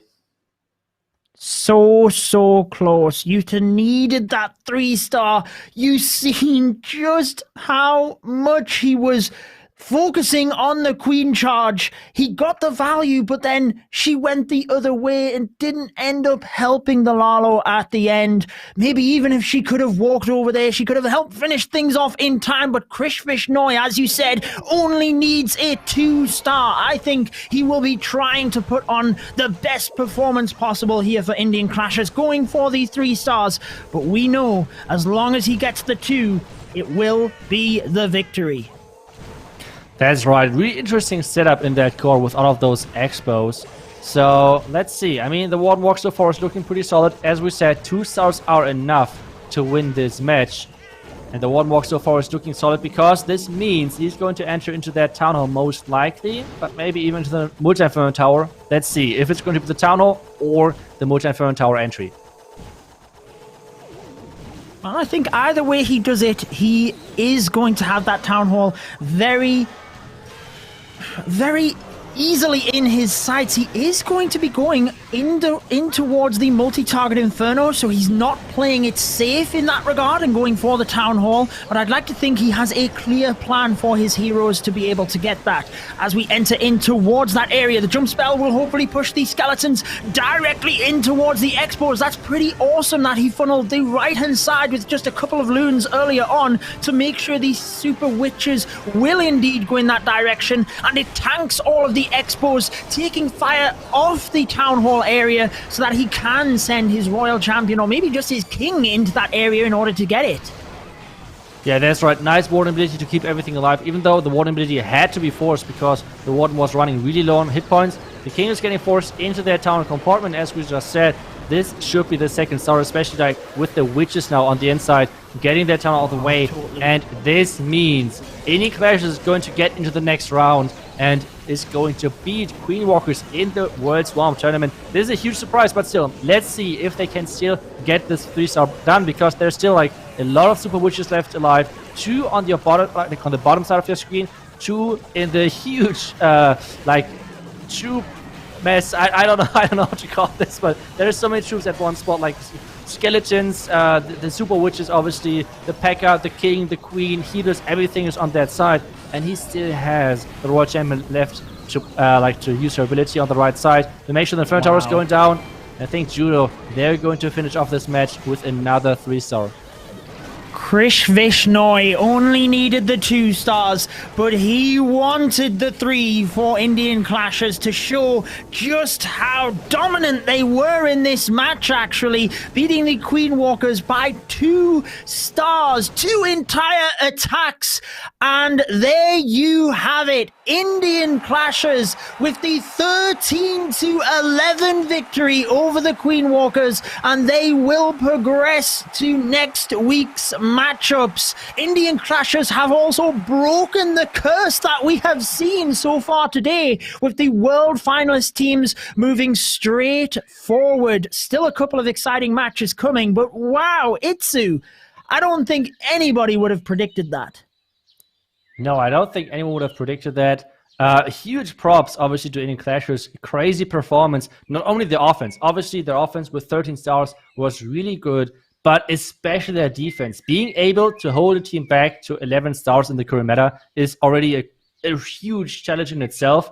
But holding back Queen Walkers to 11 stars, I have never seen Queen Walkers only getting 11 stars in a long time. So that was some crazy base building right there. And, well, Queen Walkers, in the end, were not able to, somehow get any foot into this match. I mean, it started nicely, I guess, but yeah, then it didn't really work out in the end.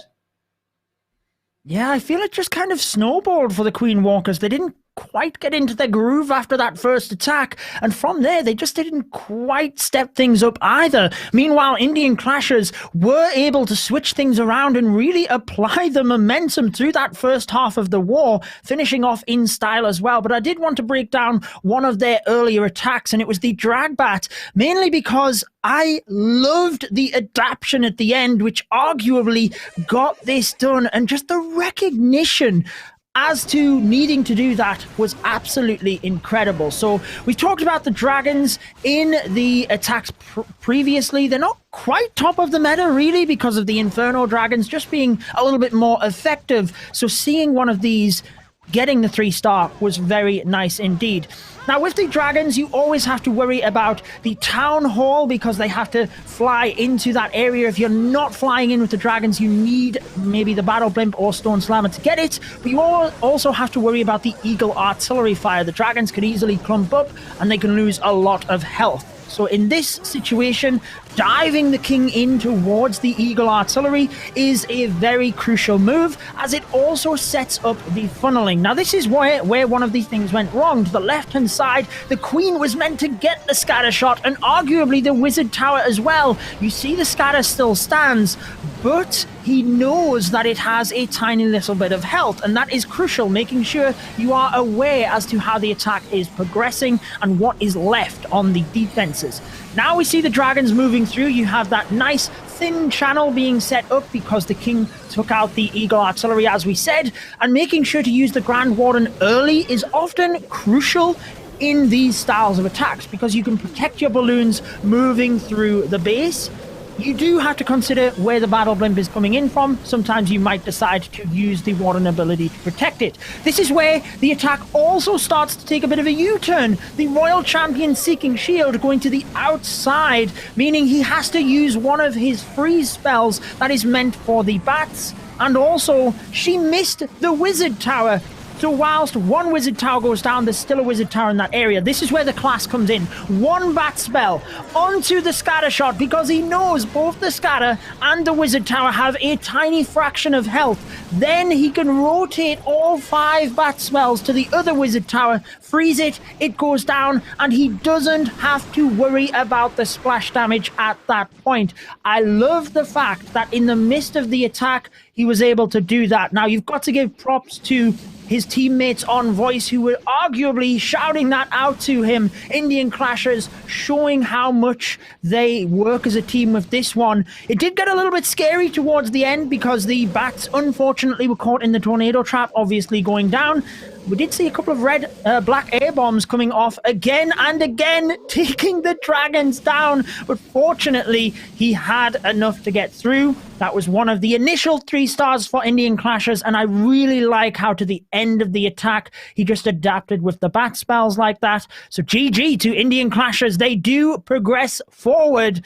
We are swiftly going to move along to our next matchup, Itsu. So I think we take a bit of a look at the bracket and see what we have in store, because this one is going to be one of the most highly anticipated wars of the day. Yeah, I have to say, I'm really looking forward to this match.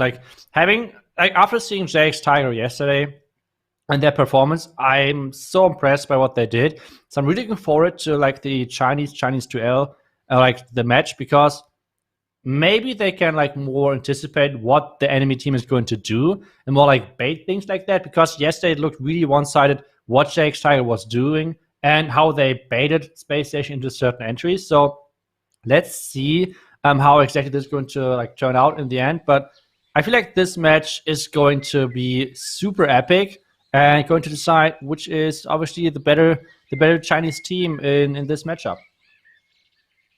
Yeah, we see a couple of roster changes from Darkus Muzhan from last year. We actually seen some of those players on the team Wahaha earlier on in this tournament. So we will have to see how they perform as a newly formed team. They have a ton of experience, and just bringing those new players on is always exciting to see. We did see from the Nishang Dance roster change just how important sometimes bringing some fresh players in can be. But you did hype up JX Tiger very understandably due to their performance yesterday, where they were not just strong on attacking, but their defensive bases were incredible. They seemed to catch their opponent out again and again. Yeah, that's right, and that's always something which is so important in the current meta. So let's see if they can do that once again with Darkus Muzhan. And they seem to go in with a really creative attempt to go for a Sui Lalo with skeleton spells. Only one lightning with them, which I feel like is going to go for the enemy Royal Champion, enemy Headhunters in the defending flank castle. But so far, it's not going as planned. I feel like this Royal Champ was meant to go for the enemy scatter on the left side, but instead, it's switching its target and is going for the middle one. Yeah, by sending the King and Queen in, he definitely had enough damage to take down that scatter shot, so you're absolutely right. I think the RC was meant for the left-hand side scatter shot. He's going to have to deal with that. Maybe just sending in some balloons, depending on... Because I think he's got the battle blimp for the town hall here, but we'll have to see. As he takes out the clan castle troops, this is where we will see either the next phase of the attack, or no, it is going to be the lava loon with the battle blimp moving all of the way through. Yeah, but this is a really interesting setup, especially with the Electro Dragon in there as well. I think this Electro Dragon is meant to go for the enemy Royal Champion, but I feel like so far it's not working. But those bounces of those chains of this Mech Dragon are just insane. The ward ability for the Town Hall, and that's looking really good. Now with the Tornado Trap is making sure that everything is like keep on like in one place. So maybe Red Binds would be really, really dangerous. But it's all about this back-end scatter. We already said this scatter was supposed to go down from the Royal Chamber in the beginning, but he has 2 freezes left and another haste. This is looking pretty good for Darkus Muzan. This is exactly what they needed. It's almost exactly what you were saying in the last war, Itsu, where he uses a strategy which is pretty popular, but also puts his own spin on it, using the Battle Blimp to take out the top area of the base, so he could just drive the balloons directly through the middle. And it has worked out incredibly. I mean, he has shredded the entire base. He's got plenty of time with minions and lava pups around, and KLY, which he is one of the new additions to Darkus Muzan, starts us off again here with a world finalist team having a 3-star to apply the pressure to yesterday's winners. Wow, I don't think we expected anything less for this war. No, indeed, we did not expect anything less. Really good start, but I feel like so far, on every single match we had, whoever was in the lead after the second attack is going to win the war. So let's see if this is going to happen for this one as well. That would be a pretty cool prediction at this point, I feel like. But we have to wait for the first 2 attacks to go in. But already at this point, as I said, putting up the pressure on Jax Tiger is a huge thing, especially for a new team like they are. It's maybe let's see how they get into it. But especially after the performance yesterday, I feel like they can be pretty going into this match with a pretty solid mindset. So let's see if they can somehow turn this into a solid attack and turn this into a 3-star to put a bit more of pressure again back onto Darkus Muzan. Absolutely. And I think for the most part, actually, most of the clans that took the lead in the first round progressed. I think it was maybe only the 11 original war where it was the second round that they moved forward. So we will have to see. That's certainly the trend we have been seeing, making sure to put your good players up first, or your better players. I shouldn't really say that because we know how stacked the rosters are, but some players have more experience, and being able to put them up first, get the 3-stars on the board, seems to be what is happening here, particularly with, as you mentioned earlier on in the stream, Itsu, that the hit rate tends to go up towards the end of the war. Yeah, and now we have the first attack for Jax Tiger, and they're doing exactly what they did yesterday with this smash strategy, but they're bringing a small twist to this. They are using 4 earthquakes. Like normally you're running like a lot of rages, a lot of freezes, and obviously the poison, but he is not bringing a single poison to this party, and he is just bringing a ton of earthquakes to get the entire core open. I feel like he's going to jump into that multi-inferno tower compartment and then opening up the entire left base.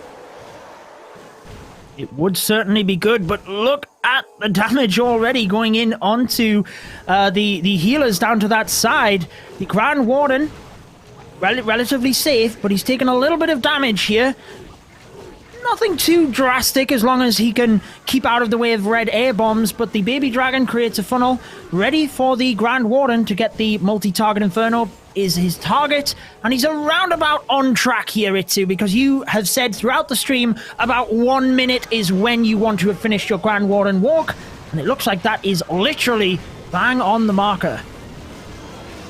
That's right. Now he needs to use his P.E.K.K.A. and his Queen everything to lure back the Warden. Otherwise, the Warden is going to do his own thing on that right side. The first healers are about to die already because they took so much damage from this Wizard Tower that their defense had like an easy way to take them down. Now it's all about how can those troops get into that Town Hall, get into that back end. The Hog Rush on the Siege Perks, I feel like were not worth it so much because the Town Explosion and the Bomb Tower are doing great work of taking them down. And I feel like this attack is not looking as good as we saw yesterday because the healers are just not switching to the P.E.K.K.A., which means if those tanks not getting healed up again, this is spelling bad news for those P.E.K.K.A. and for the attacker. Oh, just as you are saying that, I just continue to hear that noise as the P.E.K.K.A. are slowly being destroyed. All of the tanks in front there going down leaves the Super Wizards vulnerable. Whilst they can do a little bit of damage, they're really not able to get through here, and it's not the start that was wanted from JX Tiger. Darkus Muzhan looks like they have an early advantage moving into this one as we continue to hear the troops going down. The Queen is next on the hit list, and the Witches on the outside just won't be enough. Yeah, there won't be enough against like defenses like those Expos. They have a really high fire rate, which means those skeletons with the low HP they have no chance against this. The healers are trying their best to keep those witches alive, but there is no chance. And this is going to finish off with like an 82, 83%, which obviously is not the percentage you would like to go for. So 83, maybe 84 in the end. Let's see if this archer is quick enough. Ooh, nope. Not quite quick enough. Interestingly, Holy Light did start things off yesterday for JX Tiger with a 3-star versus Space Station Gaming. So they have a little bit of a slip up there, giving the advantage to Darkus Muzhan. Still 4 attacks to go. We've seen how impressive they were yesterday, so I don't think they have anything to worry about just yet. But we also know from last year, I mean, they qualified right into the final, just how good Darkus Muzhan are. And I'm interested to see how these roster changes are going to impact their strength as well. One of the new players already getting that 3-star, so arguably they have their more experienced players still to come. Yeah, let's hope so. Let's hope so. I mean, we saw JX Tiger such in a good way yesterday that I hope that they can somehow get back to this form. Would be kind of not that cool to have like a really one-sided match again, like the Tom Pina Empire match, where they really like show like their match was just incredible. They're showing their preparation, everything. So let's see if Darkus Muzhan can do the same, or if this was going to be a bit closer with the next attack failing or not failing. Let's see. We have a Super Witch attack once again on our hands. There are no lightnings, which most of the time is telling us this is going to be a Warden walk for that Town Hall, and exactly that is going to be the case with the Warden placed right on top of that base. He's got plenty of time to do so. Interestingly, Darkus Muzhan putting both of their newcomers into the roster up first to then finish with their most experienced players. And picking up on your point, Itsu, I think JX Tiger and the performance they showed yesterday are certainly going to be fighting back here. I don't think they could put up as good of a performance and then lose out so drastically today. So I'm excited to see how they come back. But the Grand Warden walk continues. Like you said, it's normally about 1 minute, so you have plenty of time to get in towards the Town Hall. The Rage Spell used just to speed him up through that area, because you always have to be worried about time with a Super Witch attack. But again, on this one, it is around about just the 1 minute mark when we are seeing the next set of troops being deployed.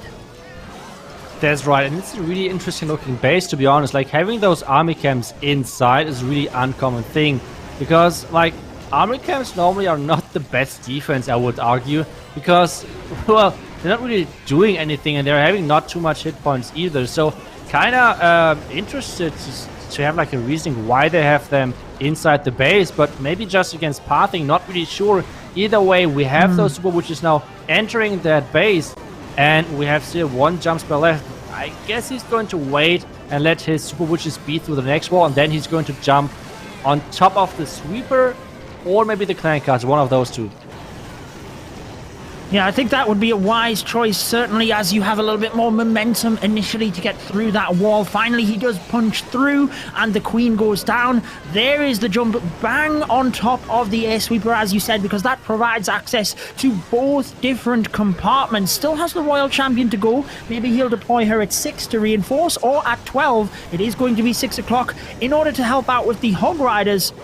It looks relatively good here as the Queen takes down the scatter shot. Yeah, the Queen takes down the scatter at the bottom side. We have that freeze. Maybe a Headhunter could have been really helpful over there as well. But you can see on the top left side, there is the entire Tesla farm still left. JX Tiger predicted the Warden walk, but predicted it on a different side, because this Tesla farm is only to mess up a Warden walk right there. And let's see if those witches can somehow speed things up, because time is ticking and we're already close to the 20-second mark. Yeah, he's going to have to use that Royal Champion's ability pretty soon, if nothing else, just to allow his cleanup troops to be deployed. There goes the Royal Champion's ability. Oh, the Skelly Trap is popped, and that's going to distract things moving down into the last couple of seconds. That could very well be the difference maker. We do have some high HP storages, but I doubt they would have got through anyway. A 97% on that one for Darkus Muzhan means that JX Tiger could very well fight back pretty quickly here. If they were to get a 3-star, they'd still be behind on percentage just that little bit, but they would indeed have their confidence back moving into the latter half of the war. Yeah, that's right. They need this 3-star to get back into this match. Need to make sure they're staying close to Darkus Muzhan. As you said, the percentage lead which Darkus Muzhan has right now is really, really large, considering that they had 100% and 99, so 97, so really close to this 200 perfect mark, which they could achieve. On the other side, JX Tiger in the first attack did not get that many percentage points, so now it's really important to get that triple in. That is Vic coming in, and he is going in once again with the same smash strategy, but this time he is not bringing a ton of earthquakes. Instead, he is bringing 2 jump spells to get through the entire base. Well, he did the exact same thing yesterday, and he did get the 3 stars. The base is a little bit more spread out, Itsu, so the jump spells probably provide him better pathing, and the earthquakes wouldn't necessarily give him his good value. Might have been able to reach everything there, but the 2 jump spells just actually is a little bit more secure, as he uses one of them for the outside of the base. Yeah, using one really early on, making sure his troops can actually get into that base. On the right side, we have the Siege Barracks with the P.E.K.K.A pushing everything inside, making sure those troops that have actually like a clear path through the base. Now that freeze, making sure everything is staying alive. The Rage, the Water ability is going to be used in a second. And this as an entry is looking really, really solid with that jump, giving it the access to the entire base with his smash.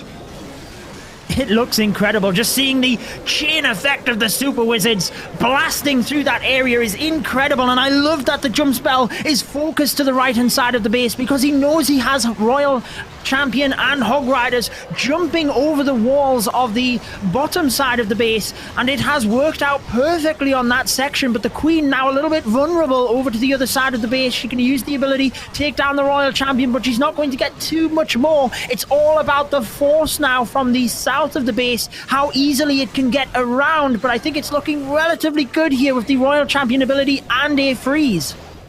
This is looking really good. With over 1 minute left, I think we saw a lot of time fights already, but this one is looking really solid with those Hog Riders, with the Royal Champion ability, as you said, and another freeze. So if something is going wrong at this point, he can just make sure everything is frozen with the Royal Champ ability. It should be an easy way to finish things off.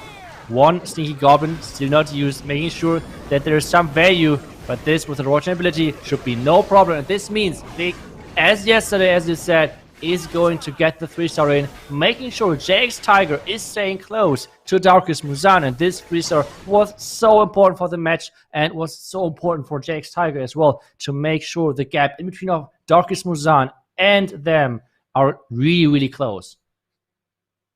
It certainly was, and Vic told us that his favorite troop is the Super Wizard, so it's no surprise that he utilized that within his army composition, getting exactly what was required. The 3-star ties things up now on stars. Yes, Darkus Muzhan still have that little bit of a percentage advantage, but after 2 rounds, it looks a little bit more difficult to call. We knew this war was going to be a close one, Itsu.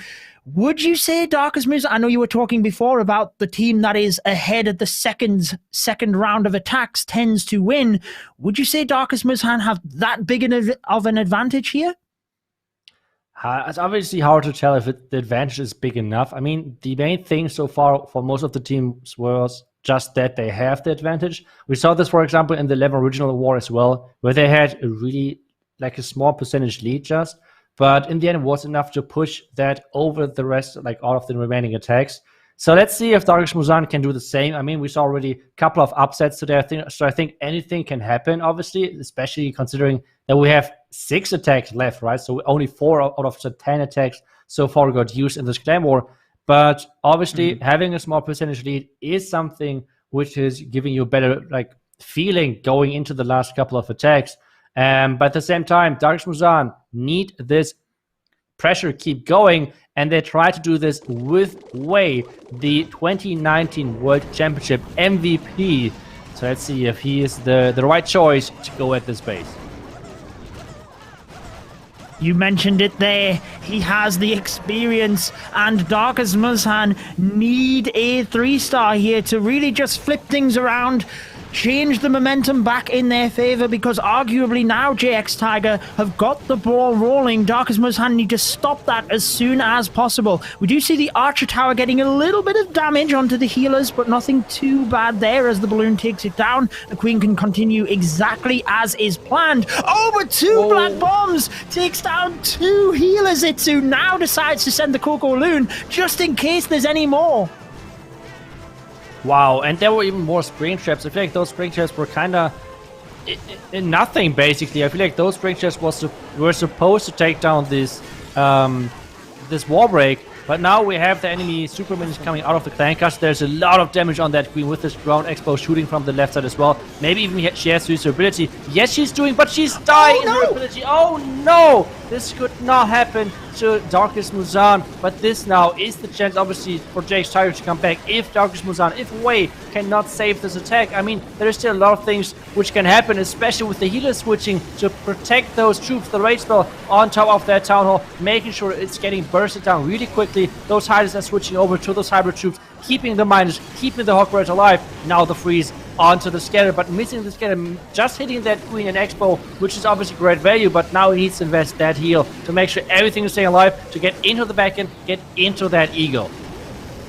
Losing the momentum of your Queen charge so early on is crucial, but Wei is doing everything he can to respond here, and I have to say it is an absolute masterclass, because the Hog Riders and Miners have shredded through this base. And as long as he can get the single target Inferno, it could still happen. Skelly Traps pop. He's got Hog Riders and Miners now closing in. A bunch of Wizards that would help clear the remaining defenses. But can he get that single? I've just noticed the Pecker at the top right of your screen as well, which would be huge in finishing this off. Single target Inferno goes down. Itsu, can he still do this despite losing his Queen? He absolutely can at this stage. Wow, 30 seconds left and only a couple of defenses with this war to stay alive, and obviously this P.E.K.K.A coming in as well. Wei is showing why he was the MVP of 2019, the World Championship. Taking this home from this start is quite impressive, but at the same time, what we have to mention as well was the trap placement of JX Tiger. I feel like there was not a single trap, not a single spring trap against this hybrid. I feel like there were no hogs, no miners flying whatsoever, so that was a huge surprise. Maybe they predicted some sort of a different entry when it came down to the Queen charge. Either way, the traps did not work off or paid off in this base. So Wei somehow was able to save this and still making sure that this match is in favor for Darkest Muzan. Yeah, maybe they were expecting a P.E.K.K.A Smash style entry whereby the spring traps wouldn't have really impacted them, but either way, being able to switch an attack just like that when you lose your Queen is ever so impressive. He did get quite a bit of value before she went down, but the fact that she went down and he still spun it around was fantastic. And you have to say the hybrid was deployed super quick. His reactions were very, very quick. He didn't wait around and think about what he was doing. He just knew he had to send that hybrid in to fix the attack. Yeah, that's right. And something which is important about hybrid to mention is that when the Queen is dying, it's not the end of the world, because those healers are going to transition over to the miners, to the Hawk Riders, and going to heal really nicely. And let's see if JX Tigers can once again get back, get on the same level as Darkest Muzan when it comes down to the triple count. And they're trying to do this with this Super Witch attack. And he is bringing a skeleton spell for the backhand. That's really interesting. That's normally done to kind of like tank a single Inferno Tower, for example. So let's see where exactly this is going to be used to distract some of the defenses, or maybe even a hero. Either way, the one Watchtower Forest looking pretty solid. There's one Archer on the right side and doing some funneling as well. Like, obviously you want to do the cheapest funnel, but only using one Archer, that's a pretty cheap funnel indeed. Yeah, when you're funneling, you do have to consider how long it's going to take that troop to get through as well, because that's obviously a factor on here, but he has managed to get the funnel set, everything moving on the inside. We've still got the king on the outside of the base. I keep getting drawn down to the troop bar, Itsu, because it is so long with all of the variety of spells he has. But let's focus on the attack with the jump spell, giving him access into the center. That will mean everything is tanked. And yeah, the skeleton spell is going to be used probably for one of those scatter shot on the outside of the base. Yeah, trying to distract the scatter, trying to distract the enemy queen, obviously, as well, or the royal champion, or maybe even the enemy king. Let's see where exactly he's going to use that. So far, not have been used. The freezes and the invisibility spell, obviously, are going to be used for those back-end defenses to keep the royal champion alive. And this, so far, is looking, I would say, interesting, because most of those super witches died eventually. Now it's all about the queen, and she's dying her ability as well. No. What is going on? What is going on? You should always use the queen ability early enough, especially if their defenses like scatter shots, like the enemy defending warden. Things like that are really scary to their queen, and the auto queen ability is not always protecting her from things like that. And we have the healers with that super witch at the top side. The royal champion, meanwhile, is trying to get to the bottom, now freezing up the expo and the warden together. Judo, can this still somehow be a miracle run and be a triple, or it kind of looks like a defense? What do you say? Yeah, I would think so. He did very well with the spells for the royal champion down towards the bottom of the base, but I just fear with the expo in combination with the archer tower, there is not enough. You picked up on this yesterday, Itsu, but you always have to be careful when there is a defense that can do such incredible damage to your queen in a single shot, and we've seen it there with the Grand Warden statue. The ability was not enough. What a game changer that could have been had the queen have taken down that expo and the Grand Warden altar.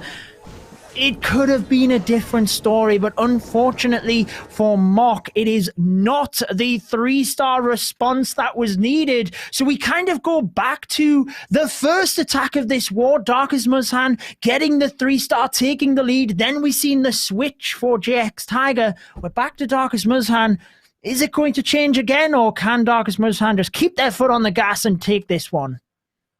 Yeah, it kind of seems like, considering the last couple of matches which we just saw, it feels like the team which had the lead is always just keep going, and especially if that team is like one of the World Championship finalists, because so far those teams were on fire today. Only one team of the newcomers were able to beat one of the World Finalist teams, and Darkus Muzhan so far is looking really, really good. Even attacks which were kind of going wrong, they somehow managed to get a comeback, which is key right now in those clan wars. And getting even like a 3-star out of this, or getting even like a high percentage, is important. And we have Tai from Darkus Muzhan coming in with some dragons. Let's go! Dragons are in, and I'm super excited. Well, Tai was one of the members of Darkus Muzhan last year. He only dropped one attack throughout the finals, and can you believe it was a 99% as well? So let's see what he has in store for us here with the E-Drag, hopefully taking down that royal champion. She was under the poison, but it just wasn't enough to get. How crucial do you think that is, Itsu?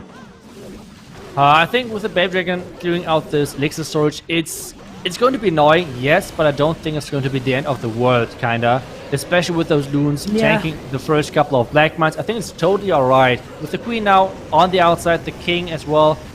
The more annoying thing is going to be that this king is walking inside. With the king walking inside, it is going to lure out the clan castle if there's like a hound or something ground army based in the clan castle, which it actually is. So there's the hound in there. The hound is in there, which means the hound is going to like stall out the dragons a ton. And now we have this queen still on the outside, but with this king walking on the inside, this is not looking like the best entry he could have hoped for.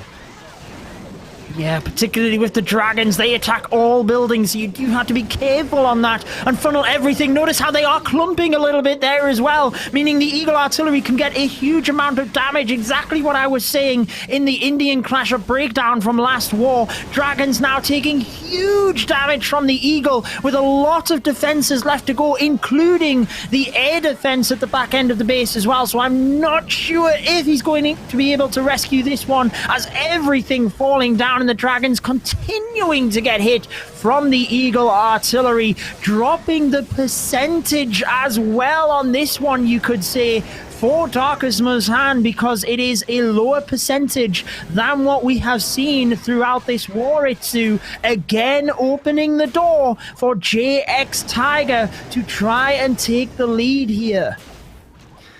Wow, I really feel like those dragon attacks really underperform. Like this is like how many dragon attacks? We did not have too many, right? And then one dragon attack did triple. Yeah, but except this one dragon attack, I don't think a single dragon attack tripled so far. Considering that most of the strategies are like around the 50 to 60% hit rate roundabout, this is not the highest hit rate I would go for strategy-wise. So maybe the players are going to keep choosing not to go with the dragons, because this attack right there is a really good chance for JX Tiger to come back, because if they're going to triple, they're once again right next to Darkus Muzan. They're still going to be in the lead percentage-wise, like 0.6% or something like that. But still, it is already like a step into the right direction. So they need this next 3-star, and that's going to be key to come somehow getting the comeback in this match. Yeah, it's definitely going to be a nail biter, and I think you hit the nail on the head earlier on in the stream, Itsu, when you were talking about Al Mualin of Tompanai Empire, because he used to use the dragons, but now the Inferno dragons are arguably stronger, so he's basically merged his favorite strategy with the current meta, and I feel you always need to take that into consideration. You do need to think about what are arguably the stronger troops in the game, whilst keeping your own style and playing to your strengths. And maybe that is where, if some people are thinking about using dragons, they should maybe be looking at Inferno dragons. It's difficult to say, obviously, with bases being individualized, but I think that was a really important point you made earlier.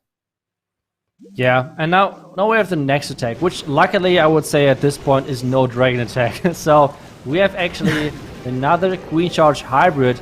And that's kind of interesting. I don't know if he tried, like, if he forgot about opening the Clan Castle, or like what exactly the purpose was of having that Clan Castle flying so far. But either way, it seems like it worked out. He got everything he wanted to get, I guess. And now it's all about the Queen Charge. But there are super minions still there, and they're going to hit those healers. Yeah, he's going to take a little bit of damage. Does he lose one? He does lose one healer. So a little bit of an error there. Fortunately, the Queen stepped up and did take down the super minions.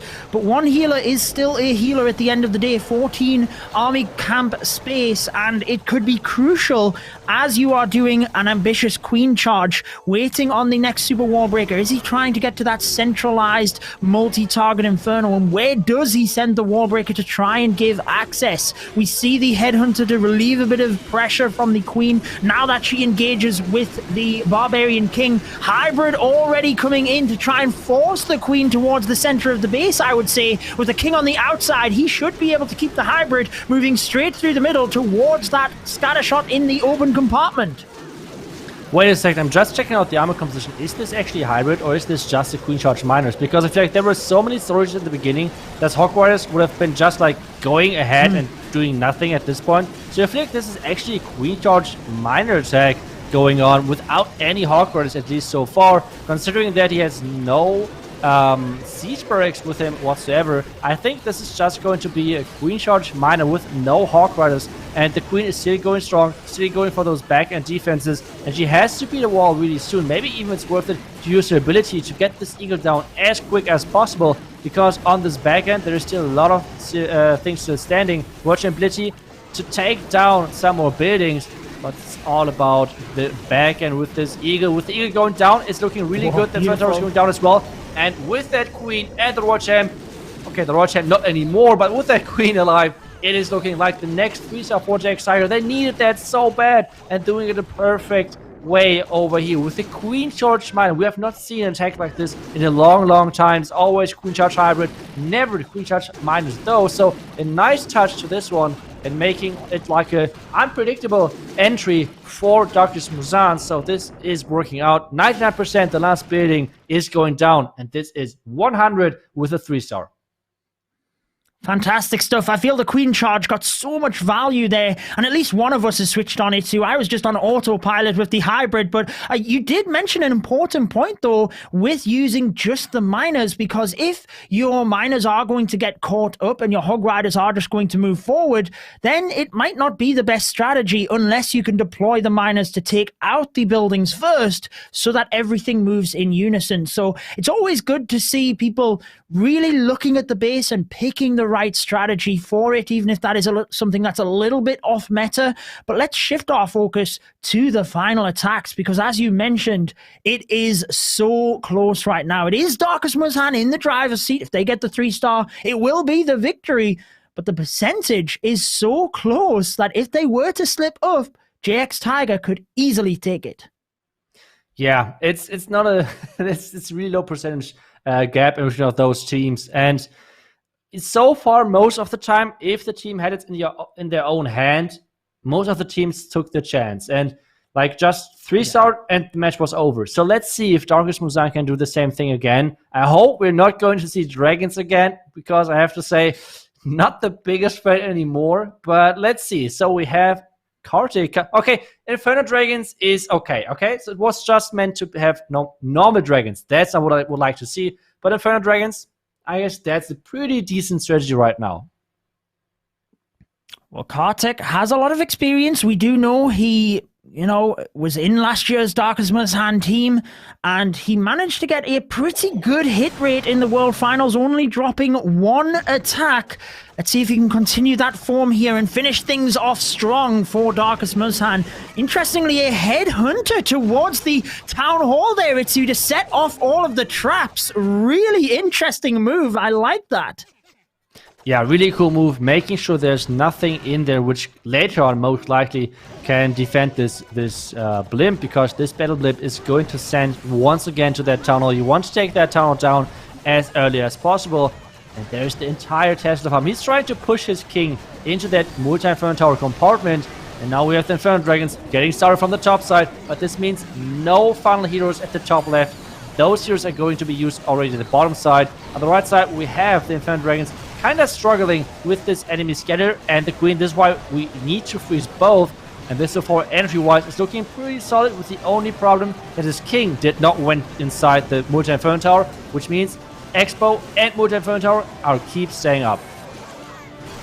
Certainly are. He has to use the Queen's ability as well, which means she will activate the Town Hall, but might not get through. So this Battle Blimp is so important to get on point as we move through the base. The Battle Blimp should be able to get that. Inferno Dragon still doing a great job. He didn't really use many of his skeleton spells to distract the scatter shot in the center of the base, but he does get through it. Still has the Royal Champion only just being deployed, and I like the fact that he keeps the momentum moving with the spell. The final multi goes down. It looks good here, Itsu, with the Royal Champion ability left over. Tons of Inferno Dragons, but just as I say that, Black Bombs go everywhere. Royal Champion's ability goes off. We only have 1 cannon left, and down it goes. Darkus Muzan taking things into their own hands.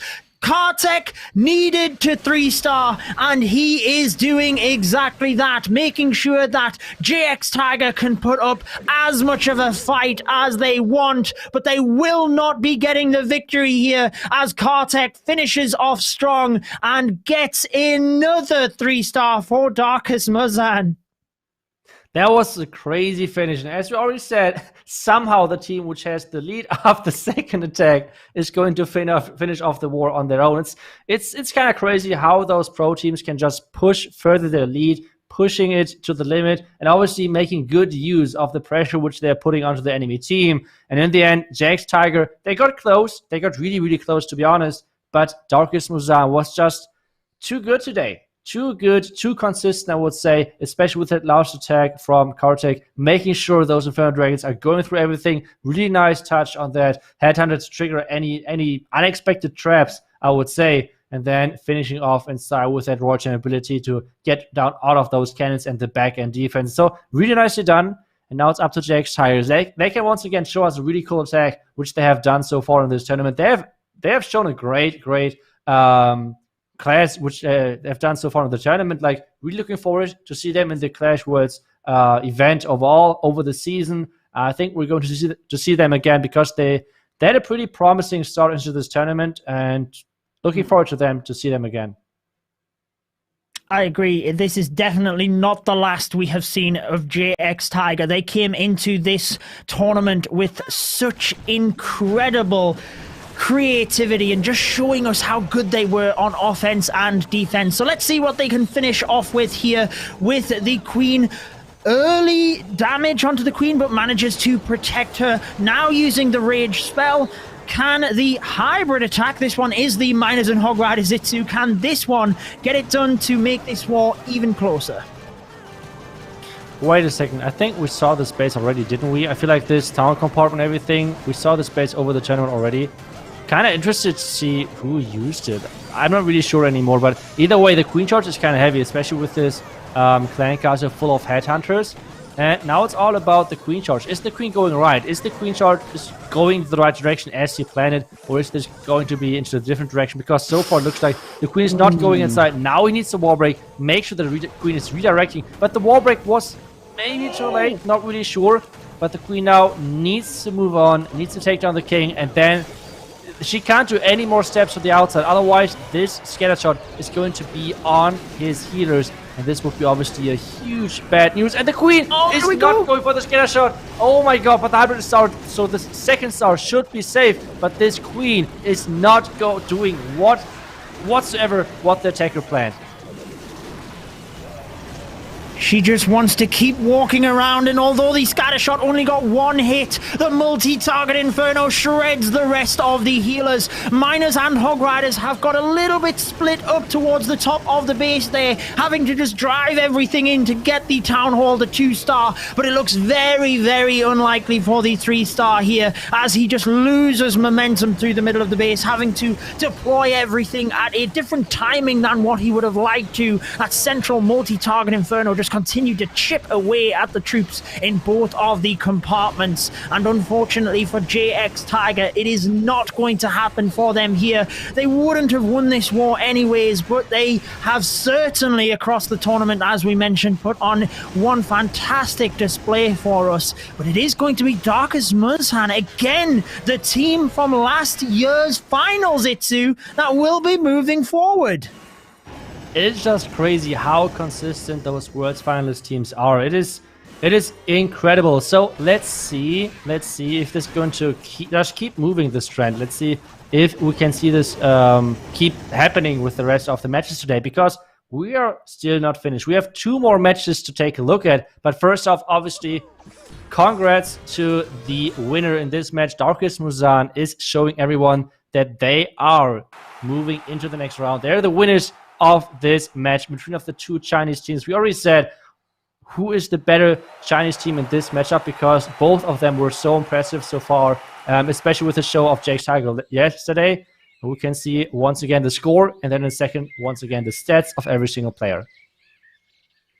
The Chinese community going head to head. Interestingly, we didn't really see too much of their P.E.K.K.A Smash variant, but it was Darkus Muzhan that were victorious, really pulling through with your, like you said, consistency, Itsu, getting more 3-stars than JX Tiger and also having that percentage lead as well. So that was an incredible war. 2 more to come, but I'm looking forward to seeing your breakdown on this one, Itsu. Yeah, I'm going to go with the Queen Charge Miners. I feel like we have not seen a Queen Charge Miner in ages, so I feel like highlighting why exactly he chose that and why exactly Queen Charge Hybrid is better than Queen Charge Miner is better than Queen Charge Hybrid in this specific case is really important, because one of the strength and the power of a Queen Charge Hybrid is that Miners and Hog Riders are staying together.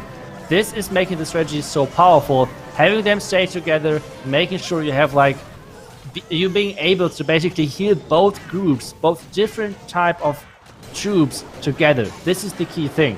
And taking a look in a second at that town compartment, you will see exactly why it was the right choice to not go with those hogs and miners instead just the miners. On the beginning, the queen charge was a bit shaky in the beginning, especially right now. It's like 50-50 where the queen is going, if she's going to the bottom side maybe, because if that would have been the case, this queen would have been out of reach of for everything basically. Especially the scatter would have been a huge problem, but instead she's doing the right move, going into that scatter, taking that down. He's waiting for the enemy king to engage and then play this nice headhunter.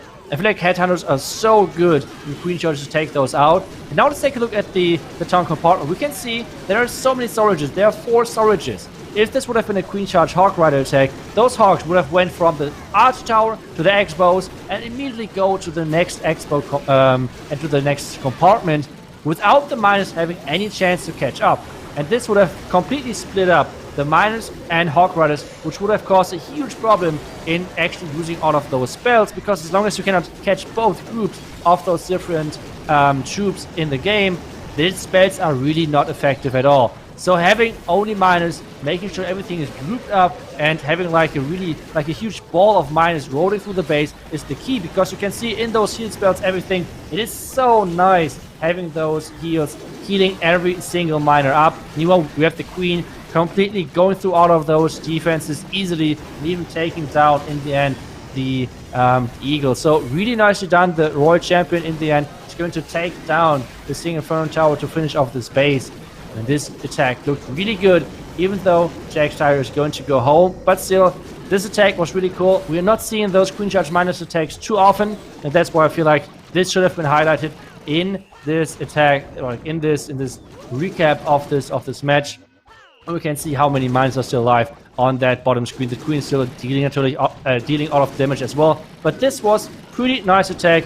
Really good army choice, in my opinion, because like I said, miners doing a great work, sticking together, being open for all of those spells, and that's exactly how you should choose your army. So really nicely done.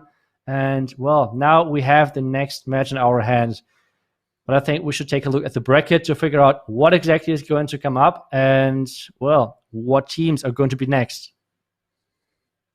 Yes, we have HT Family versus Aphelion Esports. Now, Aphelion did get a perfect war yesterday, so excited to see if they can progress. But then we have Vatang and Method to Madness after that. Method to Madness, very creative in their attacks yesterday. So 2 very exciting matches to find out which teams will be progressing to next weekend. However, it is HT Family and Aphelion first, Itsu. What's your thoughts on this war?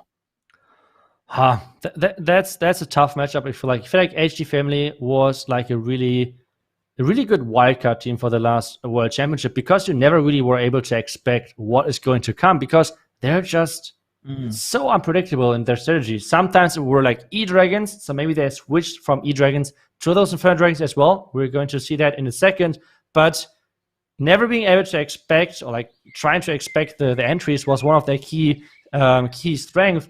And now with Aphelion Esports, which had the perfect war yesterday. So going into this matchup with a huge confidence boost. So I feel like this obviously is like a really good thing. So it's hard to predict anything on this matchup. I think it could go either way. Or what do you think?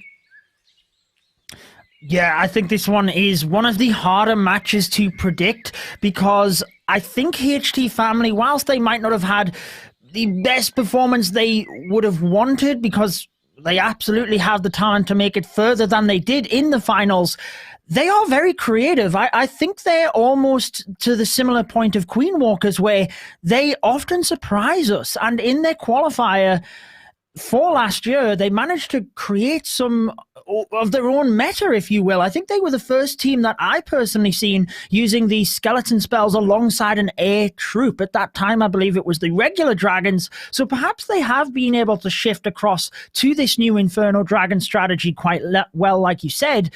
So it is a tough one to call. Yeah, that's true. So super excited to have the first attack already on our hands. And well, I think it's all about, once again, the start. It's all about, once again, the start. And actually, HD Family say like, no Inferno Dragons for us. We're still going with those Electro Dragons. That's what they were so good at last year, like just using those Electro Dragons to perfection. Being able to surprise a lot, because to be honest, when you're testing a base right now, you're not testing Electro Dragons a ton, because they're just so base dependent and most of those pros are not using them.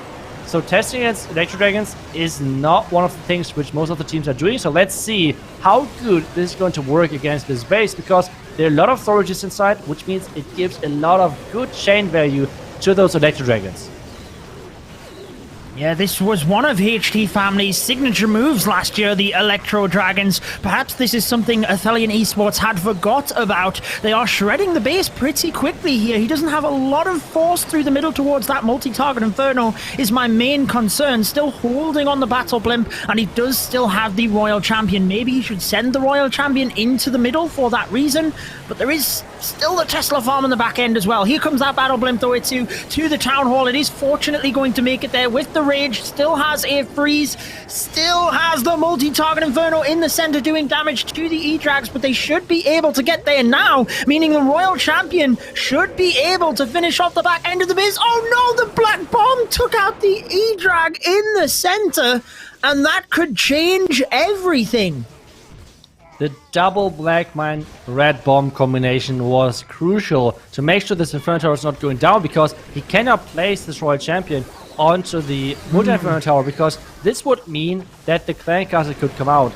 I don't think there was enough coming out, so I feel like it should be a Hound in there, and this obviously would have been really annoying for the Royal Champ. Now she's getting closer to the range. Let's see what is in there, and there is the Goblins, there's the Hound, so we were counting right, and this means he did not want to lure out this Hound. Eventually it's going to happen anyway, but with this Town Hall, like with this Inferno Tower not going down, that was the key. So yeah, in the end, Electro Dragons did not work out. The special ability of HT Family, yeah, found the master, and this was Athelion Esports. Hindered straight away. If only the E-Drags could have got through, they would have been able to chain through the Clan Castle and Gold Storage towards those final defenses. The Expo and the Archer Tower could have been a different story, but great trap placement on that one means that HT Family didn't quite get the 3-star and kick things off as they would have wanted, and as we have seen in a couple of the other wars today. So Athelion Esports with a perfect war yesterday. Itsu, this is exactly what they would have wanted. Yeah, starting strong into the match is obviously key, and we saw this already over all of the matches today. So with having this possibility of start, with starting at the 3-star and having the enemy to fail, this would be huge to them, obviously giving them the freedom to do whatever they would like after that. So really looking forward to the first attack for Athelion. Maybe they're going once again in with some crazy Lalo plans. I feel like they were one of the teams which did a lot of Lalo attacks and had a great success, obviously, with that. So hoping for some crazy ideas, maybe some log launchers, but I mean, let's see what is going to come in a second for us, I guess. Yeah, I think Athelion actually had a good diversity of attacks yesterday. They definitely showcased the world that they are ready for this year's World Championships, because we did see them in the scene last year qualifying into one of the qualifiers, but didn't really make it too much further than that, and maybe people were underestimating them this year. Here we have Maz with the opening attack, and it is the Super Witches to start us off. We've seen quite a successful hit rate with this strategy. So Athelion Esports will be wanting to continue that trend. Yeah, let's see where exactly he's going to put those those lightnings down, because he's choosing to go in for the scatter with those lightnings, which is quite interesting, because if you take a look at the right side of the base, there's an X-Bow, Single Inferno Tower, and the Warden and even Cannon to take down with lightnings. But instead, he's choosing to go with the lightnings for that scatter shot. The wall break did not work at all. And now he somehow needs to make sure that the pathing into the Town Hall is set up. But so far it looks like there might be a Tesla farm in front of this King. Super Witches are getting placed to lure over the Warden. Warden, come back, please. Follow those Super Witches and help them to get into the base. He just about did. It looked scary for a moment. It did look like he was going to move around. Loses one healer to the Black Bomb there, so quickly sends in a Coconut Loon alongside the other ones as well, because the balloons should move from the cannon and round to the defenses in front of the Town Hall, meaning he can use the ability later on to protect them. He does have the force in towards the Town Hall with another Super Wall Breaker deployed, trying to get a little bit further, so he can use the jump by the Wizard Tower. Itsu, there is another Black Bomb found. Really just showing you at home the importance, if you are doing a ground style attack with the healers, you have to have some balloons to test. And now the perfect warning ability to push everything into that core, making everything invincible, getting into the back, and the enemy Royal Champion is getting completely taken down. Meanwhile, a couple of troops are still further back, getting delayed due to the Lava Hound exploding, and all of those lava pups are getting spawned. But now it's all about the back, and the Royal Champion having a lot of damage on her. He needs to freeze that single Inferno Tower. Nicely done. Royal Champion ability is getting used as well. But still, there's a lot of damage. He needs to freeze one more time. And with that Skeleton Trap, I feel like the Royal Champion might be go down. And this is obviously not good news for Maz at this point, because you want to have the Royal Champion on the back end, taking down those defenses, because those Super Witches are just so slow. And now we have the Queen taking down the next couple of buildings. The Inferno Tower is finally going down with that Warden. But there is still some more defenses to go, and it's only 50 seconds left in this attack. I have to say, I am quite surprised when I seen both of those single target Infernos. I thought it was over, but they've both managed to go down. He still has the Queen ability, doesn't have pathing in towards the Eagle is the main thing here, because with the Queen ability, he might be able to get time done. He might be able to get it done with time, but now that she's going through the wall to the Eagle, she has to go through another wall to get back out. So just like that, it is not going to happen, most definitely. Looked kind of promising after we could have almost thought it was definitely not going to happen. But Aphelion Esports not able to capitalize on the opening two-star of HT Family, rather. So it's pretty much neck and neck after the opening attack here. Itsu, not quite the start we seen in the previous war, and it's HT Family that have a slight lead on percentage. Yeah, a slight lead in the beginning is always key, and now going to the second round of attacks, let's see if one of those two teams can like push ahead and get the first 3-star in.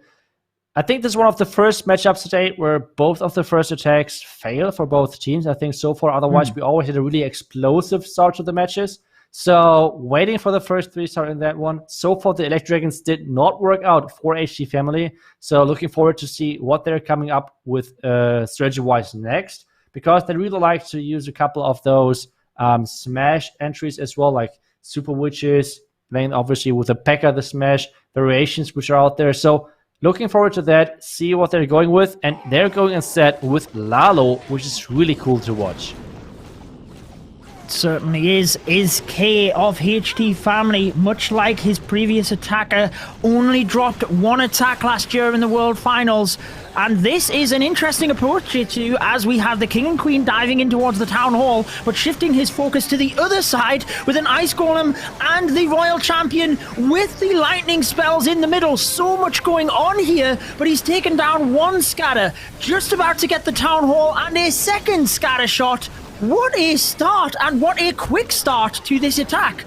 Oh, the Queen. Oh no, Oh, the my Lava word. Hound completely tanked that Queen. But the Queen is able to take down the tower. That was important. With the last shot before she was able to go down, really crucial finish to that Town Hall. Now it's all about the minions finishing off those lava pups. The Queen is in that entry as well, trying to somehow get those Lava Hounds out of the way early. The loons are now coming in. With those headhunters now, he should be able to take the enemy Queen down.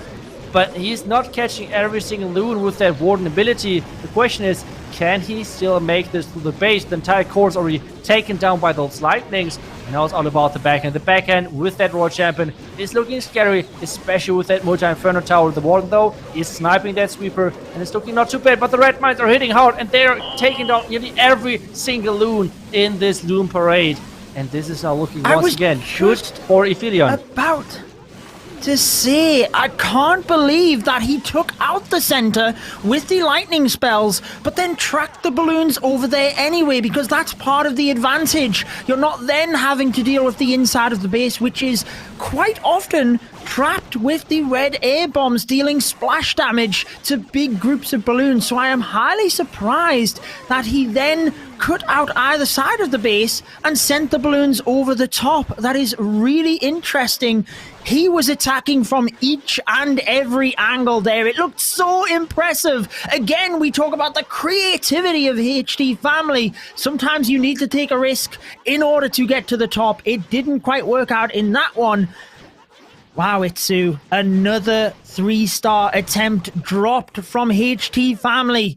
Aphelion Esports, with a perfect war yesterday, can start to apply the pressure and pick things up, but can they do it is the question.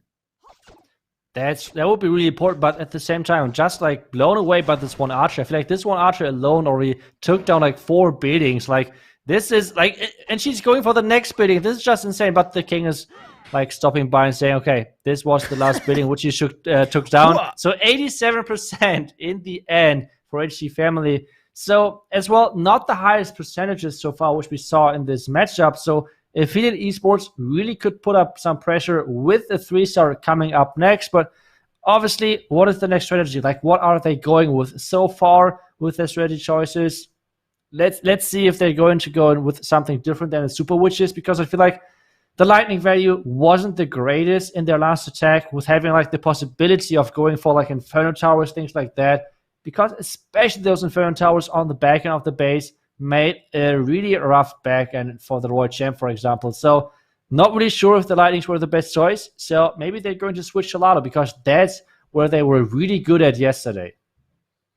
Yeah, they had a couple of very overpowering lava balloon attacks as well, didn't they? Where the balloons just had the entire pack to finish off the base. So maybe they default back to their strength. Either way, they do want to start applying the pressure. It is Sammy up to attack, and it is the P.E.K.K.A smash. We do have a Lava Hound, which means he's trying to get the Battle Blimp deep in towards the base. Ooh, interesting here to go in towards the Town Hall with that Blimp. Oh, that was interesting blimp, I would say. I feel like I first thought, okay, this is going to be a Blizzard blimp, like where you put those invisibility spells for those super wizards.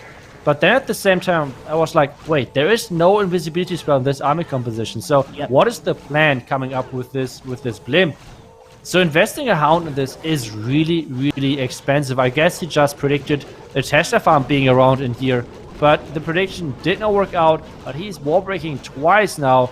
Those wall breaks looking pretty solid if everything is going as planned. So let's see if he can somehow manage to make everything work, because so far the Hound was a pretty expensive investment. I would agree. I looked immediately down towards the spells and didn't see the invisibilities, but he must have had some sort of plan there, so he still believes the rest of his troops can 3-star this base, with the Queen diving in towards the Town Hall. That will secure this area, and then he can easily send his troops in towards the single. Obviously, a nice freeze anticipated on the Town Hall to protect the healers. King is going to dive in to the top area of the base, and he has easy access through with the jump spell now providing him value in towards the scatter shots in the center. Yeah, it's looking really, really good. Those boulders following nicely, but all of those splash damage buildings, and especially those traps, are like every single trap is placed against those boulders. This is crazy. There's only one boulder left in this army composition, and those P.E.K.K.A are having a rough time to tank all of this, especially now with the red bombs and a second red bomb, and there are no healers left at this point. Another couple of skeletons at that top side to protect this multi-inferno tower and makes the life of this Royal Champion really miserable. It's all about the back end though. Can he still make this? He has no spells left, but a lot of troops still left alive, and especially the Queen ability still not used yet. Yeah, he might have lost the healers, but he managed to protect the P.E.K.K.A long enough through the base that they are still on the back end, tanking for that Royal Champion who has a slither of health. Oh, the Expo turns and takes her down, but the Queen still manages to revenge her with the ability intact. Presses it now. There are a couple of defenses left. The the P.E.K.K.A continues to tank for the Archer Queen. One cannon is the remaining factor, but how damaged are these storages at the top? I don't think he got any damage on them, so it's unfortunately not going to happen because of time.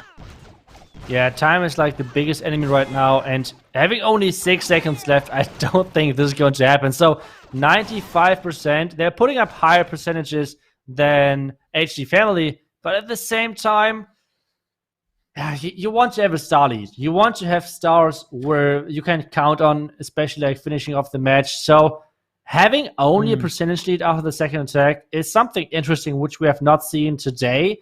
Maybe it's though after the second attack, for both teams, obviously, going in, they have the lead. And so far, most of the teams which had the lead after the second attack were able to push this over the finish line. So let's see if this is going to be the same case in this match, even though we have not seen a single triple just yet, which is kind of surprising, especially considering that Aphelion Esports yesterday had a perfect war against their opponent there. So not really sure what is happening, but let's see. Maybe HG Family can turn things around with their next attack. Well, one team is going to have to step it up, and we do see it time and time again, don't we, where if you slowly chip away at the percentage, you can get a percentage lead, but you can easily lose it right at the end. ICU of HT Family is attacking with the Dragons. I mentioned they used them a couple of times last year, and it is the Drag Bat variation. Now, the Dragbat is the one time we've seen a 3-star with Dragons in this tournament, so let's see if he can change this around. An early stab in towards the base with the Dragons. Nice ground warden ability helps to protect the Battle Blimp moving through as well, and the Dragons are responsible for taking down the heroes. I'm surprised he didn't try and sneak in a couple of headhunters there actually to speed up the process. Yeah, but with those headhunters, you would lure out the clan castle if there's a hound there. We had this earlier today where the king ran into the base, lured out the hound, and that was really bad news for those dragons because they were stuck on them for so long. Now we have the queen on that outside, having to use her ability. The dragons are doing a great work. They pushed really deep into that base. Now it's all about 2 wizard towers on the back end, and obviously still that multi-inferno tower, which could be sniped with that royal champion, which still needs to be placed. And maybe this is going to be enough with the dragon attack. We have the bats going through. The royal champion is getting deployed onto that multi-inferno tower, and now it's all about the multi and obviously the scatter. He's freezing the scatter, just making sure that there is no chance with that. He has 1 freeze left, and Judo, I think this is going to be the first 3-star of this match, just freezing over there anyway, even though the multi is already going down, but still freezing the skeletons might be a good choice. And now with all of those cleanup troops deployed, and obviously still the Royal Champion ability left, this is looking really solid for having the first 3-star in this match to put some pressure on the Aphelion Esports team. Well, HT Family gave them an opportunity, not once, but twice. Look at all of the giant bombs over towards the town hall. Aphelion Esports were not able to capitalize on the doors that were opened for them. So HT Family have said, well, if you are not going to 3-star, we might as well do so and put the pressure, as you said, onto Aphelion Esports. We know how good they are at attacking. They got a perfect war yesterday, so now they have to respond. Otherwise, at this point in the war, we're already halfway through, could easily slip away from them. Yeah, I really hope that we're going to see some Lalo attacks. I feel like that's where they're really good at. Even though the last attacks were really solid, they were just like getting a bit unlucky as well with like so much splash damage on those healers, especially I think with the ego targeting the healers. So things like that obviously can happen, but still they need to come back. They need to get this next 3-star in, because otherwise the pressure which HG Family is building at some point it could get too big. So let's see how they can handle this.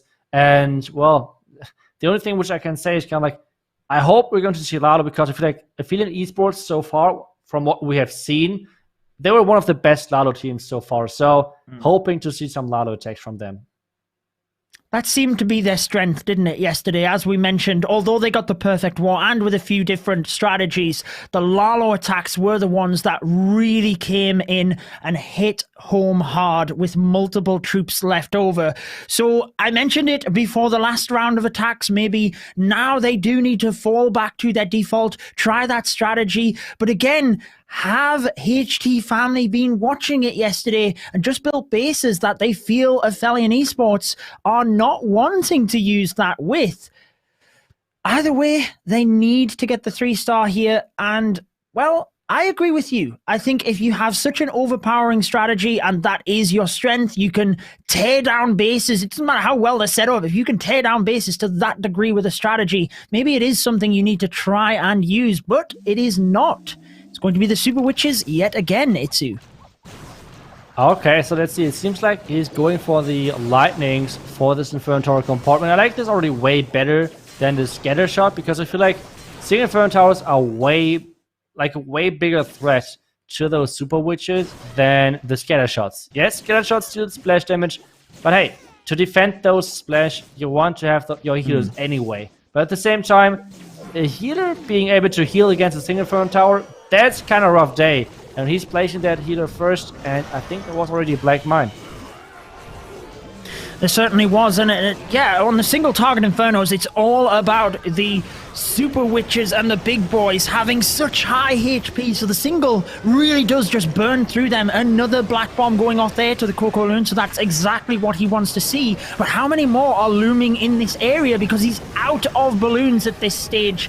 As we get through to the Town Hall, the Queen takes that down. We have a jump spell to get into the base, and he has an invisibility spell, probably for the Royal Champion on the back end of the base as well, although the King is struggling a little bit up there. He wants him to get in towards the scatter and the enemy King, taking some time to get through that though, and I'm not sure he's going to.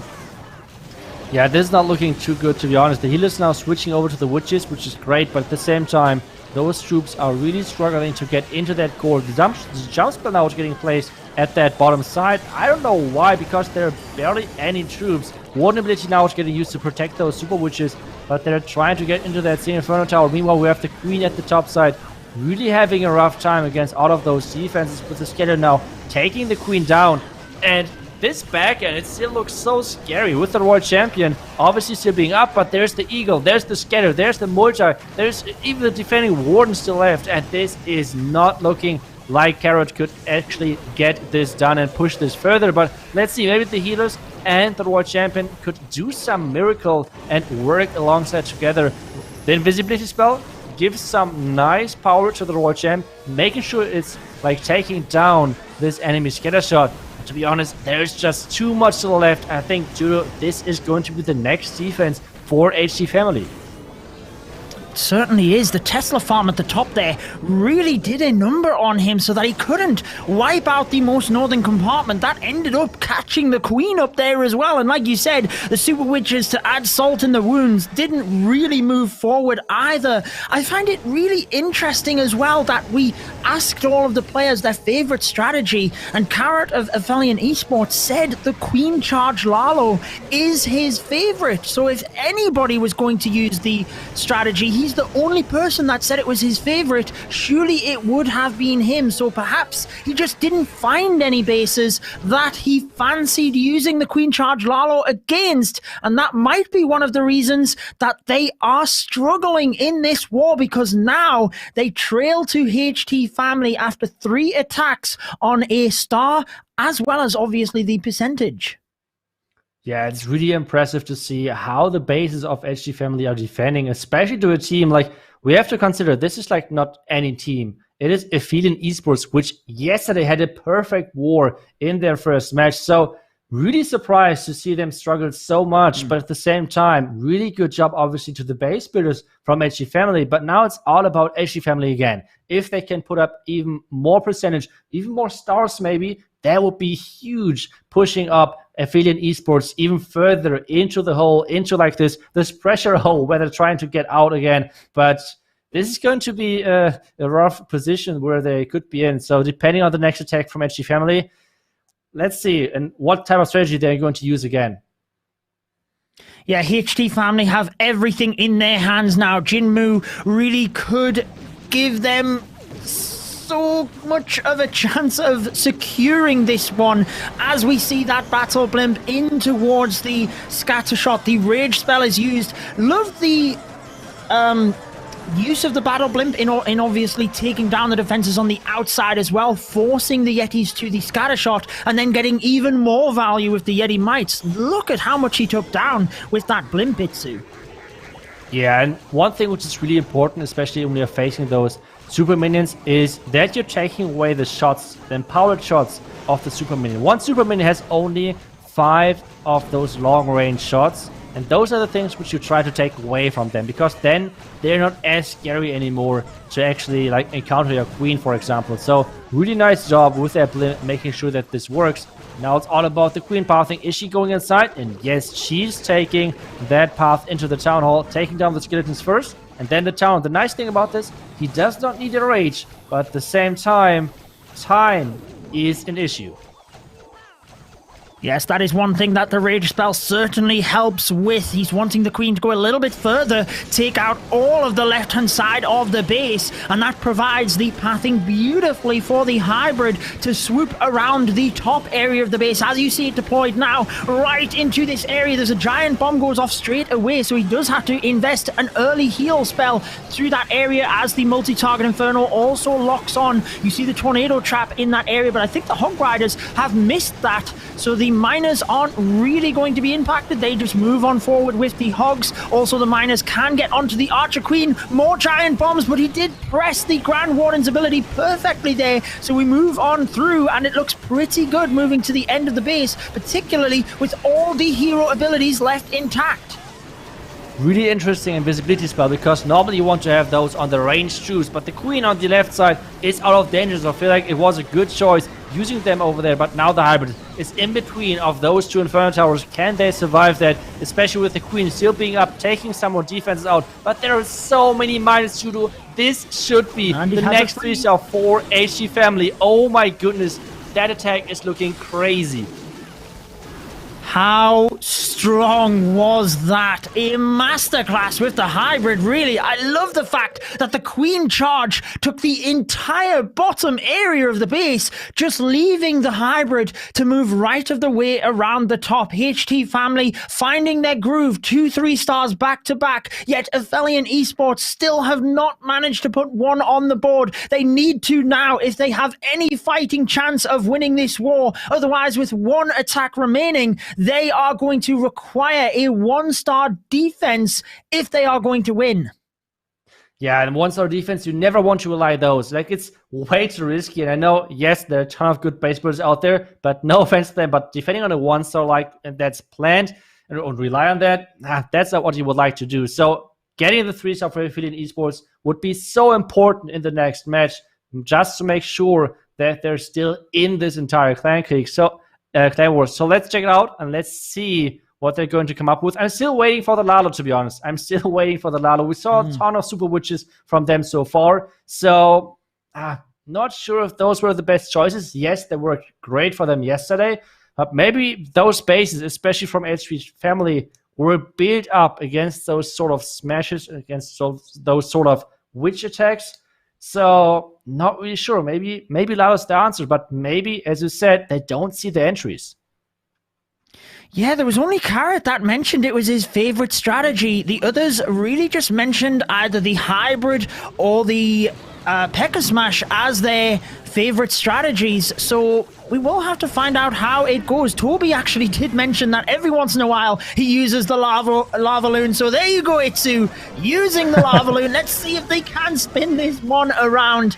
Gets the Town Hall early with the Battle Blimp, and that's always a good thing. Getting the Town Hall early because of the Giga Bomb. Yeah, that was really, that was an entire Warden Walk trap. Like, take a look. So many skeleton traps, so many Tesla over there. That is a pretty big investment as a base builder, but at the same time, taking that out for free basically at this point is a huge thing. But he needs to funnel. He needs to funnel this Dark Elixir storage. Otherwise, the king is not going to go for that eagle. The king is going to go for the wrong side, and that's exactly what is going to happen. This is not how he was planning those things out. And now this Royal Champ needs to take down the eagle, which he is. So that's good. But at the same time, the king is not getting as much value as he could. Yeah, he's kind of... he's still getting okay stuff down here. He got the Eagle Artillery, but like you said, just not going as planned. And this is where you really see the pro level, I feel. If something is not going to plan and you can switch it around, we've seen that multiple times today. That is when I am most impressed. The Headhunter does lock onto the Queen. Oh, she goes down because of it as well. Yeah, she goes down. That's like one part of the problem, but he had to invest 2 freezes to keep her alive, and she didn't even stay alive. So this is a huge problem for Toby. He uses the water ability early, rages things up. The Tornado Trap is catching that Hound, which is actually a good thing because the Hound is tanking nicely, but the Tornado Trap is being a huge problem, but should be alright. Taken down. Now there are the Headhunters taking down the enemy queen, and the Nado is moving into the backhand. This backhand scatter, like, just remember, he had 2 freezes. He had 2 freezes, which he invested early. So maybe those 2 freezes would have been a huge change in this attack, but it seems like the enemy Royal Champion is still alive as well. If the Queen had have took that down, or if he had have used the freeze, it might have been different. But because the balloons hit multiple red air bombs on their way across, it only required 1 hit from the scatter shot to take those down. So unfortunately, it's again not the 3 stars for Athelion Esports. It is all in the hands of HT Family now, as they have 2 3 stars on the board. The minions can try and finish things off, but with the Grand Warden statue looming behind the clan castle, it's not going to happen. And one lonely archer, I don't think, will get to a max level wall in time, Itsu. So HT Family in the driving seat. It would have to have something horribly go wrong now if Athelion Esports were to come back on this, because they find themselves 2 stars behind. Yeah, it's going to be a really big challenge to come back in this match, but at the same time, we want to see some more crazy attacks as well. Witness some more nice attacks. And HT Family are slowly turning like the speed and the explosion on. After having like a slow start, they're slowly catching up on that and finishing off with like 2 3 stars the last 4 attacks. So let's see if they can finish the entire matchup with another 3-star, which would definitely give them another boost going into the matchup for the next week and go into the next round. But let's see if they can actually do that. Otherwise, 1 star would be one thing which somehow gives Athelion maybe a chance, but they still would need to triple for that. Well, we haven't seen one star the entire tournament. I think Banal gave us the closest chance of a 1 star, but then recovered it towards the end as well. So something drastic does have to happen here. But it is Fire of HT Family wanting to finish off in style as well. They will want to win this war convincingly so that they can move into next weekend full of confidence. And it is an early battle blimp with the Raged Yetis trying to take out maximum value, luring the clan castle and also getting the expo deeper into the base as well.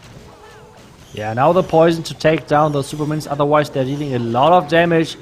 Queen should stay alive for now, dealing with those super minions in that poison. Nicely done. And now it's all about the Queen charge into that scatter compartment. That's what it looks like. Boy, he tries to enter. There's going to be a lot of damage though, and those Tesla on the outside are not an easy thing to overcome, because those Tesla could lure over his Queen, which is not how he wants things to go. Now the freeze, missing the scatter, so he needs to rage things up. But he's managing to somehow control the situation. He is. The sneaky goblin managed to funnel 1 building, but then popped even more Tesla, which means even if he wanted to send in any troops to try and take that down, it's even more difficult now. So I think he just has to rely on the fact of the Queen stepping in, which she does, and the Coco Loon just about set off a black bomb, which is always helpful, but the Queen taking a lot of damage now. That's why the Rage Spell had to be used. The Expo locks on, but she slowly chips through the Tesla farm to make sure he doesn't have to invest any more spells into this. I did catch he lost another healer along the way, but the Queen is continuing to get more value, and now that the hybrid is in, there's a lot less pressure, and you called that brilliantly. Look at that wall breaker, giving her access to the center and the multi-target Inferno. That wall break was just insane, giving the Queen the access to the core, giving the Queen the access she needed to take down.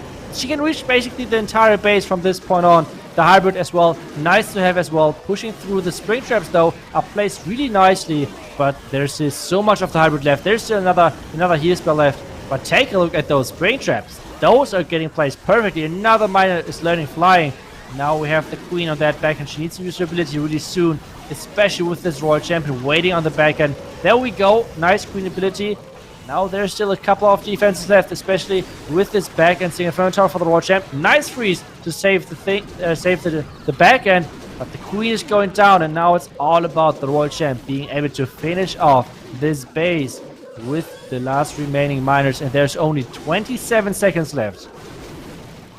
Well, the ability pinged through a lot of the defenses. It means the Royal Champion can finish off the remaining defenses. Oh, I didn't even see the Archer Tower looming, actually, so she might not. But the miners are closing in as well, Itsu. He has everything helping out. The minions and Archer, the wizard at the back, though, not really able to get in there to speed up the process. And he will run out of time. Arguably, could have probably won this one, but it is still a commanding attack that will put HT Family through. It's now just seeing what Aphelion Esports can do to finish off. Yeah, and just to touch one more time onto that attack, because the plan was perfect, if you like. But at the same time, I think Aphelion Esports saw this entry and just the amount of spring traps which were behind the Town Hall. You saw Hog Warriors flying left and right and minus as well. That was quite a spring trap field right there. So really good job to the base builder over there on that defense. In fact, the plan was perfect. Execution was flawless, but the defense and the traps especially were placed perfectly as well. So as I said, now let's get back to the last attack of Aphelion, and they're going in one more time with Queen Charge Hybrid actually, which they have not used too much just yet, and they're finding right away this Tesla farm.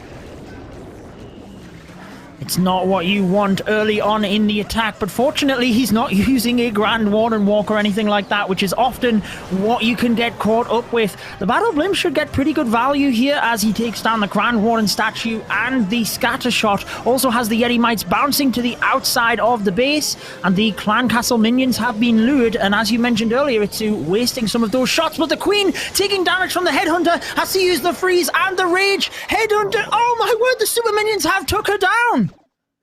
Oh no! Those are like the attacks where you would like just to throw your tablet away, because everything was like going not to plan. Because even at the beginning, we saw the beginning when he placed his healers, he caught a Black Mine right away. So the first thing which happened, placing healers, Black Mine instantly, and then the Super Minions walking over and the Headhunter messing up the Queen. That was unfortunate. So now we have the Hybrid somehow getting played into that base with the King on the outside, pushing everything inside. The Town Hall, though, still needs to go down. He has a couple of spells to do that, to secure the second star. But this is incredible, considering that Aphelion Esports yesterday had a perfect war, and today it feels like they have not a single 3-star. This is really surprising to see that this team is like turning from 100 to 0 basically, which, oh no, please don't, no, please, no. Oh my god. Judo.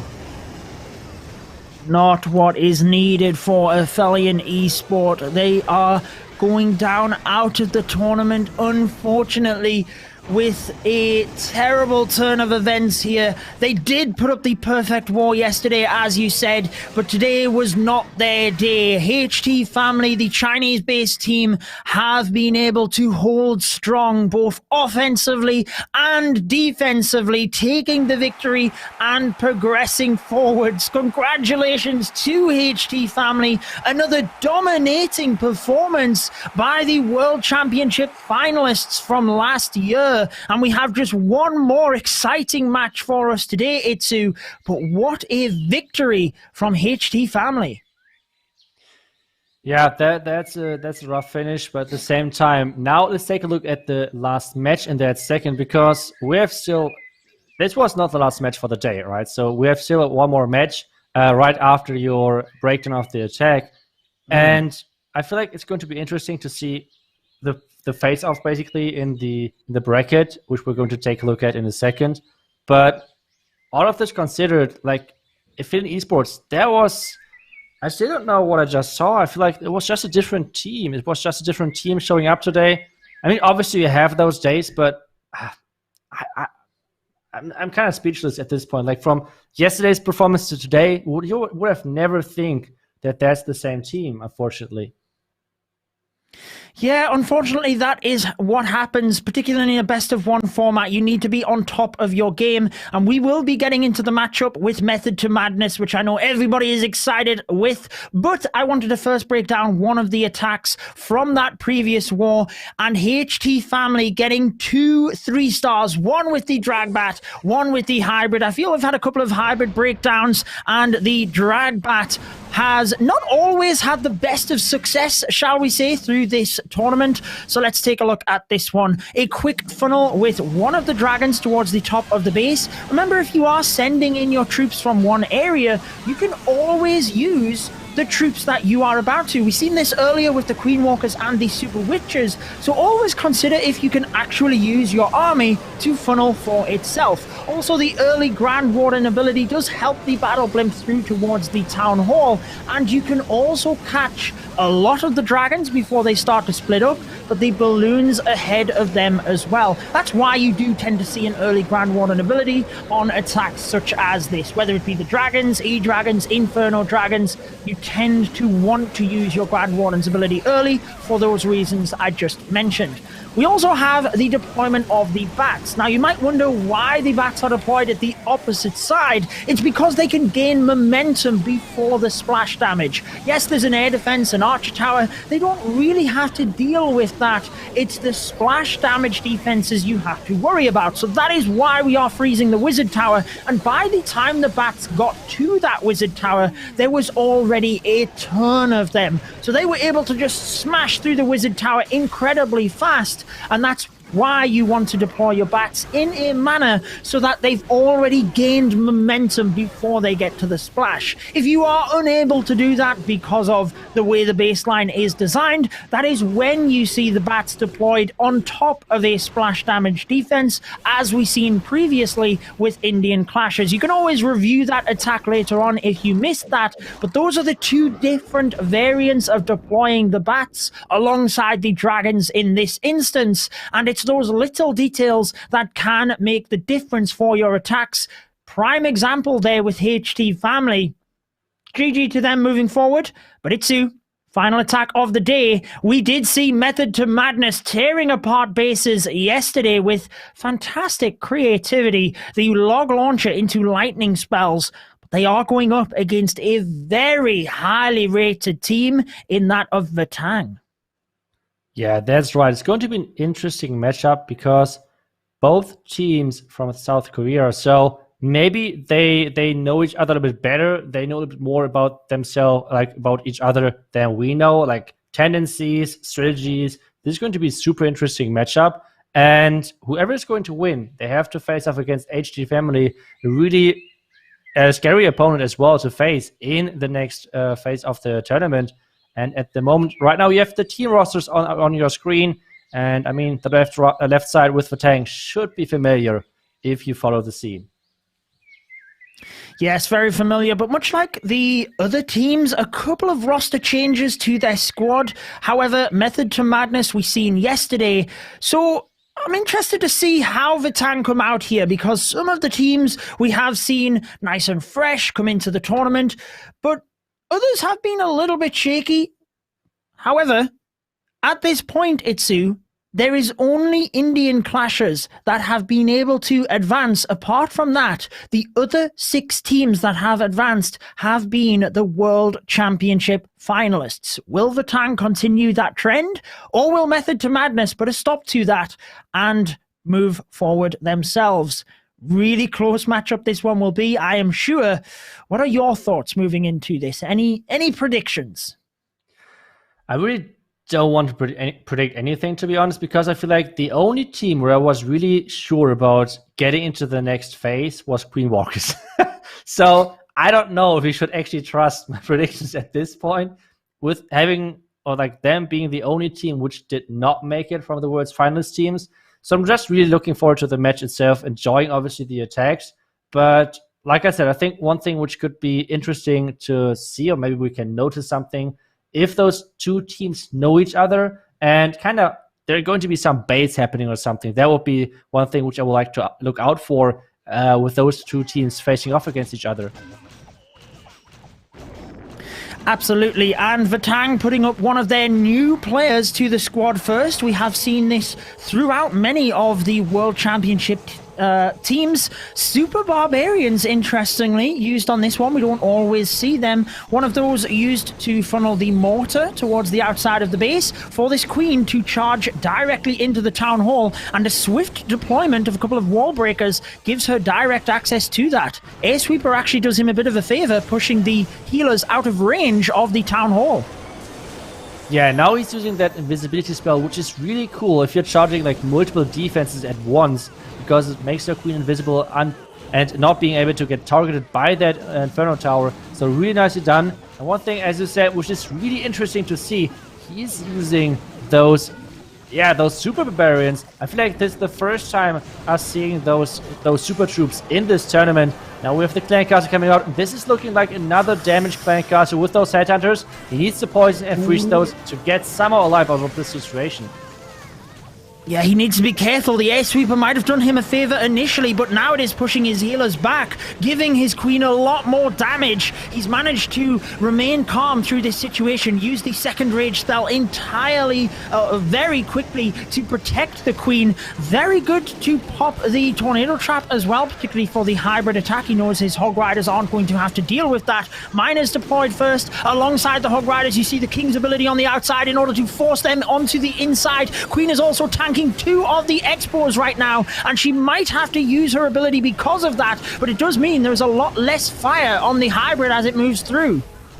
Yeah, we have now the Miners and Hog Riders engaging that enemy heroes. We have the Headhunter though coming in and perfectly timed to take on the enemy King. This is such a nice timing part on the attacker, and now we have the Hogs, we have the Miners, we have everything getting into the back, and we have only that Eagle, and at the bottom side we have the Multi-Inferno Tower somehow staying alive, somehow being a defense for the space. But this is looking such like an insane overkill. The Queen and the Core taking down the enemy Warden, and the Miners and the Hogs just cannot die. It feels like we have more Miners and more Hogs alive than the beginning of the attack. With the Roger ability, the last Inferno Tower is going down, and this Judo is going to be the first 3-star of Vatang. And you said, this team, you should never underestimate them, and Vatang is just showing off today. Such a crazy start into the match, and that's exactly what we were looking for. You can have a multi-target Inferno on the back end of the base all you want, but if you have all of the Hog Riders and Miners left up, which I think you are right, there pretty much was 15 Miners and 10 Hog Riders powering towards it, it will do nothing. What a dominant attack. And this is what we have seen from the World Championship teams coming out with a 3-star. But Method to Madness did get the victory yesterday. They have been able to progress themselves into this round, and actually a lot of the community have them going quite far in this tournament as well, so they won't be too worried about that. They will be concentrating on their own game, and let's find out if it will be the responding 3-star. I certainly hope it is. Yeah, that would be great for this war. But one thing I would like to add is that Method to Madness is getting really far in most of the community leagues. So they're really, really good in those 5v5 formats. And I mean, if there's a team out there which can come back from the situation that quickly, I feel like they are, especially they're really good with the pressure moments. So let's see if they can somehow push this back into the Vatang side. But they need to get the 3-star early. They need to make sure that they are not getting pushed into a corner like a lot of other teams earlier just did. And for most of the teams, it's really hard to get out of this corner again, because not a lot of teams were able to do that. I feel like maybe 1 or 2, except that not a lot. And now we have Baggy coming in, and he's choosing the same army composition and going in with the Queen Charge Hybrid as well. He's even bringing as well the invisibility spell into this attack. Well, he did get the 3-star yesterday, so he will be wanting to continue that streak and get things back on, or straight on track for Method to Madness, despite losing that first 3-star to Vatang. Beautiful funnel set up down to the bottom of the base. It's often tricky to charge your Queen into these areas, but manages to do that very well. Tornado Trap is popped. It's always nice to just get that out of the way, particularly when it doesn't really do anything to your attack, since it is such a powerful defense. I like how he's going to be able to take down the Archer Queen here first before stepping to the Town Hall, and the Queen should be able to reach pretty well, get pretty good value here because she could reach the scatter shot and the Inferno as well. Yeah, I'm not sure if he has done the right decision at the beginning, like choosing the invisibility spell early, because I feel like now the invisibility spell would have been awesome. Making everything like not invincible, but like invisible at this point would have been huge. So not sure. The Warbreaker is coming in. Warbreak perfect, but the healers are still in this multi-inferno tower, and that's never a good sign for those healers. Yeah, there's not a lot he could do. You're absolutely right. The multi was just shredding the healers all of the time. Queen unable to help out. A good Warden ability protects everything through the middle, but the Royal Champion is stuck on the Lava Hound now. And even when that pops, the Royal Champion will then be stuck on the pups. Grand Warden helping out there as well. Does fortunately move forward with the Hog Riders, but is it too little too late for this attack? Difficult to say, but the Hog Riders are taking a huge amount of damage, and he doesn't have any heal spells left.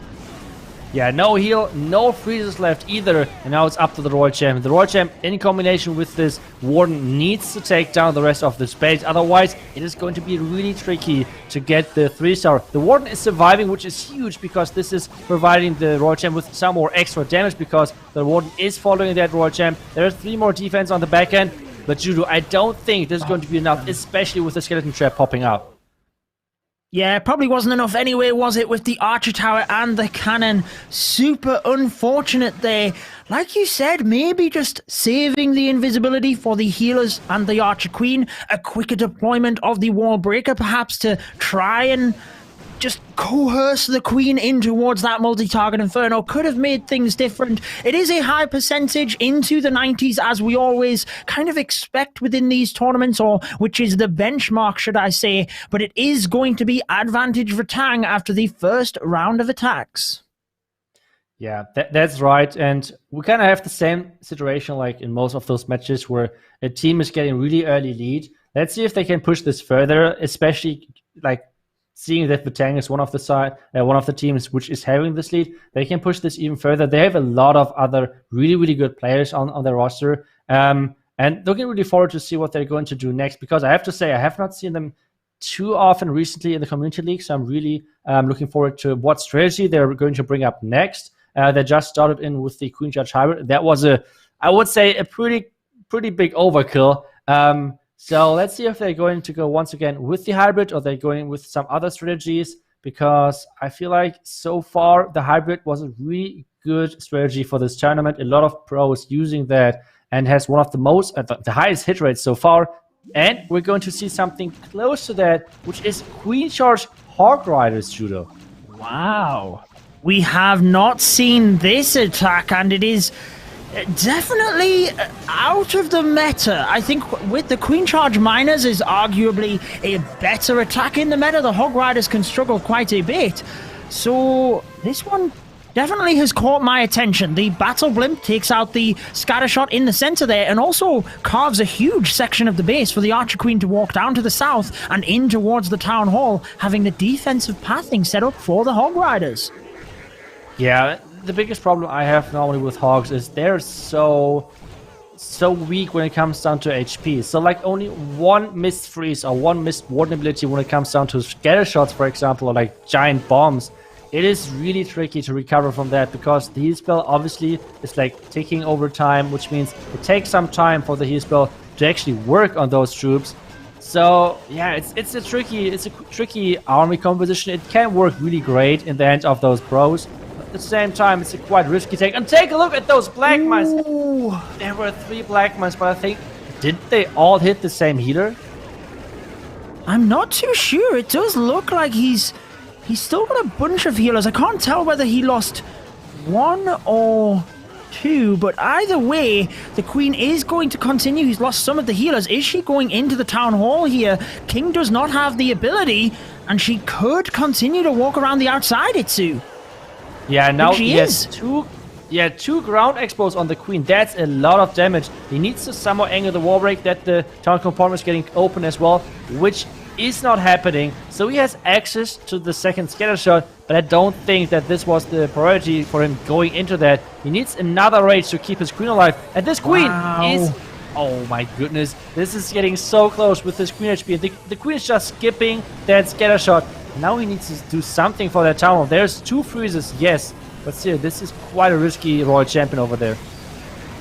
Certainly is, with the grounded Expo just behind it. Hog Riders are tanking it a little bit. Uses 1 freeze. He still has the Royal Champion's ability, so that is in the bag. But it's a little bit surprising to me that he used the Hog Riders, given 4 grounded Expos as they move on through. You see towards the back end of the base, they are just now struggling. Still has a freeze, but we have the Eagle multi 3 Wizard Towers, a Bomb Tower, Expos. It is not going to happen for Landslaughter here, and it is a slip-up for Vitang. We have seen this in previous wars, where the other team can then bounce back and apply some pressure. Is that what Method to Madness are going to be able to do here, Itsu? Because it is an 80% 2-star for Vitang.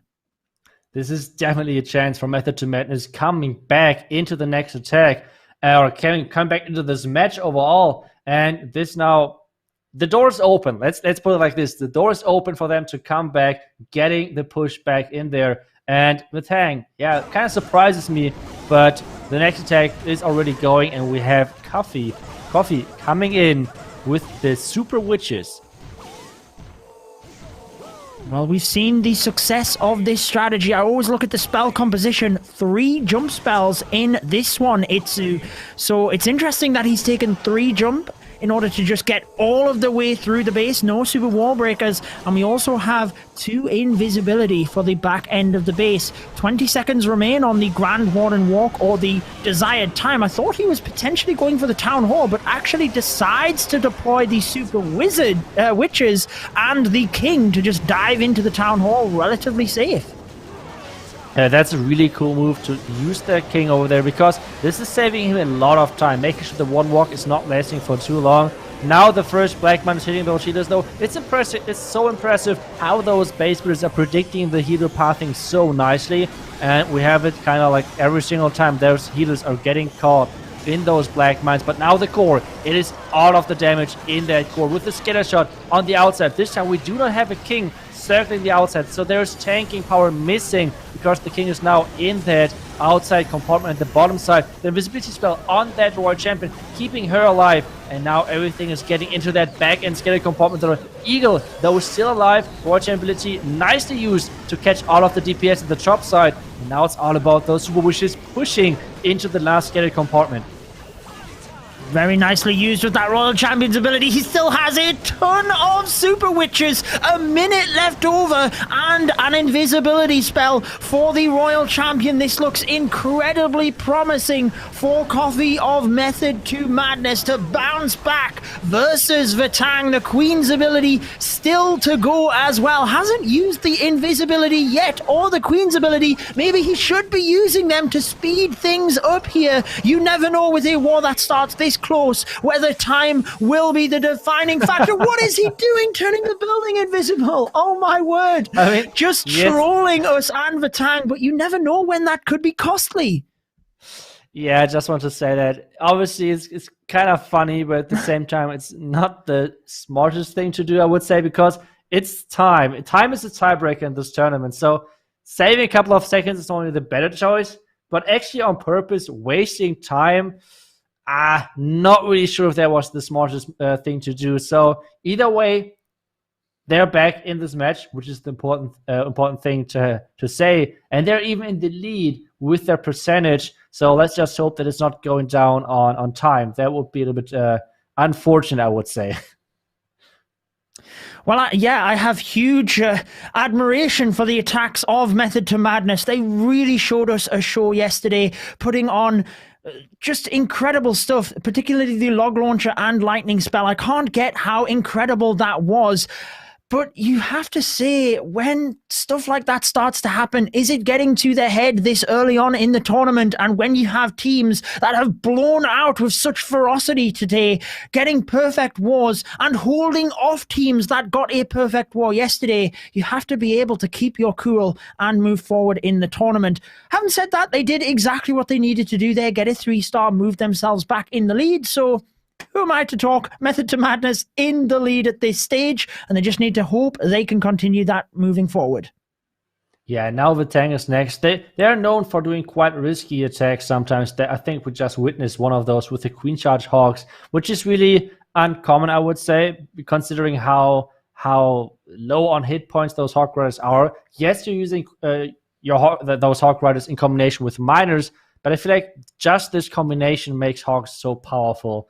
But at the same time, only Hogs on their own, they're sometimes kind of weak to like double, or we saw with triple giant bombs earlier yesterday in one of those matches. So I feel like that's really risky. I hope they're going to go a bit more to the traditional style back, even though considering that they still should do their creative stuff, but maybe not Hog Riders. But let's see what they're coming up with the next attack either way. And let's wait for the strategy which is about to happen from Vatang.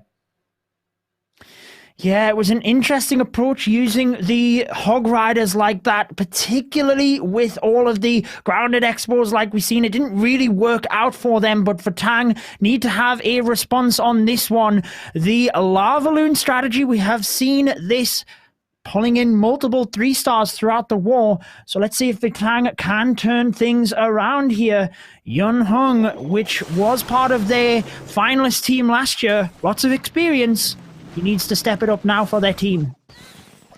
Yeah, he's bringing once again in the Log Launcher. Let's go. Like my favorite Siege Machine to watch, especially in the hand of pros. Like, it's always so creative. I hope that he's not switching away from that, but he so far has played the Ice Golem, the King, and everything in the top side. It's looking pretty good. Now the Headhunter should just make sure things are staying healthy in there. Now there's the Log Launcher rolling in the logs into the core, so he has access to this core Scattershot compound. That's what it's looking like. Using the Royal Champ to push his heroes, to push his King and Queen into this core, making sure nothing could just get distracted from the outside. And this is looking so far pretty solid, I feel like. Just watching those logs rolling on through is fantastic. Maybe he could have funneled the outside a little bit better here for the Queen to have been pushed in. He now has the Yetis moving forward, but is he going to get the Scattershot? And is he going to be able to get the Expo in the middle as well? Yeah, the Scattershot would be the key defense to get. And this looks like, oh my goodness, this Yeti is getting the Scattershot. That was so cool. And even the Expo is going out. That is so crazy from Young Hunt. Such a cool plan. And now we have the Lalo starting right into that Town Hall. The Warden is following nicely. The Tornado Trap was triggered early, so that's great that that's out of the way. And now the Warden ability to... Oh my goodness, this last second Warden ability. That was some crazy timing. That's incredible because he protected the balloons as they move into that dangerous area of the multi. Take it down. And you have kept saying it, Sue, how crushing some of the Lava Loon attacks have been. Just look at all of the balloons left on your screen as they split left, right, up, down. They go everywhere to the remaining non-defensive buildings. And Yun Hung is bouncing things right back here for Vatang in style as well. What a crushing attack. And the finer details of that were just incredible. The calculation of what was required for the inside of the base was absolutely next level.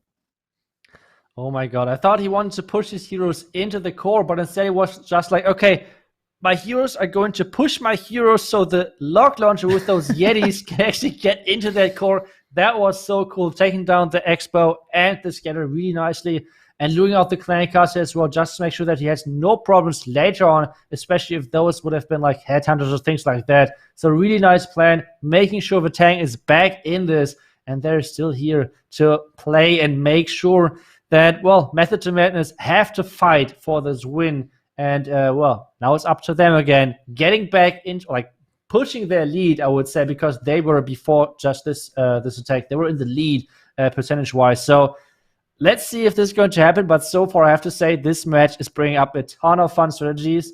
Even though I have to say, not the biggest fan of the Hog Rider attack, but this one just there was definitely worth it. And Young Han getting it done with that 3-star and pushing back Vatang into the right direction.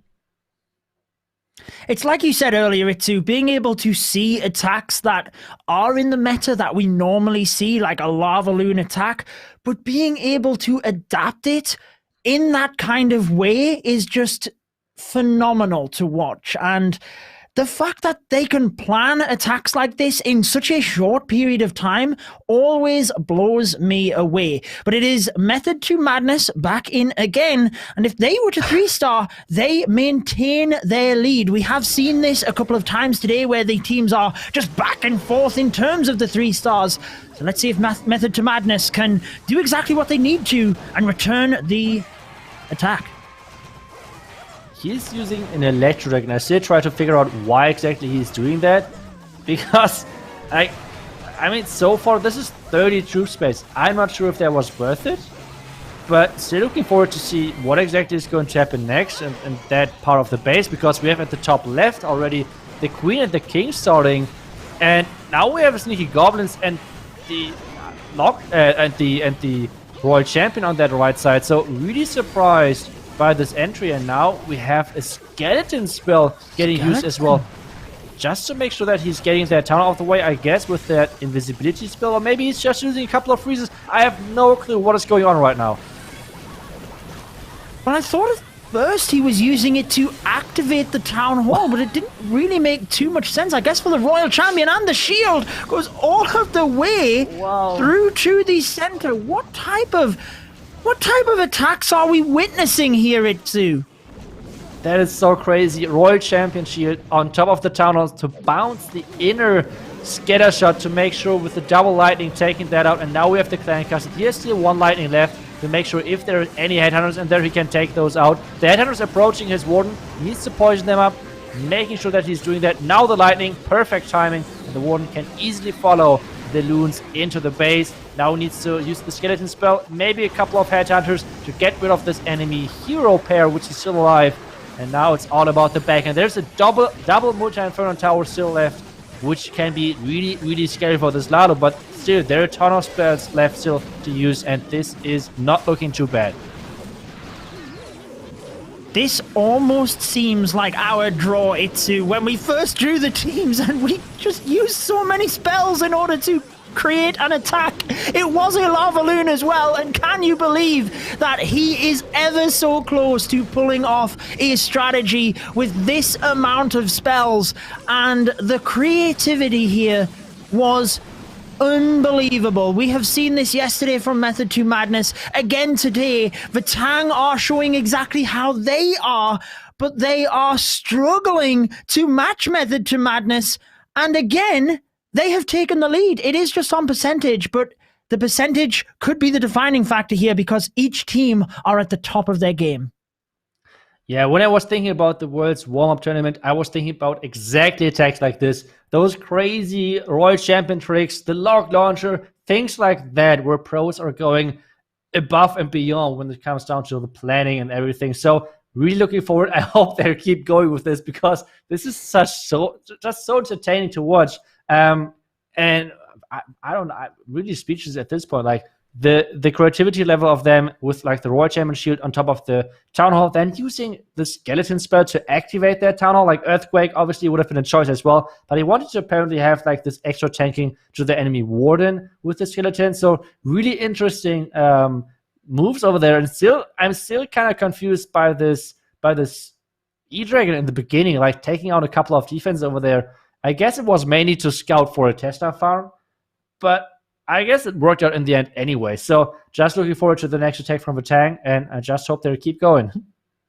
Yeah, that's an expensive Tesla farm, Scout, we have to say. But either way, it is back to Vatang, and they have put Diff up onto the line. He is a player that went flawless himself last year in the World Finals. We have mentioned a couple of players did so. He was the only player to do so for Vatang. I hear you shouting yes. Is that because of the Log Launcher, Itsu? Of course, let's go. The Log Launcher once again. Oh my god, it's just so fun to watch how those pros are using that, making sure that he's opening everything. And the next thing, obviously, with those logs, he's going to take down that Inferno Tower as well. And that's really, really nicely done. The Golem meanwhile is tanking, but this Inferno Tower is about to go down. And now let's see what exactly he's going to have in that Log Launcher, because he's taking down everything. Like, he's taking down those, like the enemy warden. He's taking down so much, and now we have another nice golem. And a golem. What is going on? The king should take the down the queen! Town Hall, and the queen is walking around as well to take down the Slava Hound. Judo, this attack once again is blowing my mind. The queen did exactly what she needed to there, just stepping around to help secure the town hall. King gets it anyway, but the queen can get so much more value because he has the golem and the ice golem to tank.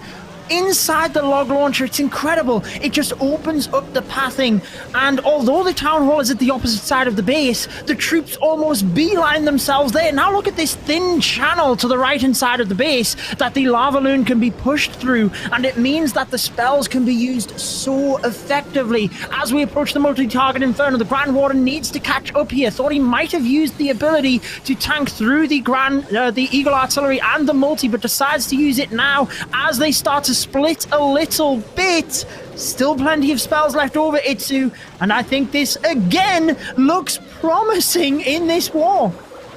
This is not even fair anymore. What are those attacks? Like, he took down like half of the base just with that entry, with the lock dungeon, and everything is swarming the back end of the space. He's investing in the freeze, just making sure that the back end is going down. And with 50 seconds left and the wizard still to place, in addition to that, still the loon to place, I think Jiv is still keeping his perfect hit rate, as you said, with the last event together. Oh my goodness, he's zapping. I think it was the build or something. It was this, Wow, that statue. Please show us some more lock launcher attacks, because I have to say, they're just incredible to watch.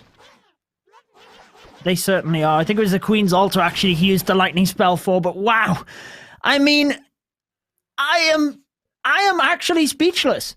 This final war is giving us so much excitement, and it is again back to Method to Madness. Now they need to 3-star yet again to keep themselves in this war, and yet if they do, they will be in the lead moving to the final moments. This one couldn't be any closer. We knew it was going to be a tight matchup, but wow, this one is proving to be one of the most exciting matches of today, if not the most exciting match. Yeah, like, not only it's really close, there's like one thing which is obviously awesome, but as well like the level of the attacks. Like, I was expecting this kind of like non-stop over the tournament.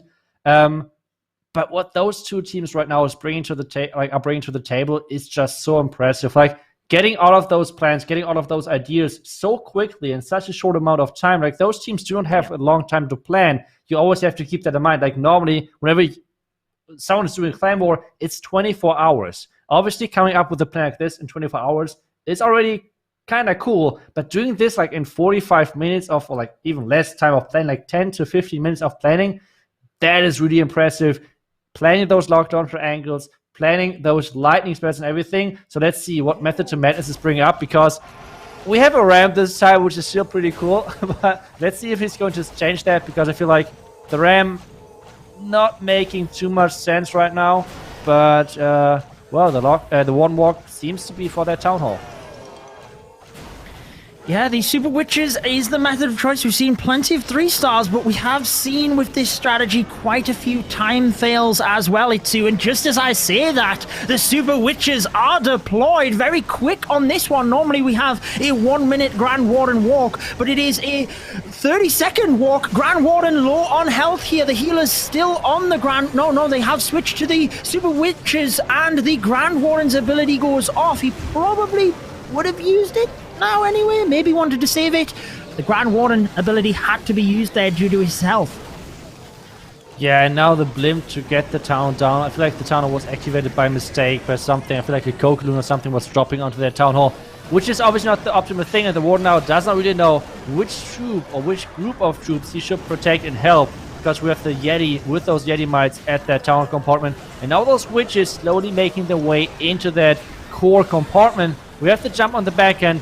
There are so many Inferno Towers reaching into that core, dealing some damage, and this is going to be a rough finish for this attack.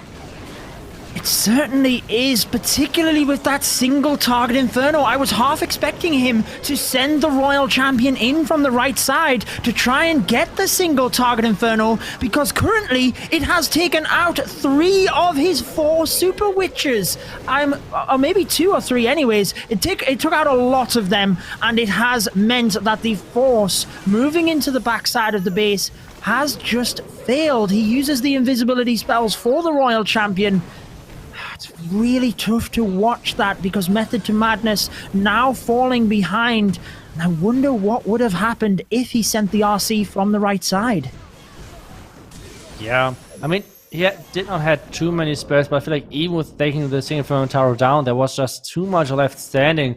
The entry, I'm just super confused by that entry. He even freezed a couple of those Tesla in the beginning, which looked kind of strange to me, but I don't know, maybe something went wrong, something maybe did not work as expected. I'm not really sure either way, but this attack won't get the 3-star. And to be honest, it won't even get close to that, because the percent is really far off from what we would have expected from like a attack which failed. So percentage-wise, this is not a good push into this. And considering that they obviously are behind now on stars as well, this could be Vatang's game again, and if they go into 3-star and take it into their own hands, they have a pretty good shot at winning this match and getting into the next round. That's exactly what I was going to say, Itsu, because Vatang now have the chance of just finishing this matchup off, whereas if they had a 3-star in the last one, their Method to Madness, it was out of Vatang's hands, if you will, because even if Vatang 3-starred, Method to Madness could then have finished the war off. So what it means is Vatang can finish this right now if they are to 3-star. But if not, then Method to Madness can still take it. It's anybody's game. And the next attack by Vatang is the most important now of the war. Yeah, that's right. They can decide everything, and it's really, really tough to say, but I still hope for a really creative attack, because we have to say, like, the middle of this match was so explosive and so with so many creative attacks. Let's take a look. But we have another Queen Charge High, which is totally fine, because that's a cool strategy with that Queen Charge together. And we know that Yurek is a really good Queen Charge expert. So let's take a look at if he's doing everything right, and if he can take down this Elephants with his Yeti Mites, because that would be kind of cool for his Queen Charge going and moving forward. Well, he does. He gets it down. And we have referenced earlier on in the stream that the highest hit rate tends to be towards the back end of the war. Maybe that statistic will flip after today's results.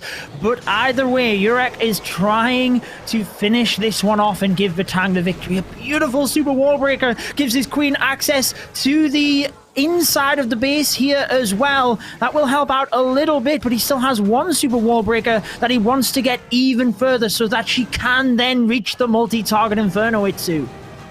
Yeah, but I feel like this wall break won't work. First off, obviously, he needs to keep his queen alive against all of those minions. He's going to use that poison for the goblins, and the wall break actually works. Okay, I'm buffed right now a little bit, because I would have never thought that wall break would go over there. But still, the super minions are still alive, now moving slowly into that poison. But there is so much damage, and the hybrid is starting already as well. Once again, with that tornado farm, or the tornado at that town hall. The Queen's ability goes off, but she should be able to get the multi-target Inferno in the center. Grand Warden's ability protects the hybrid through the Town Hall and through the first fire of Eagle artillery shots. As everything moves through, now that the Queen has taken the inside, hybrid can just hoop around the base. Queen takes down the Tesla. She will fall in a second to the Expo, I believe. There she goes with the scatter shot, also doing damage. Hog Riders from the siege barracks here to reinforce, and it's all about the back end of the base now. He still has a heal spell, Itsu, and the Royal Champion's ability. Can he do this and get the victory for Vatang? Yeah, and here's even the healers still left alive. They're healing as well, so we can delay the heal even longer. This is looking so good for Yurek at this point. The Queen Charge got so much value, carving out the core of that base, making sure the pathing for those mines, for those Hogwarts is so perfect. With the Royal Champion ability still left alive, Judo, I think this is going to be enough. This is going to be the 3-star, which is going to decide this match. Vatang has done it with their incredible attacks. They have proven and they're going to get into the next round. No matter what, what Method to Madness is going to do in that next attack, because this is going to be crushing 3-star. That Queen Charge was just too OP for this base to handle. Vatang are now, no doubt, the hybrid specialists. 2 of their attacks have literally ripped apart the bases of Method to Madness. With so many Hog Riders and Miners left over, he wanted to assure that they were definitely getting the victory and moving forward. So Vatang are the winners of this matchup, but we still have Method to Madness. Their final attack yesterday, Itsu, was arguably the most creative of the entire day, and you could say that now the pressure is off a little bit. He can take all of the risks and try and show us as viewers exactly what Method to Madness are made of. That would be awesome to watch, obviously. Another log launcher attack, and then like a cheeky lightning spell somewhere for an Inferno Tower. That would be pretty cool to watch. So looking forward to that. I hope they're going to show something off like that. But at the same time, obviously, you need to find those plans first. Let's see if they were somehow able to, or maybe they're going to fall back to something more reliable, like Queen Charge Hybrid. I feel like it worked really great for Vatang over this match, and they had a lot of nice charges. So let's see what the preferred strategy is going to be for Method to Madness, because so far they had a really widespread of strategies, like doing something of everything. So let's see. I'm still hoping for that log launcher though. I agree. I think the log launcher is very underused, shall we say. Here you go. It is selected Itsu alongside a golem, an ice golem. He's wanting to push deep into the base here with the kill squad before setting up the lava loon, as we see lightning spells initially aiming for the scatter shot there and rotating them around to try and get some extra damage as well. Yeah, now the next Earthquake to take that down. So let's see where exactly he's going to place this log launcher. I mean, he has a golem with him as well. So a lot of tanking power in addition to an ice golem. And now we have the king getting placed. The first wall break, couple of more loons. Let's see, maybe he's trying to push the queen in there. Not sure just yet. The king should walk into that compartment, even though the outside is not found that there perfectly. But the king, the king is walking inside. Now we have that log launcher opening up a ton, and he is once again sniping out this multi-inferno tower, finding the right angle, and that's exactly what is happening right now. I think that one lightning will come to... Oh, he takes it down with that. Fantastic stuff. The lightning can be used for the headhunters. Perfect timing there to take that down. Just look at the wide angle he has been able to attack this base with the kill squad. There's barely anything left for the lava loon. The face is gone. This is incredible. Just straight up gone. I mean... I can't believe my eyes. This is just incredible. Oh my god.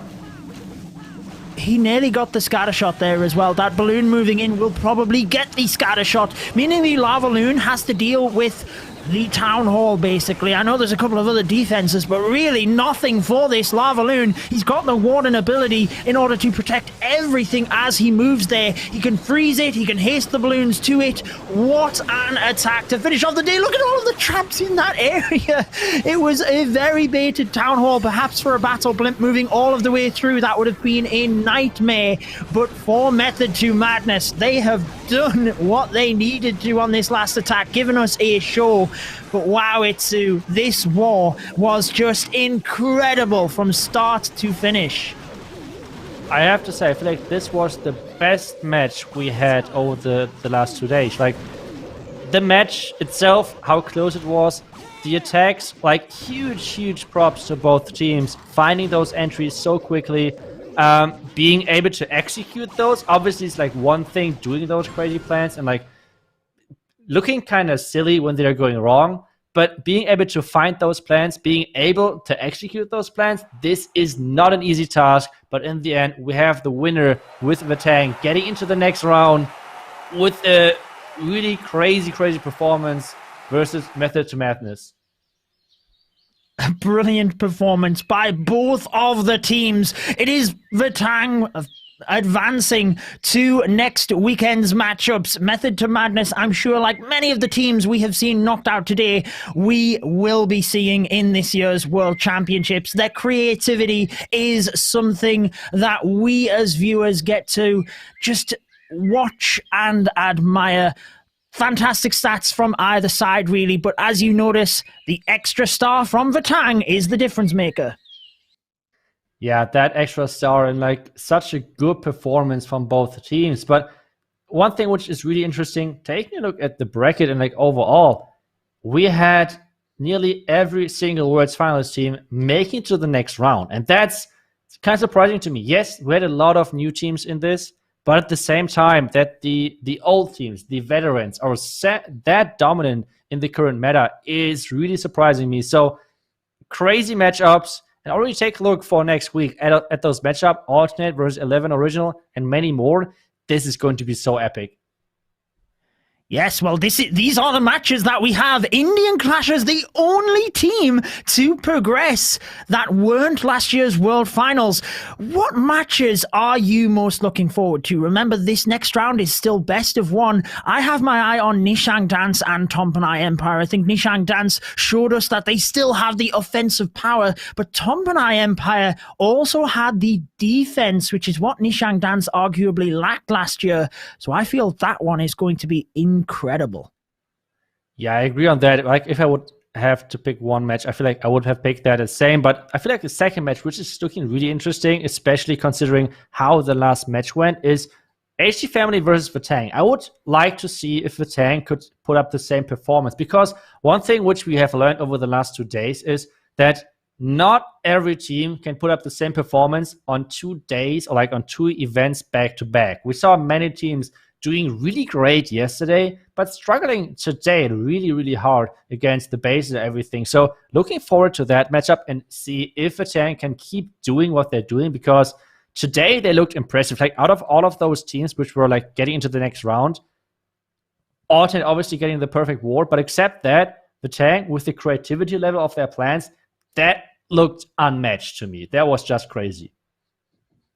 Totally agree. Well, 24 teams entered the tournament, and we are now down to just 8. Next weekend is going to be an exciting weekend of Clash. I don't know how it can top this weekend, Itsu, because we've seen some incredible matchups, but I cannot wait. And thank you again for casting the entire thing with me. It has been an absolute pleasure, and I'm sure you are equally as excited as me for next weekend.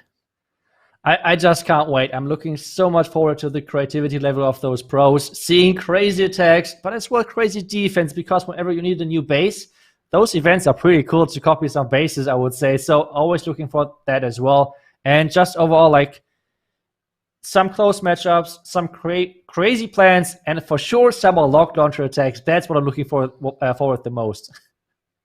Absolutely. Well, if you do not want to miss all of the action, next Saturday, the 27th of March, is when you can tune in at 2 p.m. Central European Time. Myself and Itsu will be waiting alongside all of the teams you have seen waiting in the wings. You will not want to miss that. Have a great week, and we will see you then.